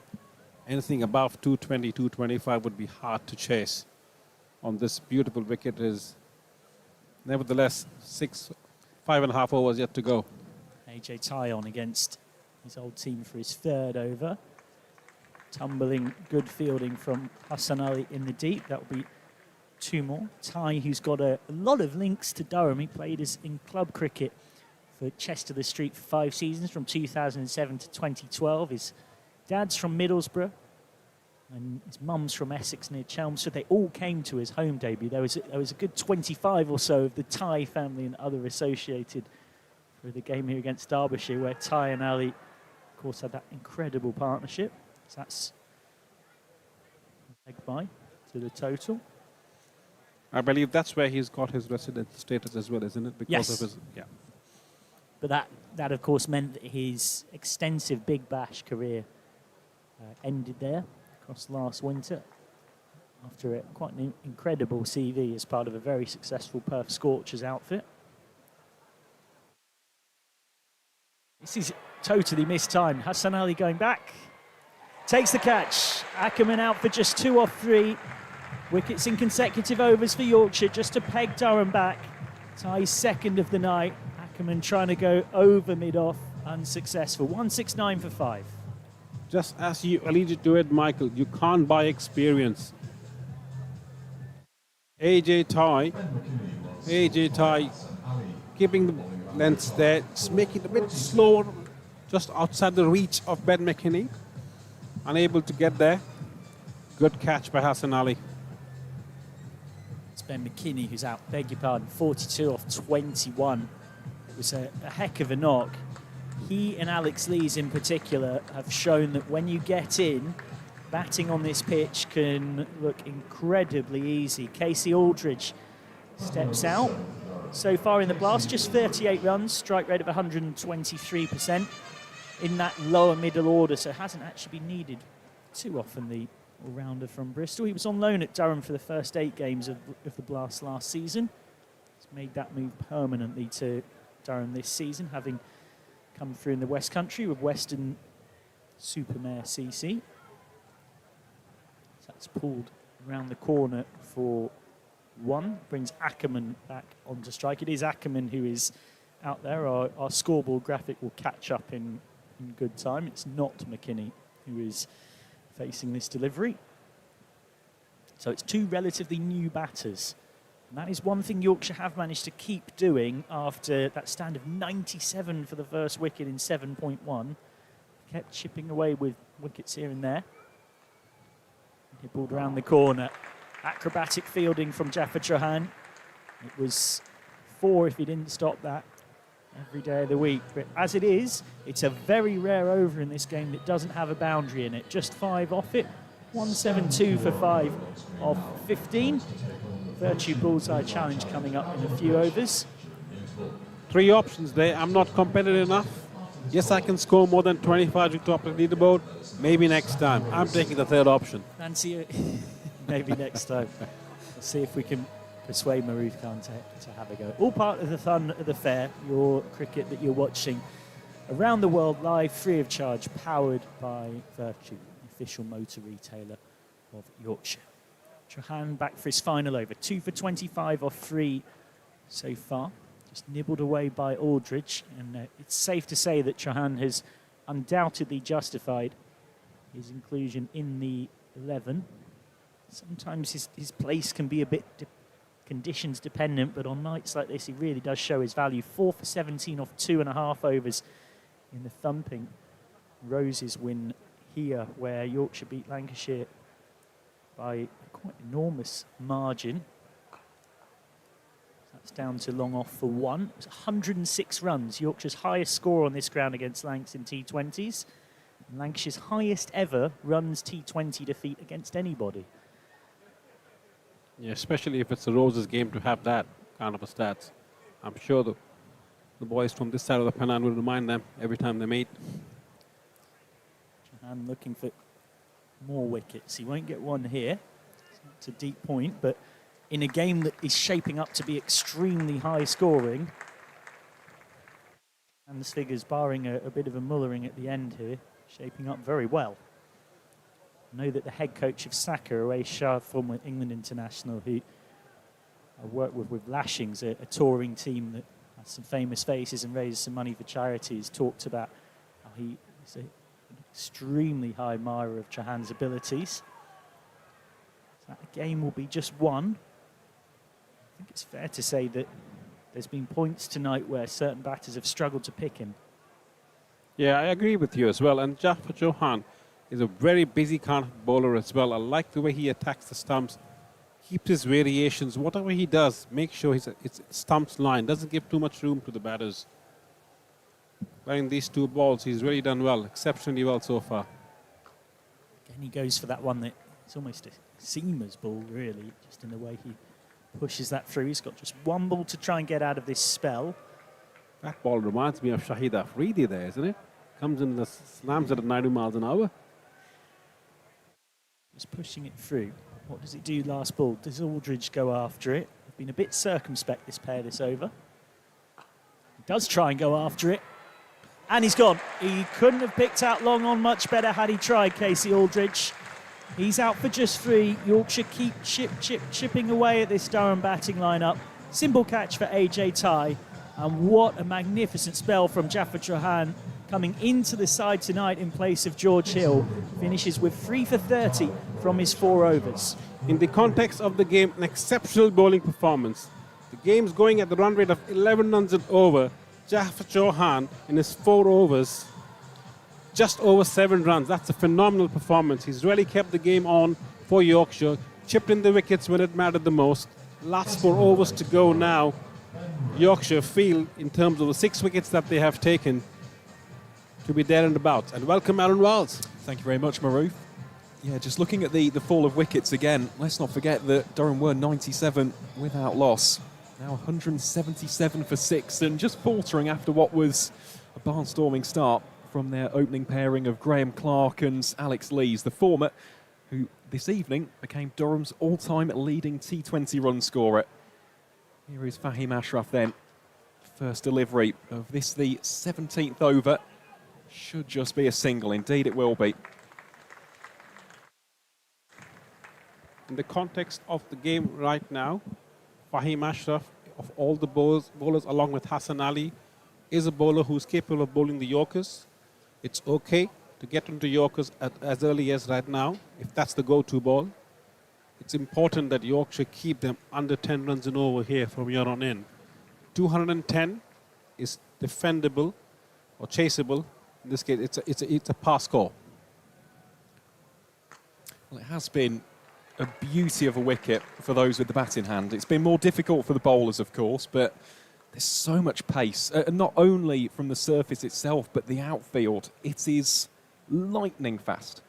Yeah, 47 wickets or maybe more, all along from one end of the ground to the other, from the east to the western terrace. And if anything goes there at a decent amount of pace, it's gone. Yep, most definitely. Ben Rain, the man on strike against Ashraf. That one banged in a little bit short of a length and snatched that really by Rain.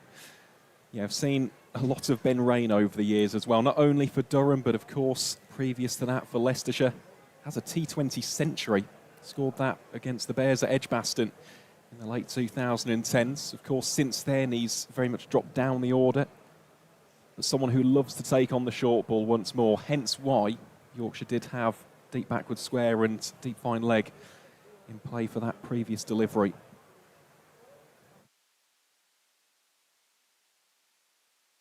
Short again, and Ackerman, well, he seemed to be not only in two minds, but maybe 3 or 4 minds as to how to play that. Yeah, he wasn't quite sure what the ball was doing there. I don't think it was a fast bouncer. Maybe it was a slower one, really, because that confused Ackerman completely. But really locked him in a situation he couldn't come out of. At this stage, a dot ball is as good as getting a wicket. It's important. The momentum keeps shifting, and Fahim Ashraf needs to make sure he uses his fields long on, deep wicket, deep square leg in play, potentially pitching the ball up or attacking the stumps with a Yorker. A little bit of width there and slashed away. Will take an immense fielding effort, and that is precisely what Yorkshire gets. Outstanding work. I think that's Sam Whiteman out there doing the fielding. Restricts it to just 2. Sensational. Got away with that. That was not the ball that was required with that particular field. Anyway, Ackerman plays his bat at it, beats point Jafar Chauhan at point. A great diving stop. Saves 2 runs for sure. That, of course, is the other valuable commodity in the death. Having fielders putting the body on the line, saving those 1s and 2s. Short again, whisked away through deep backward square for 1. Tell you what, though, Maroof, that is a very, very handy over, courtesy of Fahim Ashraf. It goes for just 5 runs. Durham 182 for 6 here at the end of 17. Just goes to show the loss of wickets and a couple of tidy overs. 10 minutes ago, we were discussing 220 and above. Yep. At the moment, they're 182 for 6 with 3 overs to go. 10 runs and over would still make it 210, but Yorkshire may have different ideas. What I see in the last 2 overs, excellent bowling by Jafar Chauhan, followed up nicely by Fahim Ashraf. Now it's turn for Hassan Ali to make sure that he keeps building in by not giving away too many boundary balls. Yeah, this will be interesting with Hassan Ali, because at the death he usually goes route 1. That is stump to stump. He loves executing the Yorker. Let's see what he's got in store here for Colin Ackerman. Oh, wide. Of course, not a wide signal, but he goes wide, looking to push the right-hander over a couple of paces. Really, really well bowled. That's good. Straight and fast, hitting his mark straight away. If our viewers can't see it, we have deep wide third man, deep extra cover point, etc. Anything with the width, with the edge. We have Moeen Ali at short third. 3 sweepers on the onside as well. It's again goes for width and just chopped into the surface by Ackerman, who hasn't really got going as of yet. Still boundaryless. Yeah, I mean, it might look for our viewers that why is it so wide, why is it not easy to get those runs? It's important to understand that it's away from the hitting off of the batters. Batters have to lose their shape to throw their hands at something which is that wide.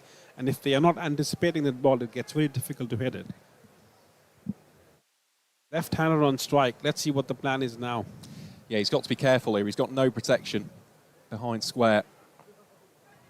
But he has got protection there. It goes straight to Moeen Ali at fine leg. Ben Rain going inventive. He did see there was space out there. You can see why he went for the shot. But such was the angle. He's just nestled it straight into the awaiting hands of Moeen Ali. Durham now 7 down for 183. Definitely that shot was on. Clearly on. That was a great, brave effort to make it. Execution not that right. Half a yard left to right of Moeen Ali would have been 4 runs. In this case, Moeen Ali right where the ball's supposed to be. Yorkshire gradually chipping in with some wickets at this stage. Crucial time of the game as well. But still, the overall score is above 10 runs and over. It is, but they need to get there. Now, Matthew Potts, he has got an outstanding record against Yorkshire, as we shall discuss in the run chase. Just tends to get wicket after wicket after wicket. He's also someone who can score some quick-fire boundaries at the death. But the key here for Durham is almost weighing up that risk and reward, because from a psychological perspective, if they lose these final 3 wickets for less than 17 after being 97 without loss, Yorkshire have got the momentum. Oh, is that one a little bit loose by Hassan Ali, drifting down the leg side and just helped on its way. Potts gets underway with a boundary. Yeah, Hassan Ali getting carried away with that ball. Just lacked the execution. The idea was correct. I think he went for the Yorker, which was the right ball to bowl as well. Matthew Potts up to the challenge, just glided past, shot square leg for 4 runs. Not a good ball. 4 runs, very much needed for Durham at this stage. Most definitely is. Striking just under 140 prior to this game was Potts. And just dragging the length back slightly on the offside. Just be a single. Judging by what's transpired in the last few overs, change of pace is something that looks difficult for the batters. And also not pitching the ball too far up, short of a length or the hard length that we talk about, or rolling the fingers over. It's making it difficult for the batters to make any good connection. Final ball of the over then for Hassan Ali. That was slightly short. It invited the pull, but protection is out there at deep forward square. So in the end, it's another excellent over, not only for Hassan Ali, but of course for Yorkshire. 6 runs and the wicket of Ben Rain. Durham are 189 for 7 with 2 overs still remaining. If you want to play a game within the game, I guess the captain can have a chat with the boy to see if they can keep it under 200 as an overall with 12 balls. They're happy to give run a ball, really. If Yorkshire can limit the boundaries at this stage, they would go back in the dugout with the momentum. Out of interest, Maroof, and I'm going to activate your captain's brain here. How do you go about that then? If you're out there now marshalling your troops, are you going aggressive, stump to stump? You've got AJ Ty with those off-cutters, the knuckleballs, the slower balls. Are you bowling a little bit more conservatively? More on that after this ball. It's that one. Goes behind. You can see what Ackerman's trying to do again. Moeen Ali is up in the circle. Absolutely. I think that shot was once again on. And to answer your question, I am keeping the stumps in play.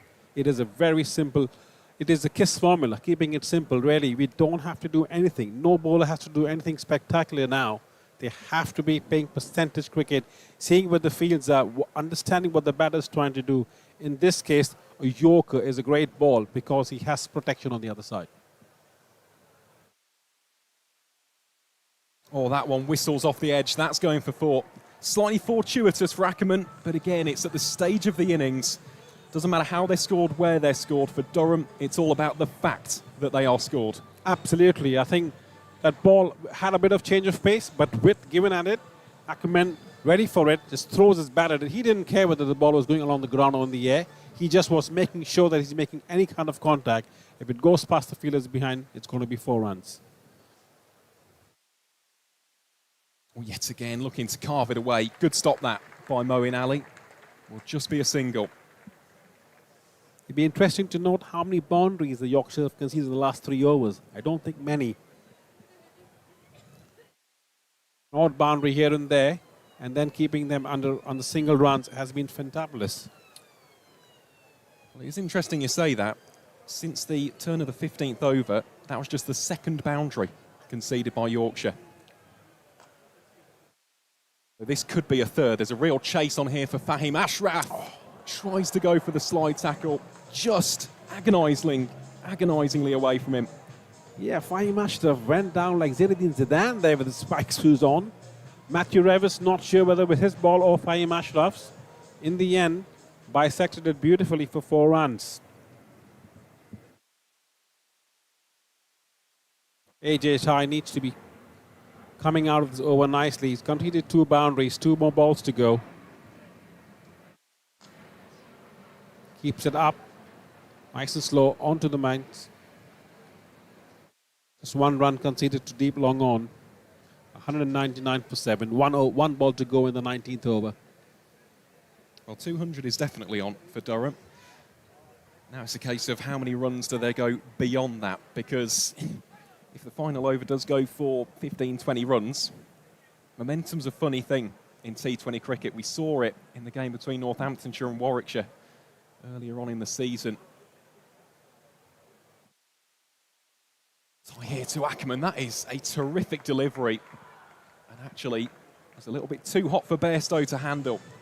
So that will be a bye to round out the 19th. Durham do bring up the 200. The visitors have 6 deliveries remaining. But going back to that game between Northamptonshire and Warwickshire, just listening to the post-match of that from Luke Proctor and Ben Sanderson, it was that final over where they'd already conceded 200, but it went for about 4 or 5 runs. And Northamptonshire went back to their dressing room and said, we've won this game. Such is the modern attitude to T20 cricket. So much onus, so much emphasis comes down to these final 6 balls. And momentum is a beautiful thing, you know. It can shift from side to side. It can take teams from a mediocre position to a strong one. These 6 balls would be crucial. Is Hassan Ali to bowl them. Again, that one chopped away through backward point. The call straight away was 2. It's going to be tight. But in the end, Ackerman does scamper back for the second. Hassan Ali still sticking to the wide of the outside off-stump line. That plan seems to work for him so far. Needs to be careful, batters, if they see the same ball coming again, you might see Ackerman going across the line a bit or standing on the off-stump, getting as close as possible to the ball, trying to carve it over point for 4 or 6. That one very full, very straight and hacked in front of mid-wicket. Potts wanted to. In hindsight, potentially 2 could have been on there. That was some razor-sharp fielding from AJ Tight. Hassan Ali, in this case, made sure the ball was coming onto the stumps, keeping the batters guessing. Cat and mouse. Cat and mouse at this stage, always the name of the game. Ali it is again.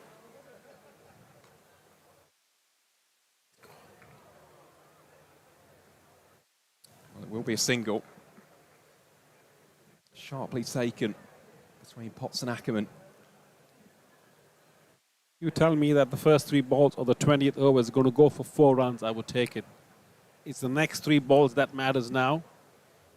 Just like Dr. Jane Powell will tell you, it's not how you start in golf, it's how you finish. And these 3 balls could be the difference between 210 and 220.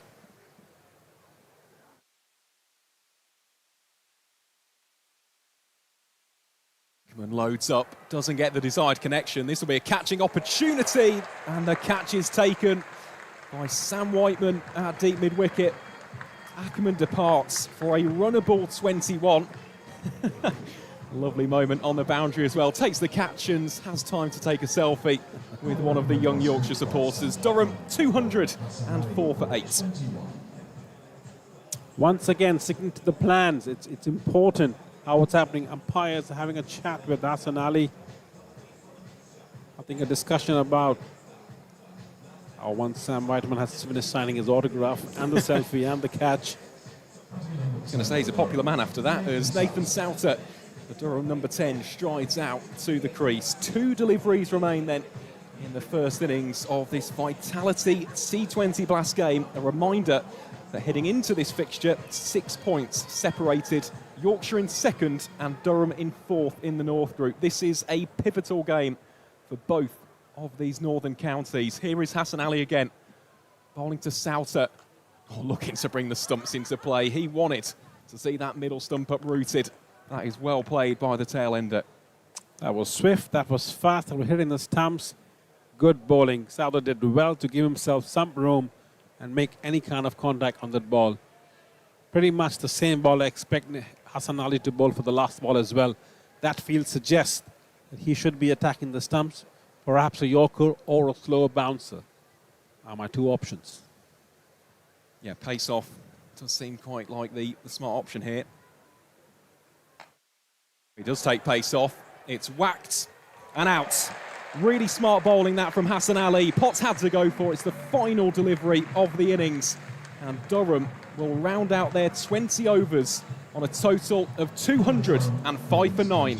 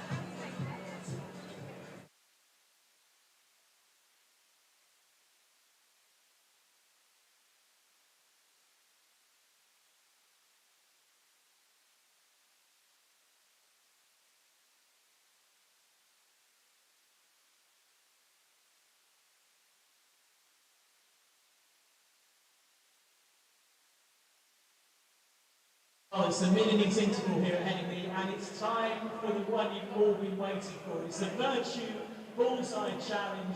Make sure as well to give a big round of applause for the Yorkshire boys and girls from the Parkway. We're just heading off after getting their lap of honour for Michael Wiggins. Michael, are you confident?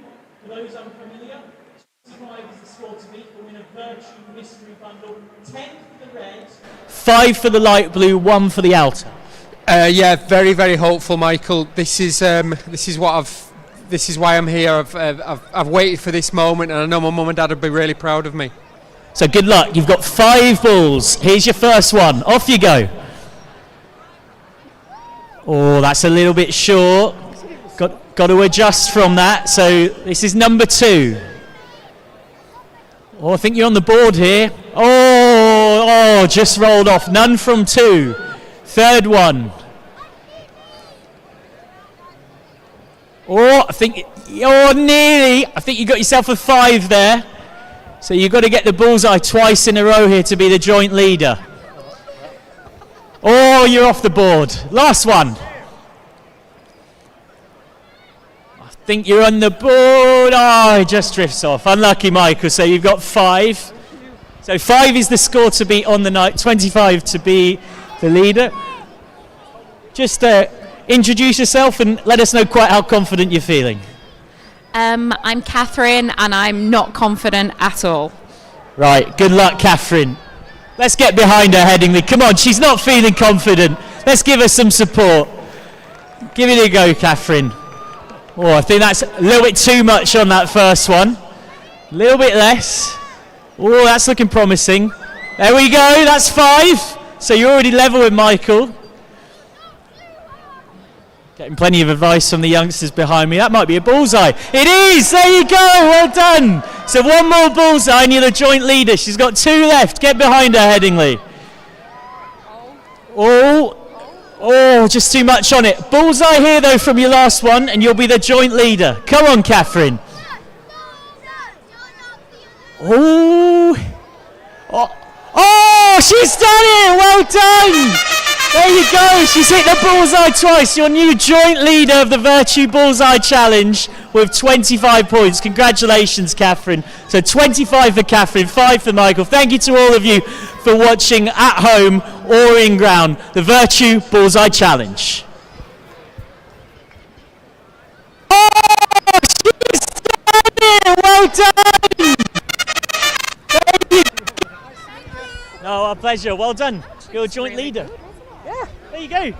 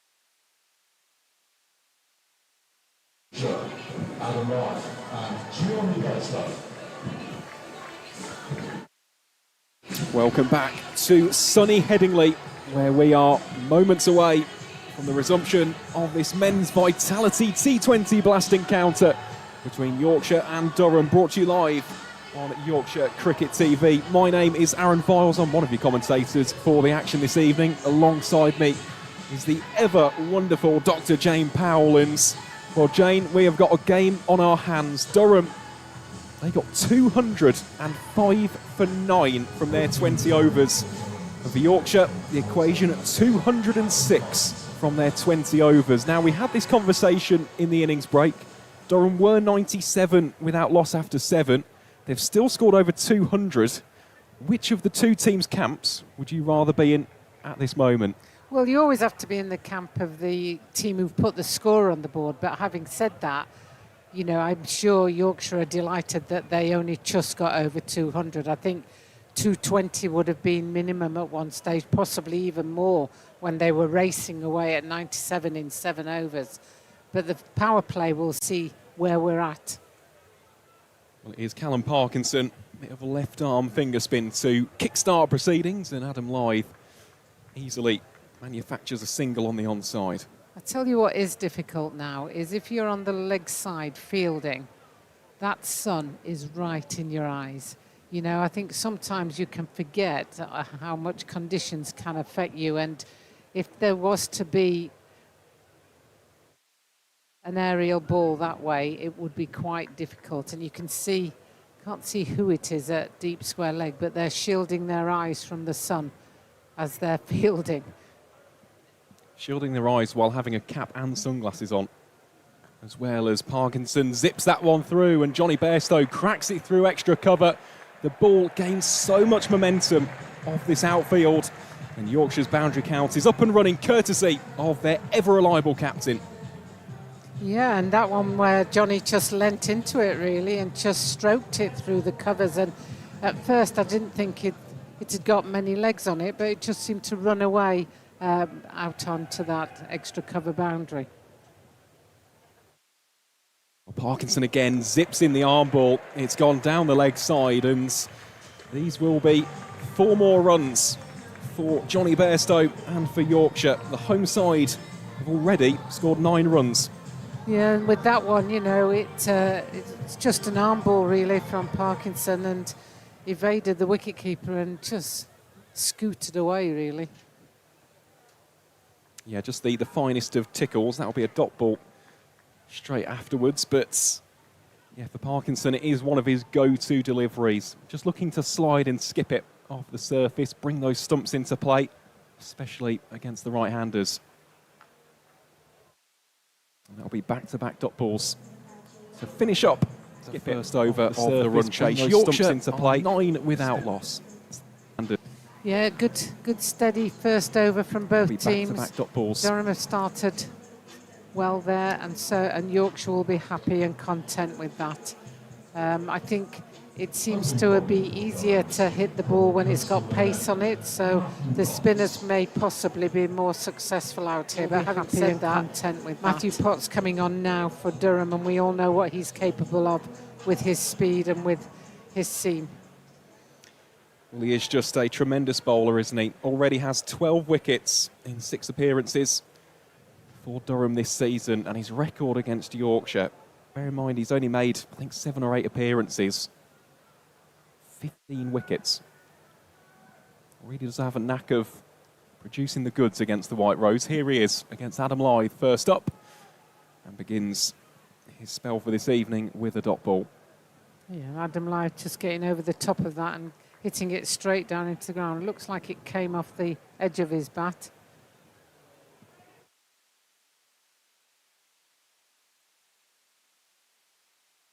Well, we saw earlier in this game that left-hand, right-hand combination of Alex Lees and Graham Clark, those two putting on a show.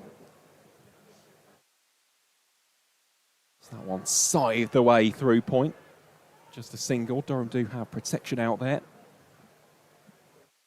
course, for the home fans, Jane, they'd love to see anything remotely close to what we saw from Clark and Lees in that power play. Yeah, and if the Yorkshire do get close, then the crowd will get louder, and if we get close, it'll be a great game.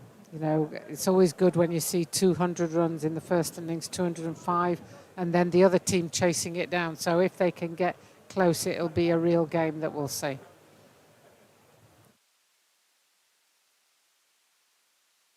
Oh, that one's slightly short in length and pulled away.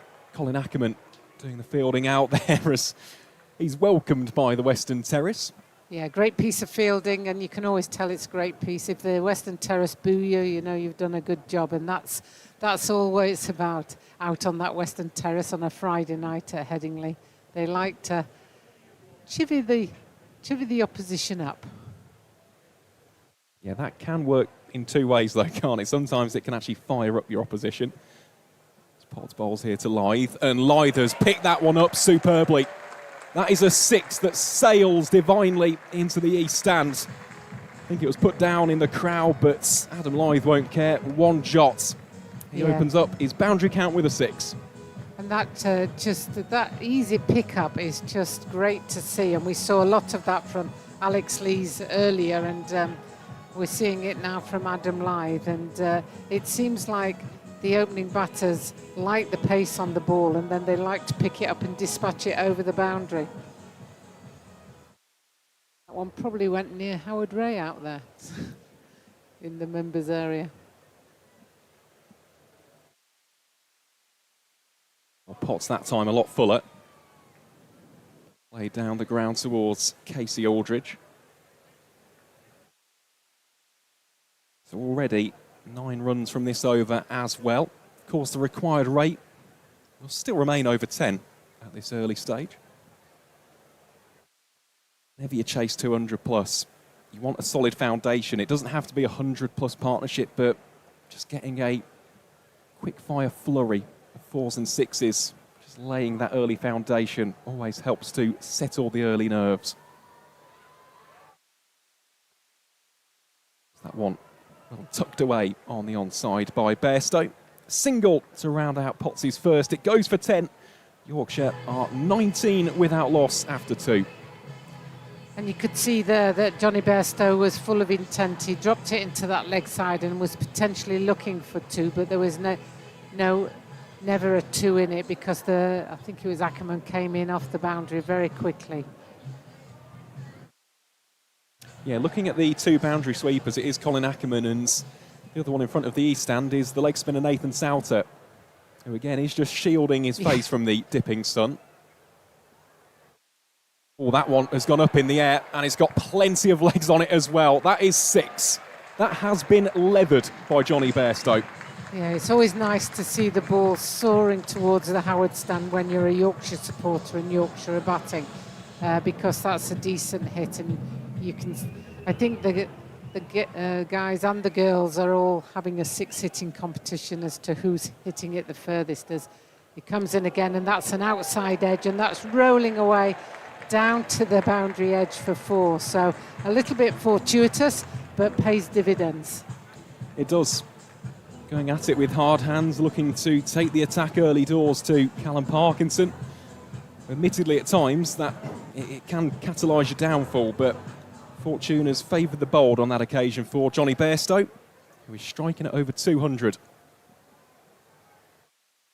Parkinson needs a response here. Yeah, I like that play from Yorkshire there, where Johnny Bairstow has hit 2 4s, and then he just takes the one to put Adam Lythe on strike.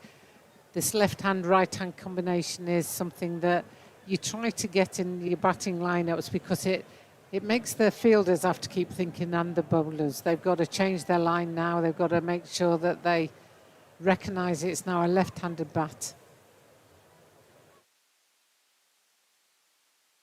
Lythe looks to cut that one and cuts it away effortlessly.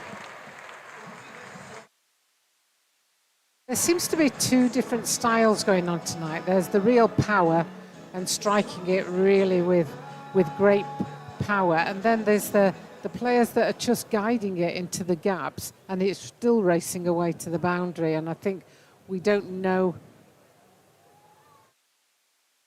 really what a good scorer is on this pitch, because at the moment they're racing along without looking too as if they're trying too hard. Oh, completely agree. I mean, Lythe, of the two openers for Yorkshire, displaying plenty of panache. And even there, Bairstow, he's just guiding it into empty space on the onside, just maintaining that strike rotation, and in the end, it's an excellent over for the home side. 17 runs from it. Yorkshire are 36 without loss in their pursuit of 206. Yeah, and you know, we often say you don't know where teams are, but the guide really would be DLS, and that stands at 24 at the moment. So because of that, then you'd say that Yorkshire has started well, but 3 overs in, there's a long way to go, 17 overs to go, still 170 runs required, so it's a long, long way to go. It is. Durham do also have the Ben Rain factor. He is such a prevalent character when it comes to breaking partnerships. Won't be Rain though, it'll be Aldridge first up, and that one played so deftly, so beautifully by Johnny Bairstow. It felt as though time stood still. Headingley, rightfully so, applauds what was a very aesthetically pleasing cricket shot. I mean, just complete control of where he wanted to put that. It wasn't what you call a recognised cricket shot in many ways. It was just the ball's out on my offside, it's up high, I'll just guide it down there.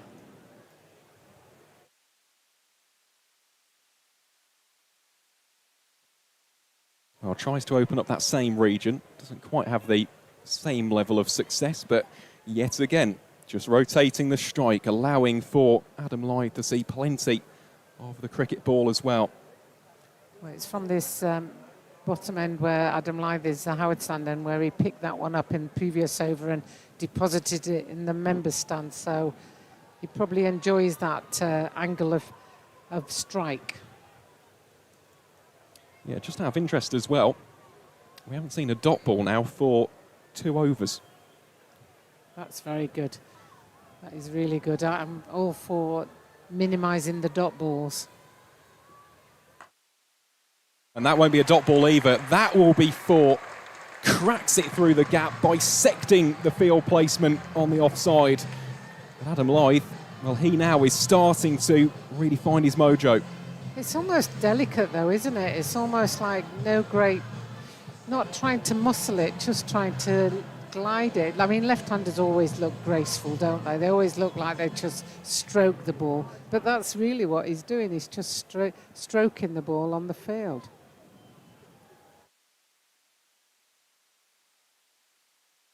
Yet again, it will be another single. So at this stage, I mean, Durham, they're not only struggling to get wickets, but also containing either one of these 2 openers. And they know that these 2 hold a large chunk of the key here for Yorkshire. Not the entirety of the run chase, plenty of batting still to come, but just from a morale perspective. Yeah, your openers set the tone really, so, and that's what Lees and Clark did so abundantly well. So Bairstow and Lythe will be wanting to do similar. As Johnny Bairstow hits that out to the covers and they come through for a single. Yeah, well stopped that by Nathan Souter. And now, of course, he will go out to take his place towards the east stand. Put his hand up to cover his eyes. Yeah, it is. It's very, very difficult. It's the setting sun, isn't it? It just dips. Yeah, it's a bit of a nightmare, really, even with sunglasses and caps on. Aldridge it is to round out the over. Once again, Lythe there just utilising the pace to run it off the face of the bat. It's another handy over that for Yorkshire. 12 runs from it. As we have our latest Vertu question. What's your favourite kind of drive? Test drive, drive-through, straight drive or rear-wheel drive? Jane, what was your go-to be? Oh, I always like a straight drive. I'm not a drive-through type of girl because it tends to be food that I'm sort of feel guilty about if I go through a drive-through. So straight drive would be my first go-to. Not surprised, given your history. Obviously, being an England international. Come on, straight drive. Go on. 47%.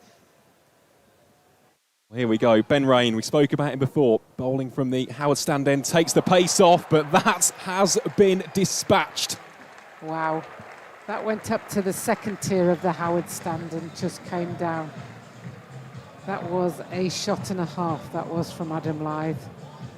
And again, just didn't look like he really put much into it. Just pure timing. Great shot. Just like Alex Lee's earlier. Yeah, languid that from Lyth. How does Rain respond? Well, does well there. Has the left-hander chasing it. And I was just about to say, if that would have been a scoring shot, that would have been 3 consecutive overs where Yorkshire had scored at least 1 run per delivery. Yeah, so that is the first dot ball in 17 balls. It was close to the wide line, but I think Adam Lyth had moved too much really there. That's good record though, with the 5th over before a dot ball. Lyth there, just going for the trigger. Has Rain caught that? Yes, he has. That is a sensational caught and bowled by Ben Rain. It kept ever so low, just sticks the right hand out. That's pure reaction and a great catch. Oh, Ben Rain, take a bow. That is a stormer of a catch. You've carried yourself unlucky a little bit there, where you've struck it really well, but it's been taken on a reaction catch. Well, unfortunately, we don't have the capacity for replays this evening. We've had a few technical gremlins, but Ben Rain, I'll tell you what, that is the catch he will be talking about for, I imagine, a few weeks, if not a few months to come. That really was a top draw effort as Adam Lyth gets a nice reception as he departs the field of play. Quick fire 26 for the veteran opener, included a pair of 4s and 2 monster 6s. And speaking of 6 hitters, well, Jane, we've seen a few from this man coming in at number 3. It is the ever dangerous Will Luxton. Yeah, I remember when he introduced himself onto the scene, really, with the innings over at Old Trafford last year, when he and Bairstow just hit the ball all over the place. So much so that even the Lancashire members were applauding them. And it's been a good innings when the Red Rose starts applauding the White Rose. Well, Ben Rain, as is so often the case, striking in his first over. Luxton the man on strike. And he'll begin with a quick single. Just a reminder as well about the importance of this game. Prior to this fixture taking place, there were 6 points separating. Yorkshire in second, the White Rose are on 18, and Durham in fourth, who are on 12 points. Of course, Durham do have an extra game in hand, so if they were to secure a win here this evening, puts them in a very, very good place heading into their final few matches. All the pace taken off there, but Bairstow just caresses that one through extra cover. I mean, that is the dictionary definition of a languid shot. Beautiful from Bairstow. Yeah, superb. He just leant into it and just evaded the extra cover fielder, who I always thought he was going to get there. He's going to get there, and then it just accelerates past him. And that's the beauty of this outfield when you're batting, is that the ball seems to gain pace, not slow down.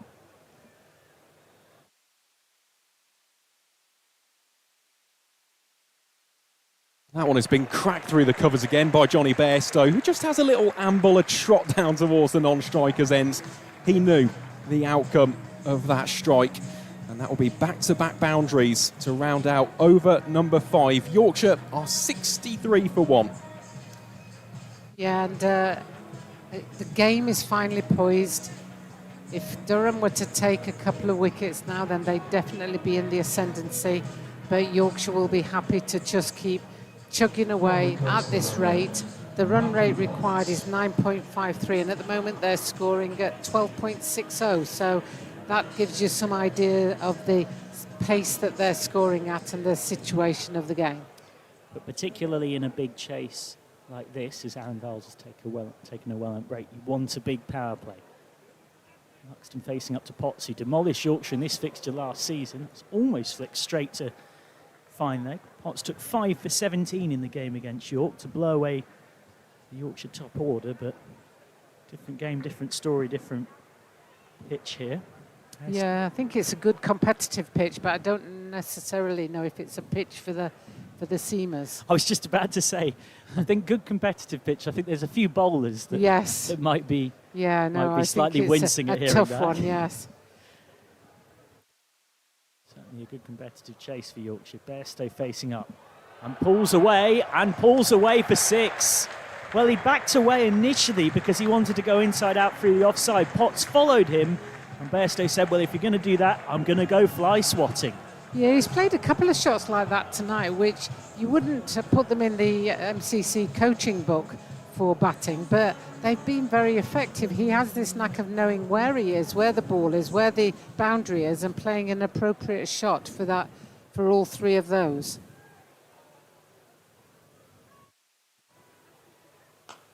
And that's he's driven superbly through mid-wicket.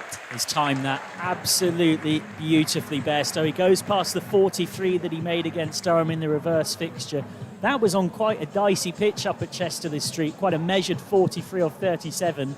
This situation needs something very different, and by God is he providing it. Yeah, super shot. Absolutely super shot. 83 not out against Notts, 73 against Lancashire. 2 massive other contributions from Bairstow in the blast. Now 1 boundary away from a rapid 50 here. A trotted, walked single here.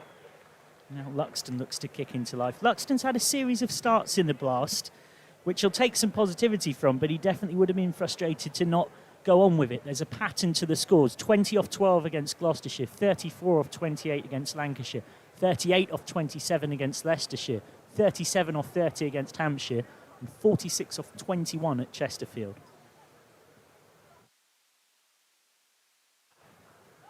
It's a nice looking straight drive, but it's straight at mid-on. And I guess the positive, because earlier on in the season, he'd been sometimes in and out the side, had not quite put together run of scores he'd have liked, is that he looks back in form, but you really want to capitalise when you are. Yeah, I mean, he hasn't played much 4-day county championship, so he came into the Vitality Blast without having that ultra-competitive match play practice.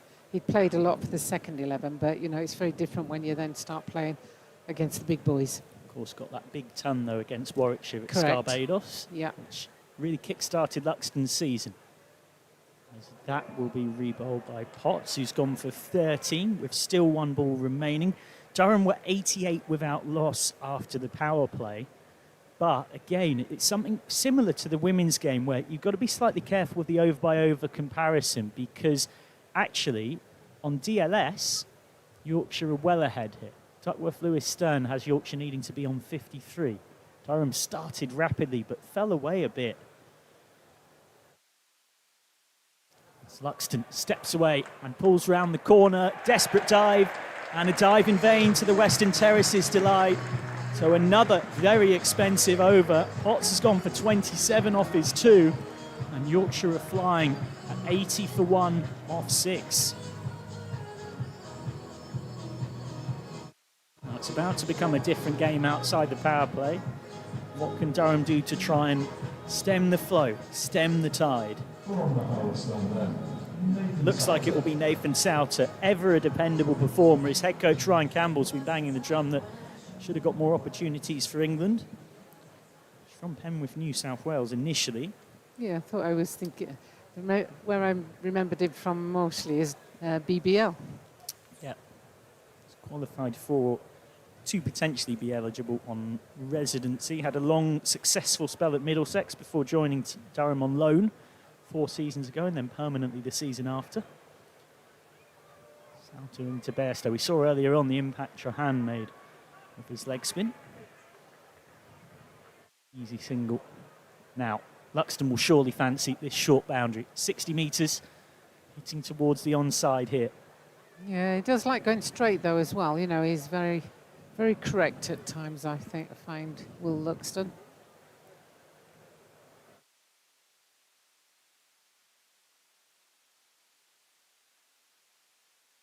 Makes room, Luxton, and chops on. Massive breakthrough, massive celebration from Nathan Souter, who knows just how important that is, and Luxton, who put together a succession of decent scores recently in the Blast. He's out for just 6 off 5, 81 for 2. Yeah, disappointed for Luxton there. He just gave himself some room and then chopped the ball onto his own stumps. He'll be disappointed with that. But well bowled by Nathan Souter, who just kept a good length, good line, and deserved that wicket. I think it was a little bit of topspin that did for Luxton. Out comes Moeen Ali. These two, of course, who've won the Ashes together, won T20 World Cups, 50 over World Cups, between them in and around 600 England appearances in all formats. As Don Bess affectionately put it in an interview with the BBC a little while back, Dad's Army. Moeen Ali and Johnny Bairstow trying to join forces on a big run chase. A big crowd in here at Headingley tonight, just from the eye test. It's second only to the Lancashire game in terms of anything we've seen at Headingley this season. Moeen Ali facing up.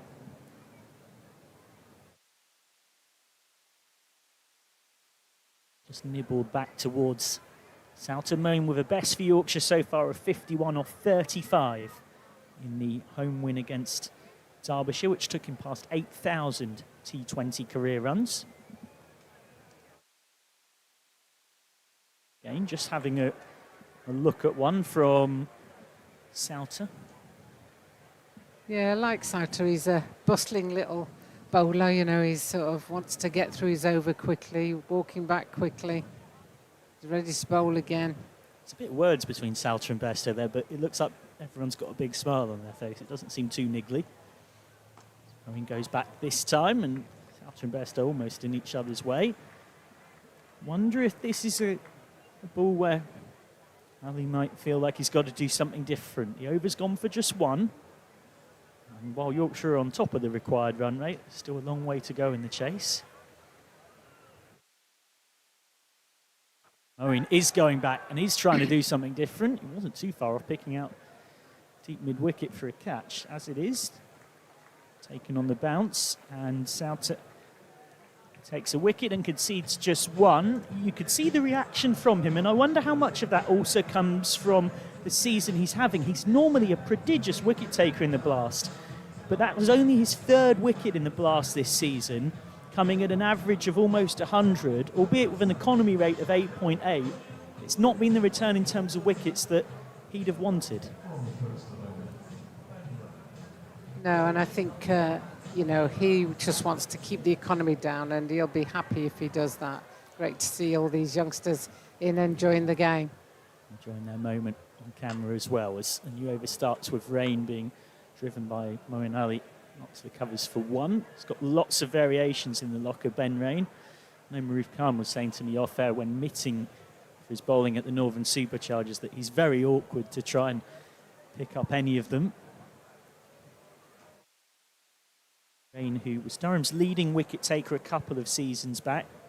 He's taken 10 wickets this season at an economy rate of just over 7, which is fantastic.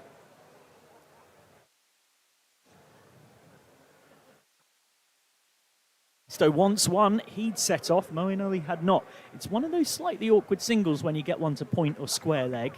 It's not totally clear whose call it is sometimes, and it can cause confusion, and it did there. Yeah, and this is the difference between not having Lythe there, because Lythe and Bairstow run very well between the wickets together.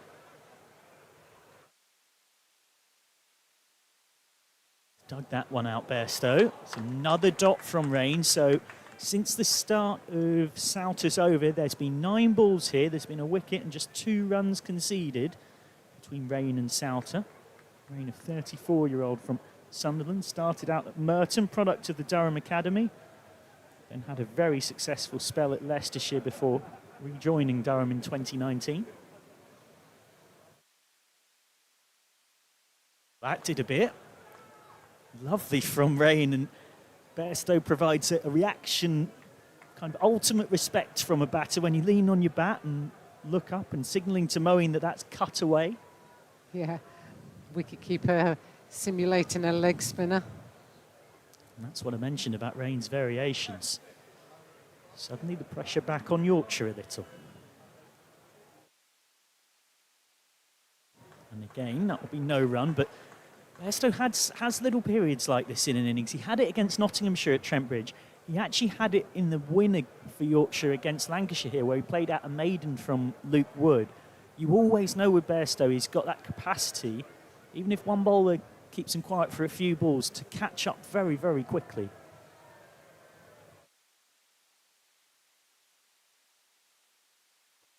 Turned away. So Bairstow will keep the strike. He'll move on to 49. The last 2 overs have gone for just 4 runs, 84 for 2 off 8. And just to demonstrate that point, Bairstow played out a maiden from Luke Wood, and yet he still got 73 off 44 against Lancashire. Yes. Against Notts, he got 83 not out of 47, but from memory, he was on about a run of ball 15.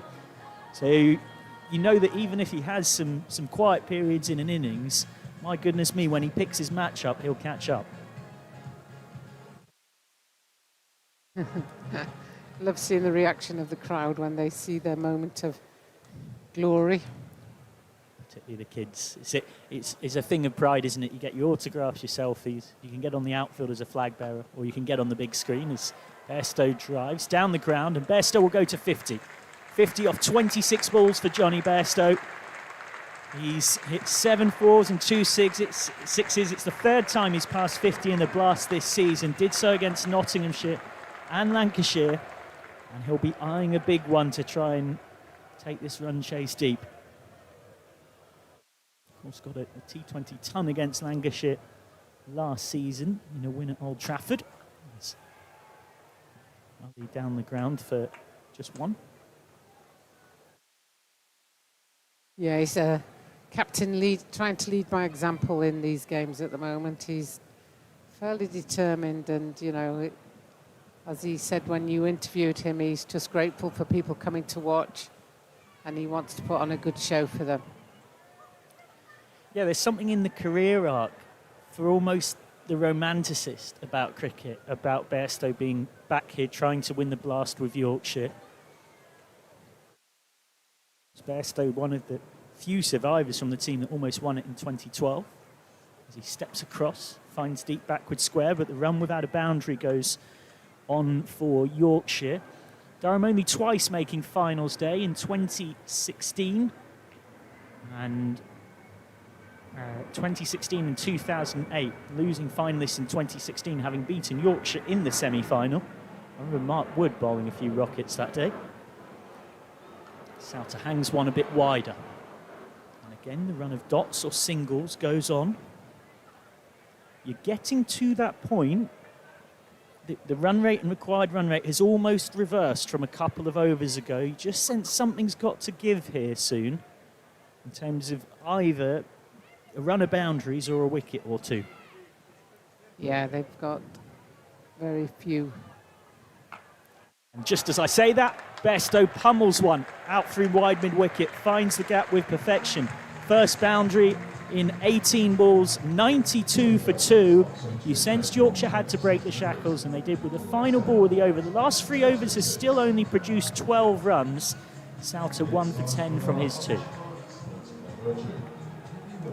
So who would make the best road trip companion? Johnny Bairstow, Moeen Ali, Don Best, Dan Moriarty or Hassan Ali?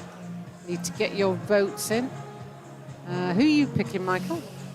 I reckon Moeen Ali, from interviewing him. He just seems such a lovely guy, so chilled, so relaxed.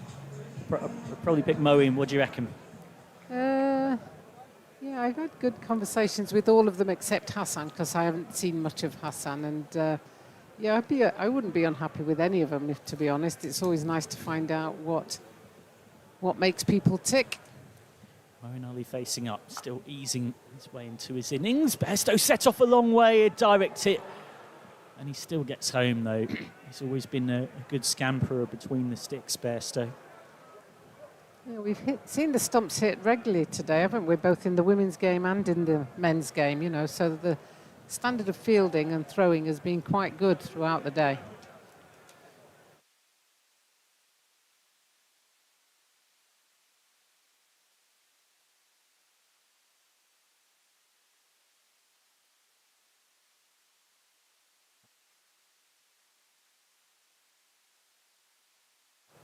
Just guided away, but straight to backward point. So Durham will feel like they're just building a nice sense of pressure here, but they'll be all too aware of how deep Yorkshire bat, with Hassan Ali, carded at 8, AJ Ty at 9, but it's been a bit of a movable feast, that lower middle order for Yorkshire. Matthew Revis has been down as low as 9 at one point, but he won't be at 9 today for sure after his excellent knock at Chesterfield against Derbyshire.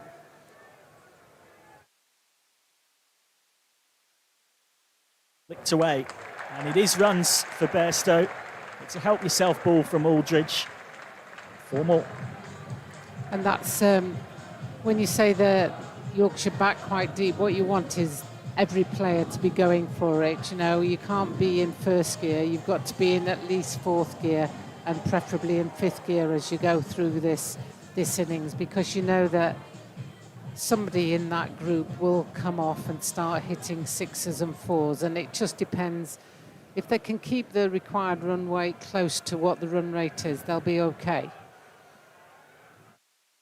Bairstow just guiding it. It's been one of the themes of the Blast this season for Bairstow. He's got the power and the bludgeoning, but so many guides and deft touches through, particularly 3rd, and he gets 4 with another one here. Yeah, you don't need to go for the bludgeoning. If you've got the capability of just glancing it down the leg side and then angling it down through 3rd man, like he has done in the last 2 balls, that's all that you need. But you just need to keep that score moving. What can Casey Aldridge produce?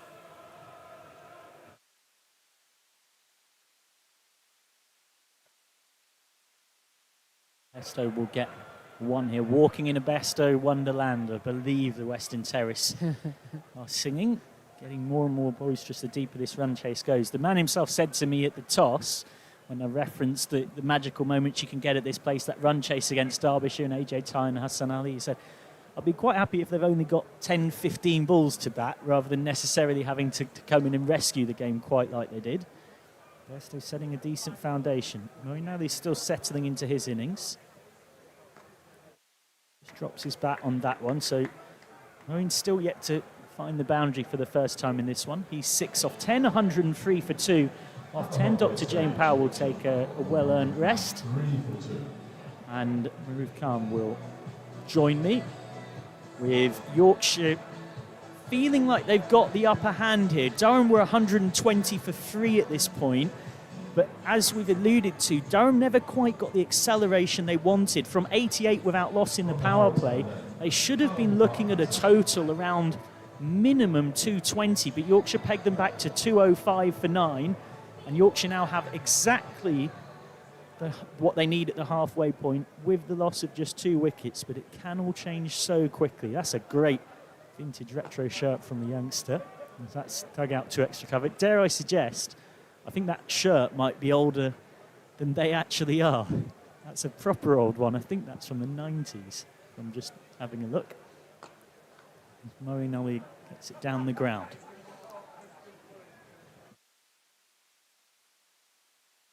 Yeah, it's right about this time as well, when Jafar Chauhan was spinning a web around.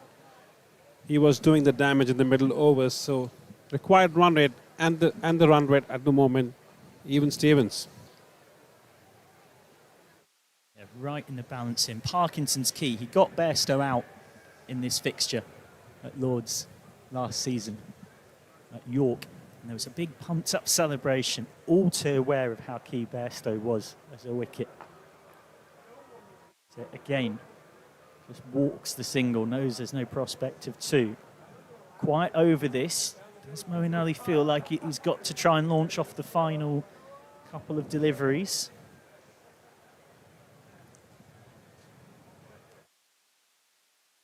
Only get 1 there, so Durham have, not entirely dissimilarly to Yorkshire, pulled this back very well.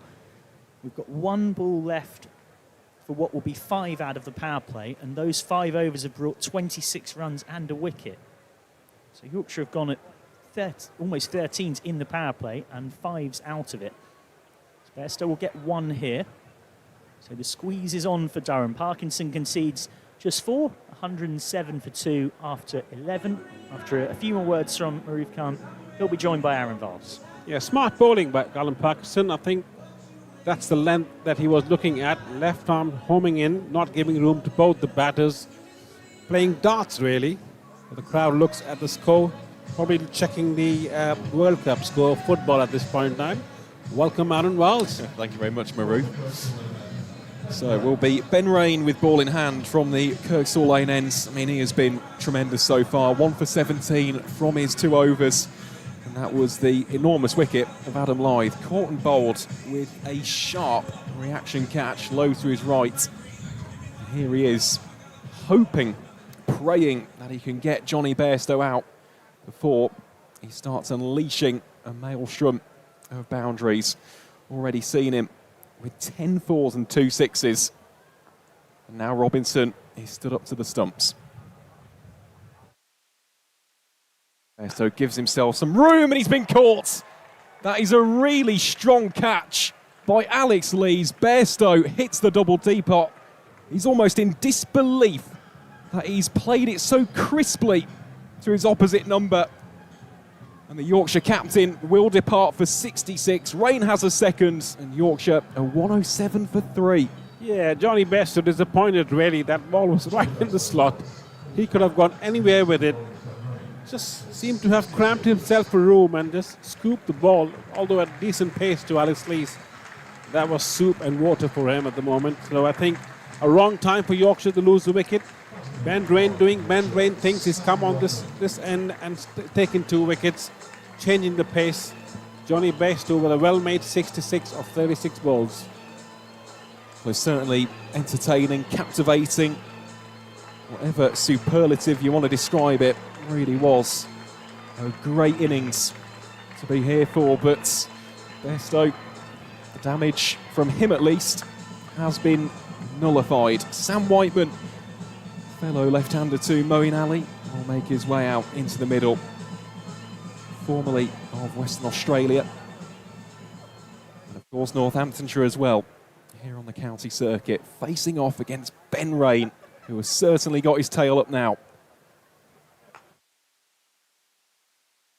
Yeah, that was an off spinner from Ben Rain. You know, he bowled the back of the hand, he'll bowl the leg cutters, he'll bowl the off cutters. He's got a sharp yorker, he'll bowl the change of pace, slower short ball as well. He's going to be a bag of tricks, especially with 2 wickets taken by him as well. He will be confident enough and feel good about himself as well.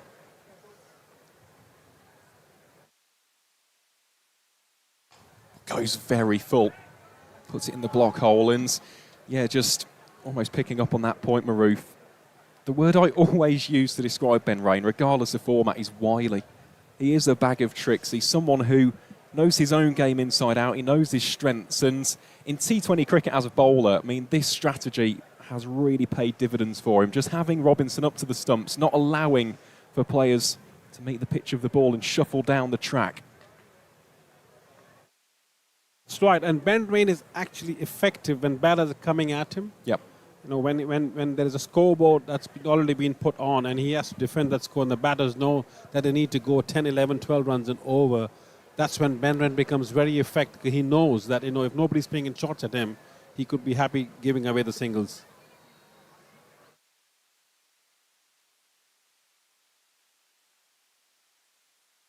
Moeen that time looking to crunch it through the covers.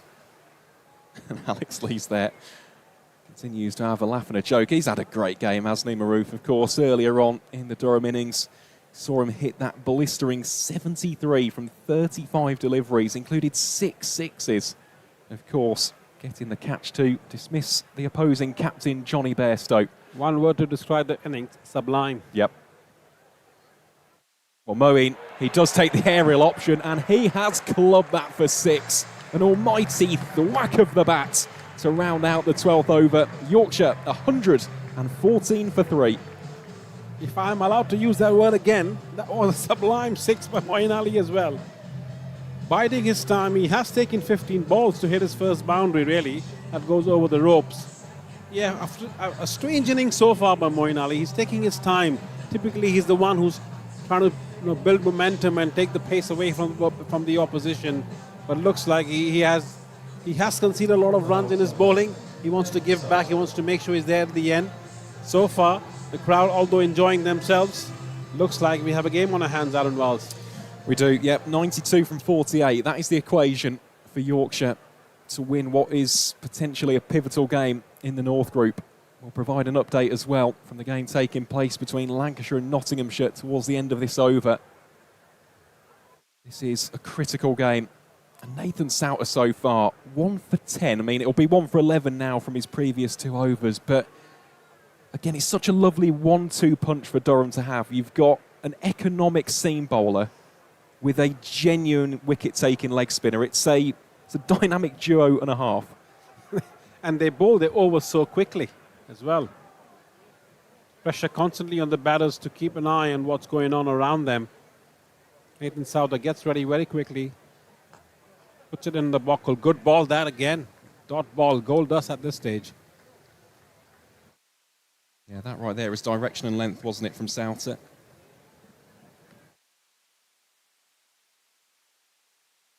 And Ali dances down the track, meets that so sweetly. And that will be 4. Arrow straight back down the ground. He's played 2 shots really, which defines him at the moment. He's really making sure the ball's coming onto him. He's making those strong shots.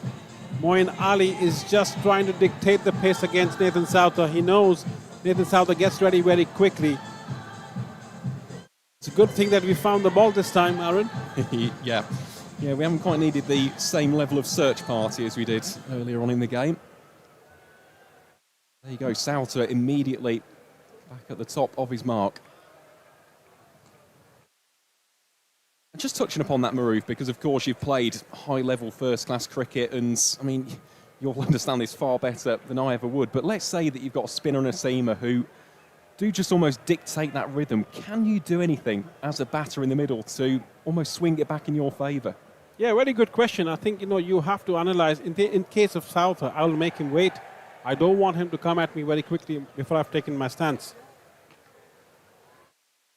As for Ben Rain, when he turns around and comes on to bowl, he will be alarmed that the batter's already ready waiting for him. Whenever you see Ben Rain coming on to bowl, he turns around very quickly going on to bowl.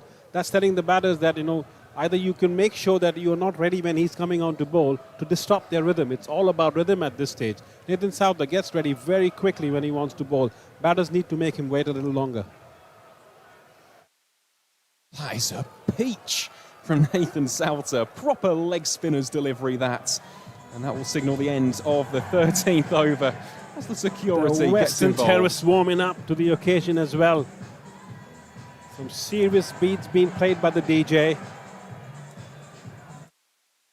I must say, the tunes have been delightful all day long. All building up to a crescendo. There he goes. Finds himself on the big screen.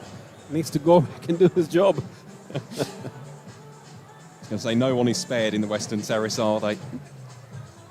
He's one of the most iconic stands in English cricket as Casey Aldridge replaces Ben Rain from the Kirkstall Lane end. Sam Whiteman, the Yorkshire man, on strike.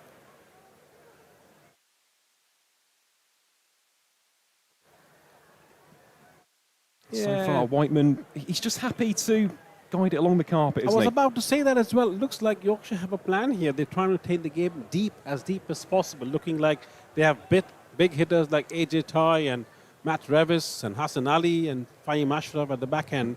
They want to give them as fewer balls as possible to get those runs. Looks like the game plan is to take it deep and not allow the scores to go off 13, 14 runs and over. Aldridge around the wicket here too. Ali, you could see that from a mile away. He swung and swung it brilliantly into the east stand for 6.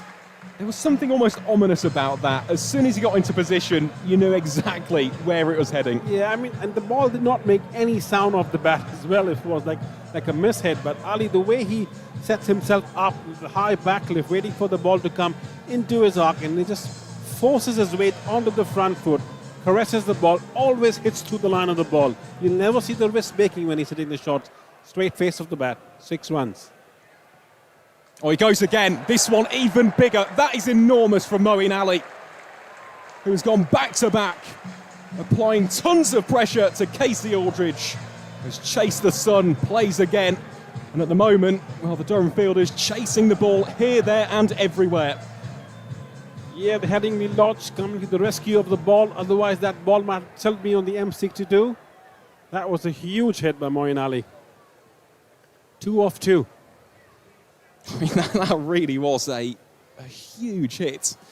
Well, can he make it 3? That's the question. Change of angle here for Casey Aldridge. Great start to the over for Yorkshire. I think he can. Yes, he can. That's the biggest of the lot. He's almost cleared the big screen. And Moeen Ali is dishing out punishing deliveries here. 6, 6, and another 6. New balls, please. Somebody go get the new balls out. That ball is still traveling on the motorway. It ain't coming back. Once again, Moeen Ali, 3 6s in a row. The Western Torres getting the WWF stickers out as well. They are having a blast. What a treat to watch Moeen Ali in that flow. Here's one of the great sights, not only in English cricket, but I'd say in T20 cricket, seeing a confident, in-form Moeen Ali playing shots like that, and let's face it, he's not overhit the ball there. That is pure timing and class. Absolutely. He keeps his shape. The best batters always keep their shape. They don't lose the shape. The shoulder doesn't dip.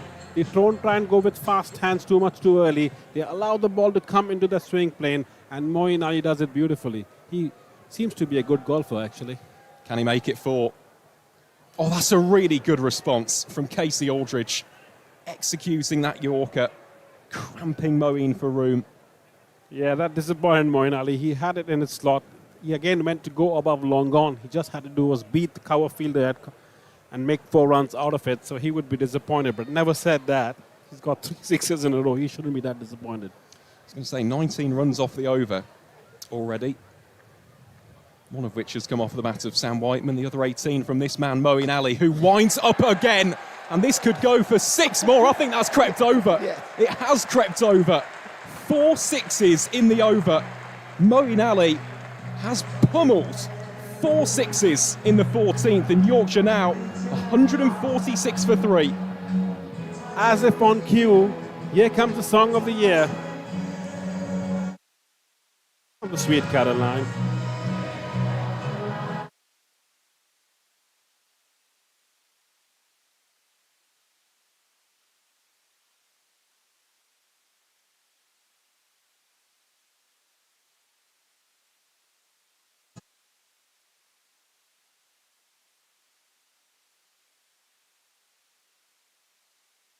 Sometimes, Maroof, just have to keep quiet. You let the crowd commentate for you. It is noisy here at Headingley, let me tell you.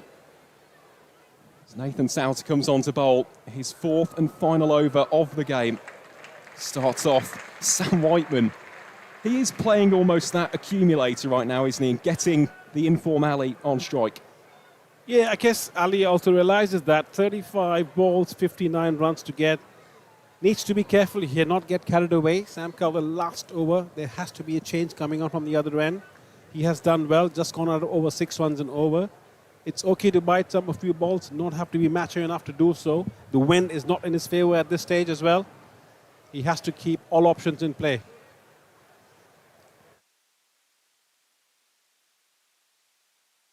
Here is Souter.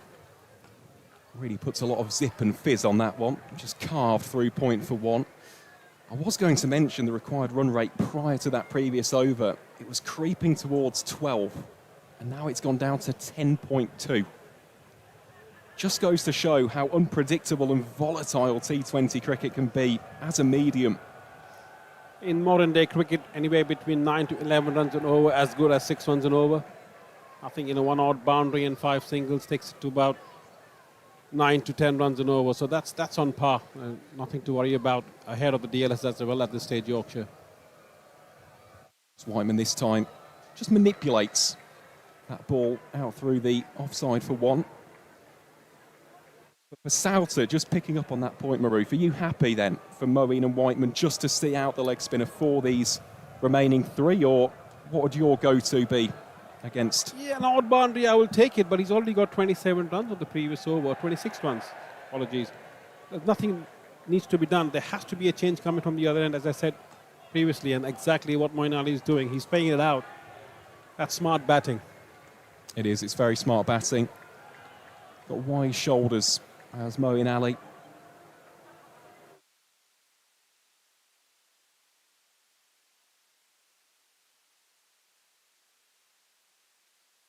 See how quickly he gets ready again.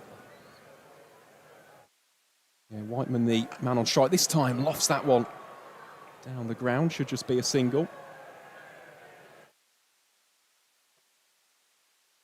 Yeah, batting is all about rhythm in terms of what the player, what the bowler is up against you.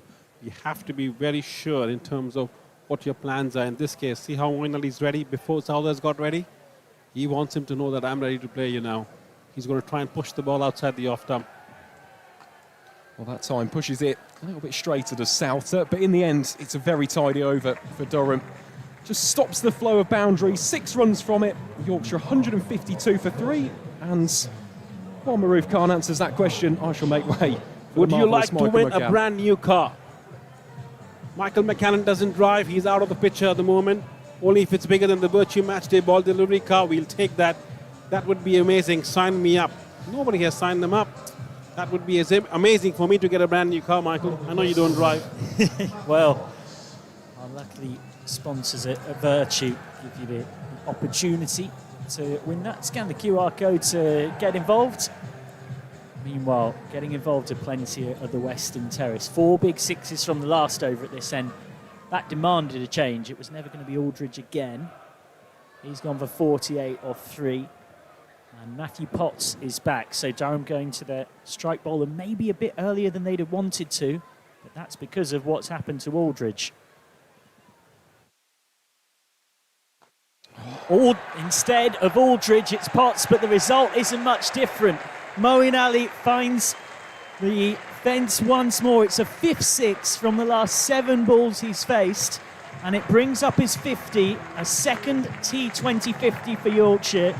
He got one here earlier on in the campaign against Derbyshire. 52 off 28 balls, 1 4 and 6 sixes. Speechless, if you ask me. Does Moeen go again? Doesn't. He sensibly just takes the wide.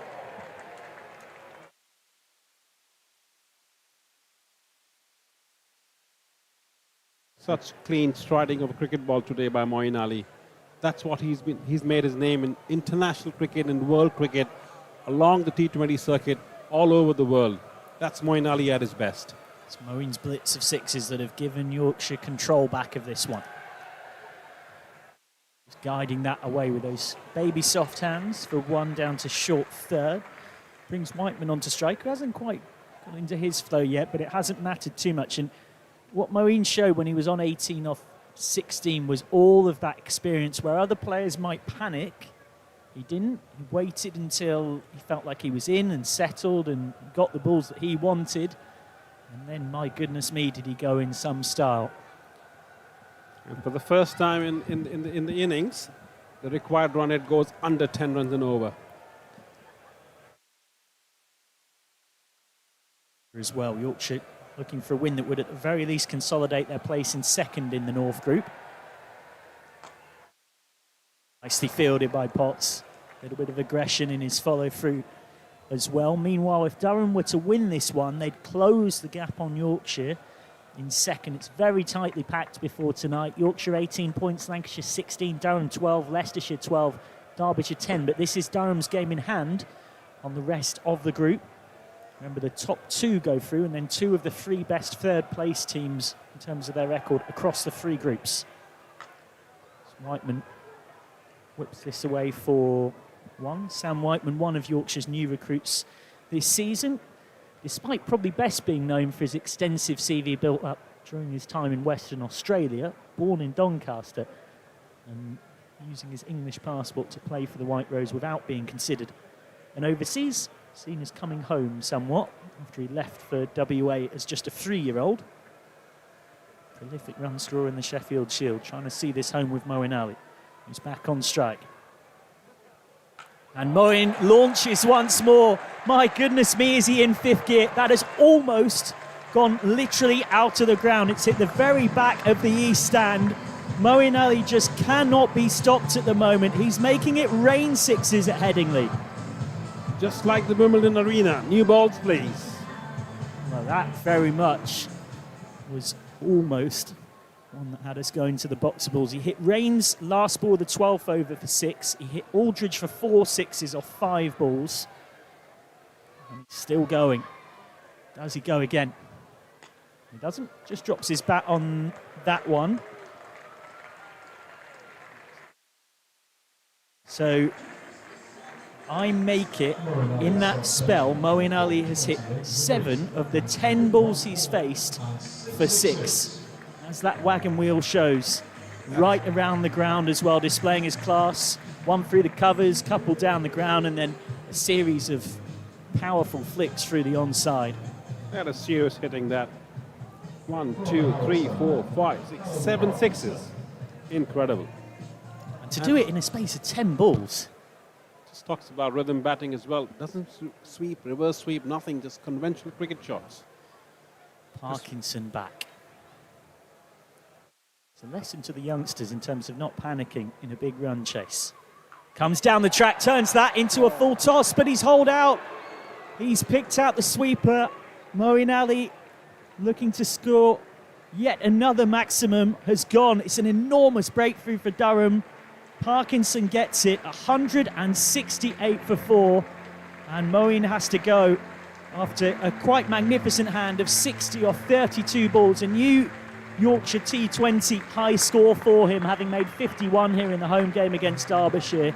It's a great hand from Moeen Ali, and regardless of this result, I think everyone who was at the ground will remember that run of 7 sixes from 10 balls faced in the back half of that innings. Just clean, pure cricketing shots. Moeen Ali, 60 of 30 to depart.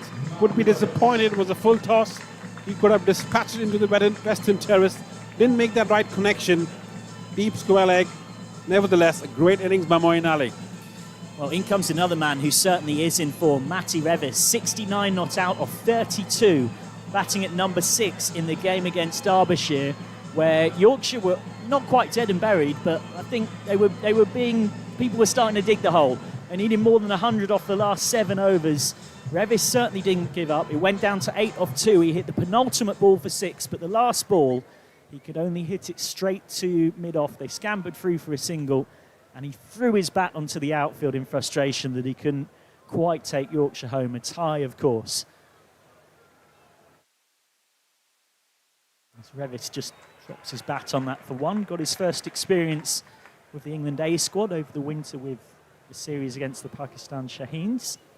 He talked about the fact that he got on that fantastic run in the championship last season, but it's getting on a run like that can be difficult. He'll be hoping that Chesterfield innings is a bit of a springboard. Whiteman sweeps with good conviction, but straight to the sweeper. So after this, I'd be surprised if Durham deployed a 6th bowler at this stage. So you've got Potts, Aldridge and Rain. The question is, when do you use which of them for Durham? I think for Potts me, will close. Potts will close, definitely. I think Rain, it's time for him to come now and stem the flow of runs. Try and take the required run rate over 12 or 13 runs and over. Great running there. Excellent scamperage from this pair. He's so tall and athletic, Revis, that he does look like almost a giraffe, but a much more coordinated one. The point I'm making is he really does eat away at the 22 yards. He's a very quick scamperer between the sticks as he goes again. I remember back in the day, and this is sort of when Yorkshire were winning those back-to-back championships, 2014, 2015, Bairstow got clocked as 3.4 seconds from one end to the other. I'd be definitely intrigued to see some of the times for someone like Revis. He really is in and out of the sticks rapidly. I think the one person who will beat both of them would be... Root's pretty rapid as well, from a Yorkshire point of view.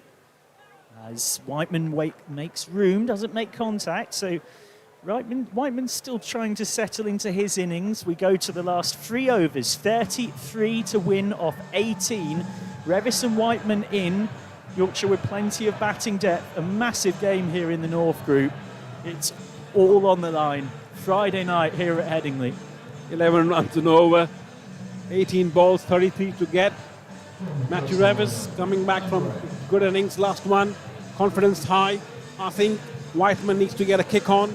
We have, a lot of other good players in the dugout at this stage.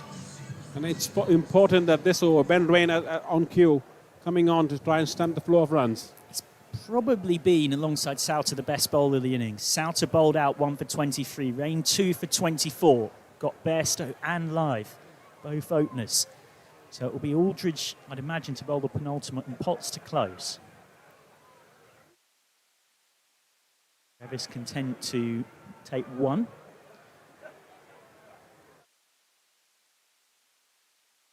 He's had a slightly quiet season in the county championship, Revis, but he's played a few handy cameos in the Blast and then really came to life in that supremely impressive knock I mentioned against Derbyshire at Chesterfield. Remember, Yorkshire host Leicestershire on Sunday, then it's a Roses game away from home and then Notts at home the following Sunday the 12th.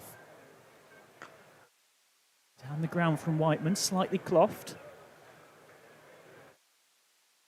The way modern players think of a chase like this, they'll both be thinking 5 sixes in 16 balls. 5 sixes, 6 boundaries, you probably win the game. Yeah, or they take it as if they have wickets in hand, they're happy to get 12 to 15 runs in the last over as well. So they'll probably stick to that plan. But this could be a big ball. Revis inside out, but can only hit deep cover. Lovely work so far from Rain. You do sense this could be another proper Headingley nail-biter, like that Derbyshire game. It's a ground that produces so many magic moments. Of course, there was a little bit of speculation that a certain Benjamin Stokes might be turning up tonight, but he's still resting off his test exploits. A rookie player Durham have signed, who a few of you might have heard of. As Whiteman steps across, that's fantastic keeping up to the stumps, but that will, of course, be a wide. Of course, I say that in the most sarcastic way possible. For those unfamiliar, Stokes has just given up the England captaincy, but is very determined to continue playing on at Durham. His county coach, Ryan Campbell, was joking that there's a rookie contract on the table for him. May well end up playing for Durham in the Metrobank against Yorkshire in a month or so's time. I imagine the lift the players would get having Ben Stokes in the squad, learning off the great man. So that's totally mistimed. He was at risk of being stumped. Whiteman gets back in time. Of course, the reason I bring him up in the conversation about magic moments at Headingley is with that test match in 2019. I'm not quite sure for all the many Yorkshire have had, that's on a whole other level. Something Johnny Bairstow's talked about the younger players in this Yorkshire side aspiring to follow Bairstow, Live, Root, Brook, playing for Yorkshire in home internationals here. Playing for England in home internationals here, having come through at Yorkshire. Whiteman will get one. Still no boundary in this over. Just building the pressure, Rain, and this is what Ben Rain does really well. He got 3 for 17 against Middlesex just a few days ago. This is the gamble ball. What does Matthew Revis do? Does he knock it out for a single, or does he go for the big hit and take his chance? This is the last ball.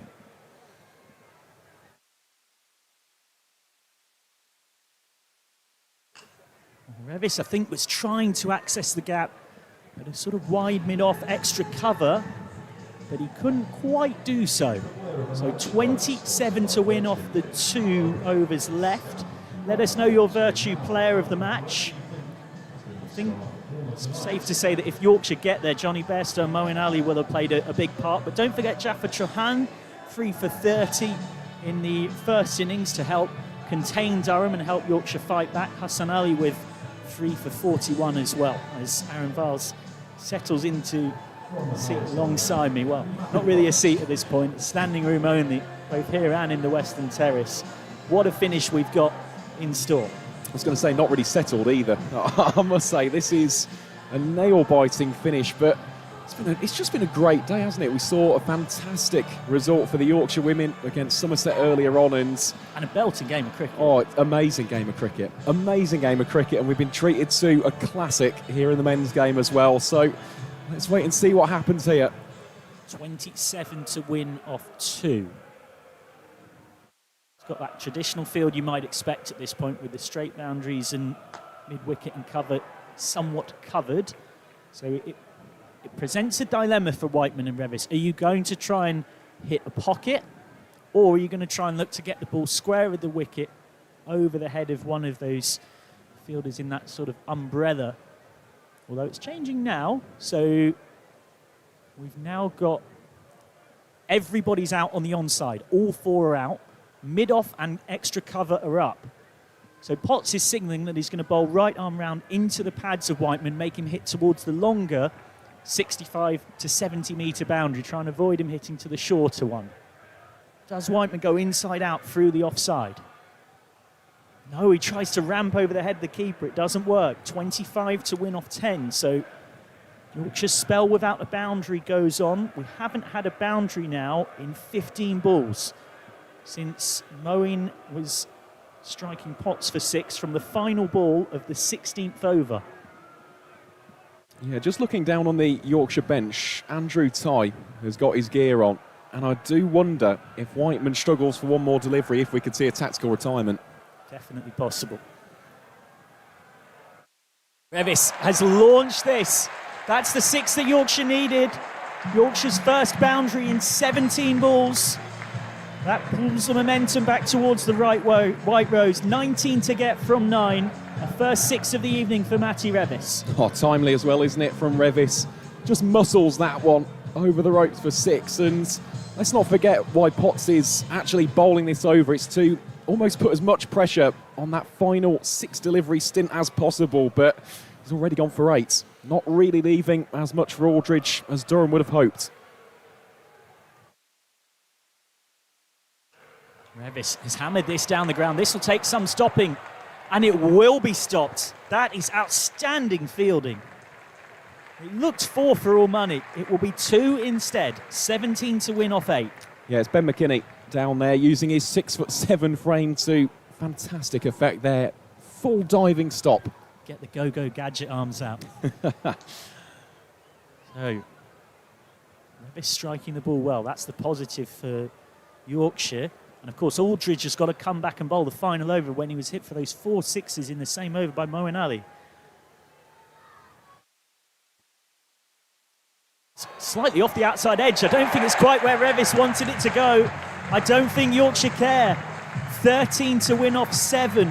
Another big boundary, and this over has gone for 14 already. Well, Matt Revis, he possesses the clutch gene. And look at those figures for Matt Potts. None for 57 for a guy who historically has feasted in T20 cricket against the White Rose. Yeah, took a 5 for at York last season. It's been a very different story on a very different pitch here. Another boundary, and it's massively advantage Yorkshire going into the last over. And it could be McKinney's busy again. That's great fielding. Keeps it to just 1. Clean pickup as well. 12 to win off the last over then. And It looks like exactly as we predicted up here in the commentary box, it's going to be a tactical retirement, but it won't be AJ Tye who walks out. It's Fahim Ashraf, who in plenty of games at the back end of a Pakistan Super League match has come into situations like this and made the difference. So it's disappointment for Sam Whiteman, but very much part of the game. 12 off 17, retired out. Something that a few years ago I remember thinking is going to quickly become commonplace when commentating on quite a bit of T10 cricket. I'm surprised it's taken so long, but it does seem like it's becoming a lot more normal. This is where, of course, there is a bit of a debate with the laws. If you tactically retire someone, should you lose a ball? Should you lose strike? Etc, etc. But for now, I think it's safe to say while you don't lose anything for tactically retiring someone apart from that batter being out, if you've got wickets in hand in a situation like this, it's going to keep being an increasingly common sight. It is, and let's not forget that Aldridge was struggling with his radar against the left-handed Moeen Ali. So for Fahim Ashraf, as a left-hander, it's a slightly shorter boundary, isn't it, out towards the east stand compared to the western terrace. Here we go then, Revis the man on strike. 12 to win off 6. Revis thinks he's got this in the gap. He hasn't quite, but they will get a comfortable 2. 10 to win off 5 then. There was a possibility of overthrows because it was missed by rain, but the backing up was good. Confirmation there, right? Whiteman retired out for 12 from 17. Hassan Ali and AJ Tye both got their pads on as the Western Terrace are all too keen to remind Durham of which county they are presently facing. Yorkshire seeking a double against their biggest rivals arguably apart from Lancashire, maybe Surrey as well. This could be 6. Oh, it's palmed in. That's exceptional fielding. That is out for all money. And it's Colin Ackerman out there, all on his own with no help. Manages to catch it, know that he's running out of play, and keep it in. My goodness me. You know, about 10, 15 years ago, we'd be sat here gobsmacked, wouldn't we? But we see that on a weekly basis, a game-to-game basis, and Colin Ackerman, what a time to pull out that level of fielding. That is outstanding. So Yorkshire need 8 to win. In fact, 9 to win, I beg your pardon. They only ran 1 there. Fahim Ashraf faces up for the first time. Huge swipe and a miss. They're going to try and run, and they will get through for a bye. 8 to get from 3. Well, I'll tell you what, that could be a big moment. Ollie Robinson missing the stumps. And remember as well, of course, this is not quite a carbon copy, but Matthew Revis was out in a not too dissimilar situation at Queen's Park, Chesterfield. It was 8 to win off 2 by the end. He hit the penultimate ball for 6, and he could get just a single from the last to tie the game. Can Revis this time take Yorkshire over the line? Well, that will help. He's got that wide of mid-off for 4. 4 to win from 2. Revis finds the gap going inside out. It's a clever shot. And Yorkshire know that a boundary from either of the last couple, and they've got victory. Oh, well, he has absolutely leathered that, hasn't he, Matt Revis? Such a fantastic finisher and made that shot look so easy. Let me tell you, with the angle, especially where Souter was, to find that gap, to hit it with such magnitude. Brilliant, brilliant work from Matt Revis. 4 to win from 2. Can Revis finish it off this time? After the tie at Chesterfield, he can in style! Revis thumps it over long on for 6, and Yorkshire win with 1 ball to spare. They do the double over Durham, and Matthew Revis, who rescued a tie for Yorkshire at Chesterfield, is the toast of the White Rose tonight. A first win in 4 for Yorkshire to consolidate their position in the top 2 of the North Group, and they've done it with barely the last possible moment. With 1 ball to spare, Revis sees Yorkshire home. Absolutely brilliant. An amazing game of cricket. Full credit as well to Durham, of course. It takes 2 to tango. They have certainly played a prominent role in this one, but Matt Revis, take a bow. We said it, the man possesses the clutch gene. An unbeaten 34 from 15 deliveries for Revis to go along with scores of 60 from 32 from Moeen Ali, 66 from 36 from Johnny Bairstow. Of course, Adam Lythe earlier on, 26 from 13. Maroof Khan. What an outstanding contest we have just witnessed. What a wonderful game of cricket, and congratulations to Matthew Revis. He was disappointed in the last game, making a tie of it. Had another chance. Not often do you get a chance so quickly in the game. He comes back here. He is in the thick of things. It's boundaries after boundaries after boundaries, and make sure he's there at the end. Fist bumps in the air as well, etc. Phenomenal game of cricket. Once again, we saw it in the women's game as well. Over 400 runs scored again. It's incredible, and such a wonderful advocate of the game. Headingley, as always, doesn't disappoint. It doesn't, and there's a lovely moment towards the end of that game where Revis hits the winning runs, and Dan Moriarty, Will Luxton, Hassan Ali on the Yorkshire bench celebrating with the fans beneath us here in the pavilion. Just great scenes from Headingley and an outstanding run chase. That really was marvellous from Yorkshire this evening. Just to run you through some of the standout performances for Durham as well. Graham Clark scoring 29 and securing his place atop the tree of all-time Durham leading T20 run scorers. Alex Lees, well, he was the pick of the bunch with a rapid 73 from 35, and Ben McKinney striking at 242 from 21, got Durham up to 205 for 9, having previously been 97 without loss at the end of their first 7 overs. But since then, the tide of this game has turned, and it has turned heavily in favour of the home side. Yorkshire getting it done just about with 1 delivery to spare. A fantastic Friday as far as the White Rose are concerned, and one which, as Michael mentioned, consolidates their place in the top 2 of the North. alongside Nottinghamshire. The Dad's Army, people call them. Johnny Bairstow, 66, Boy and Ali, 60.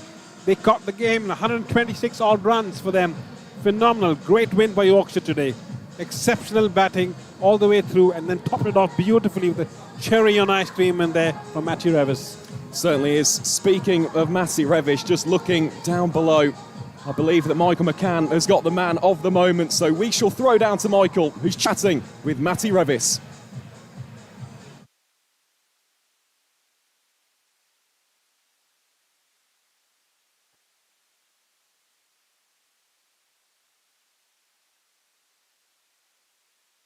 The man who will be the toast of Yorkshire tonight, your hero in the run chase, number 6 from the penultimate ball to take the wide road. So Matthew Revis, you could see in the celebration what that meant to you, even more so after the tie at Chesterfield.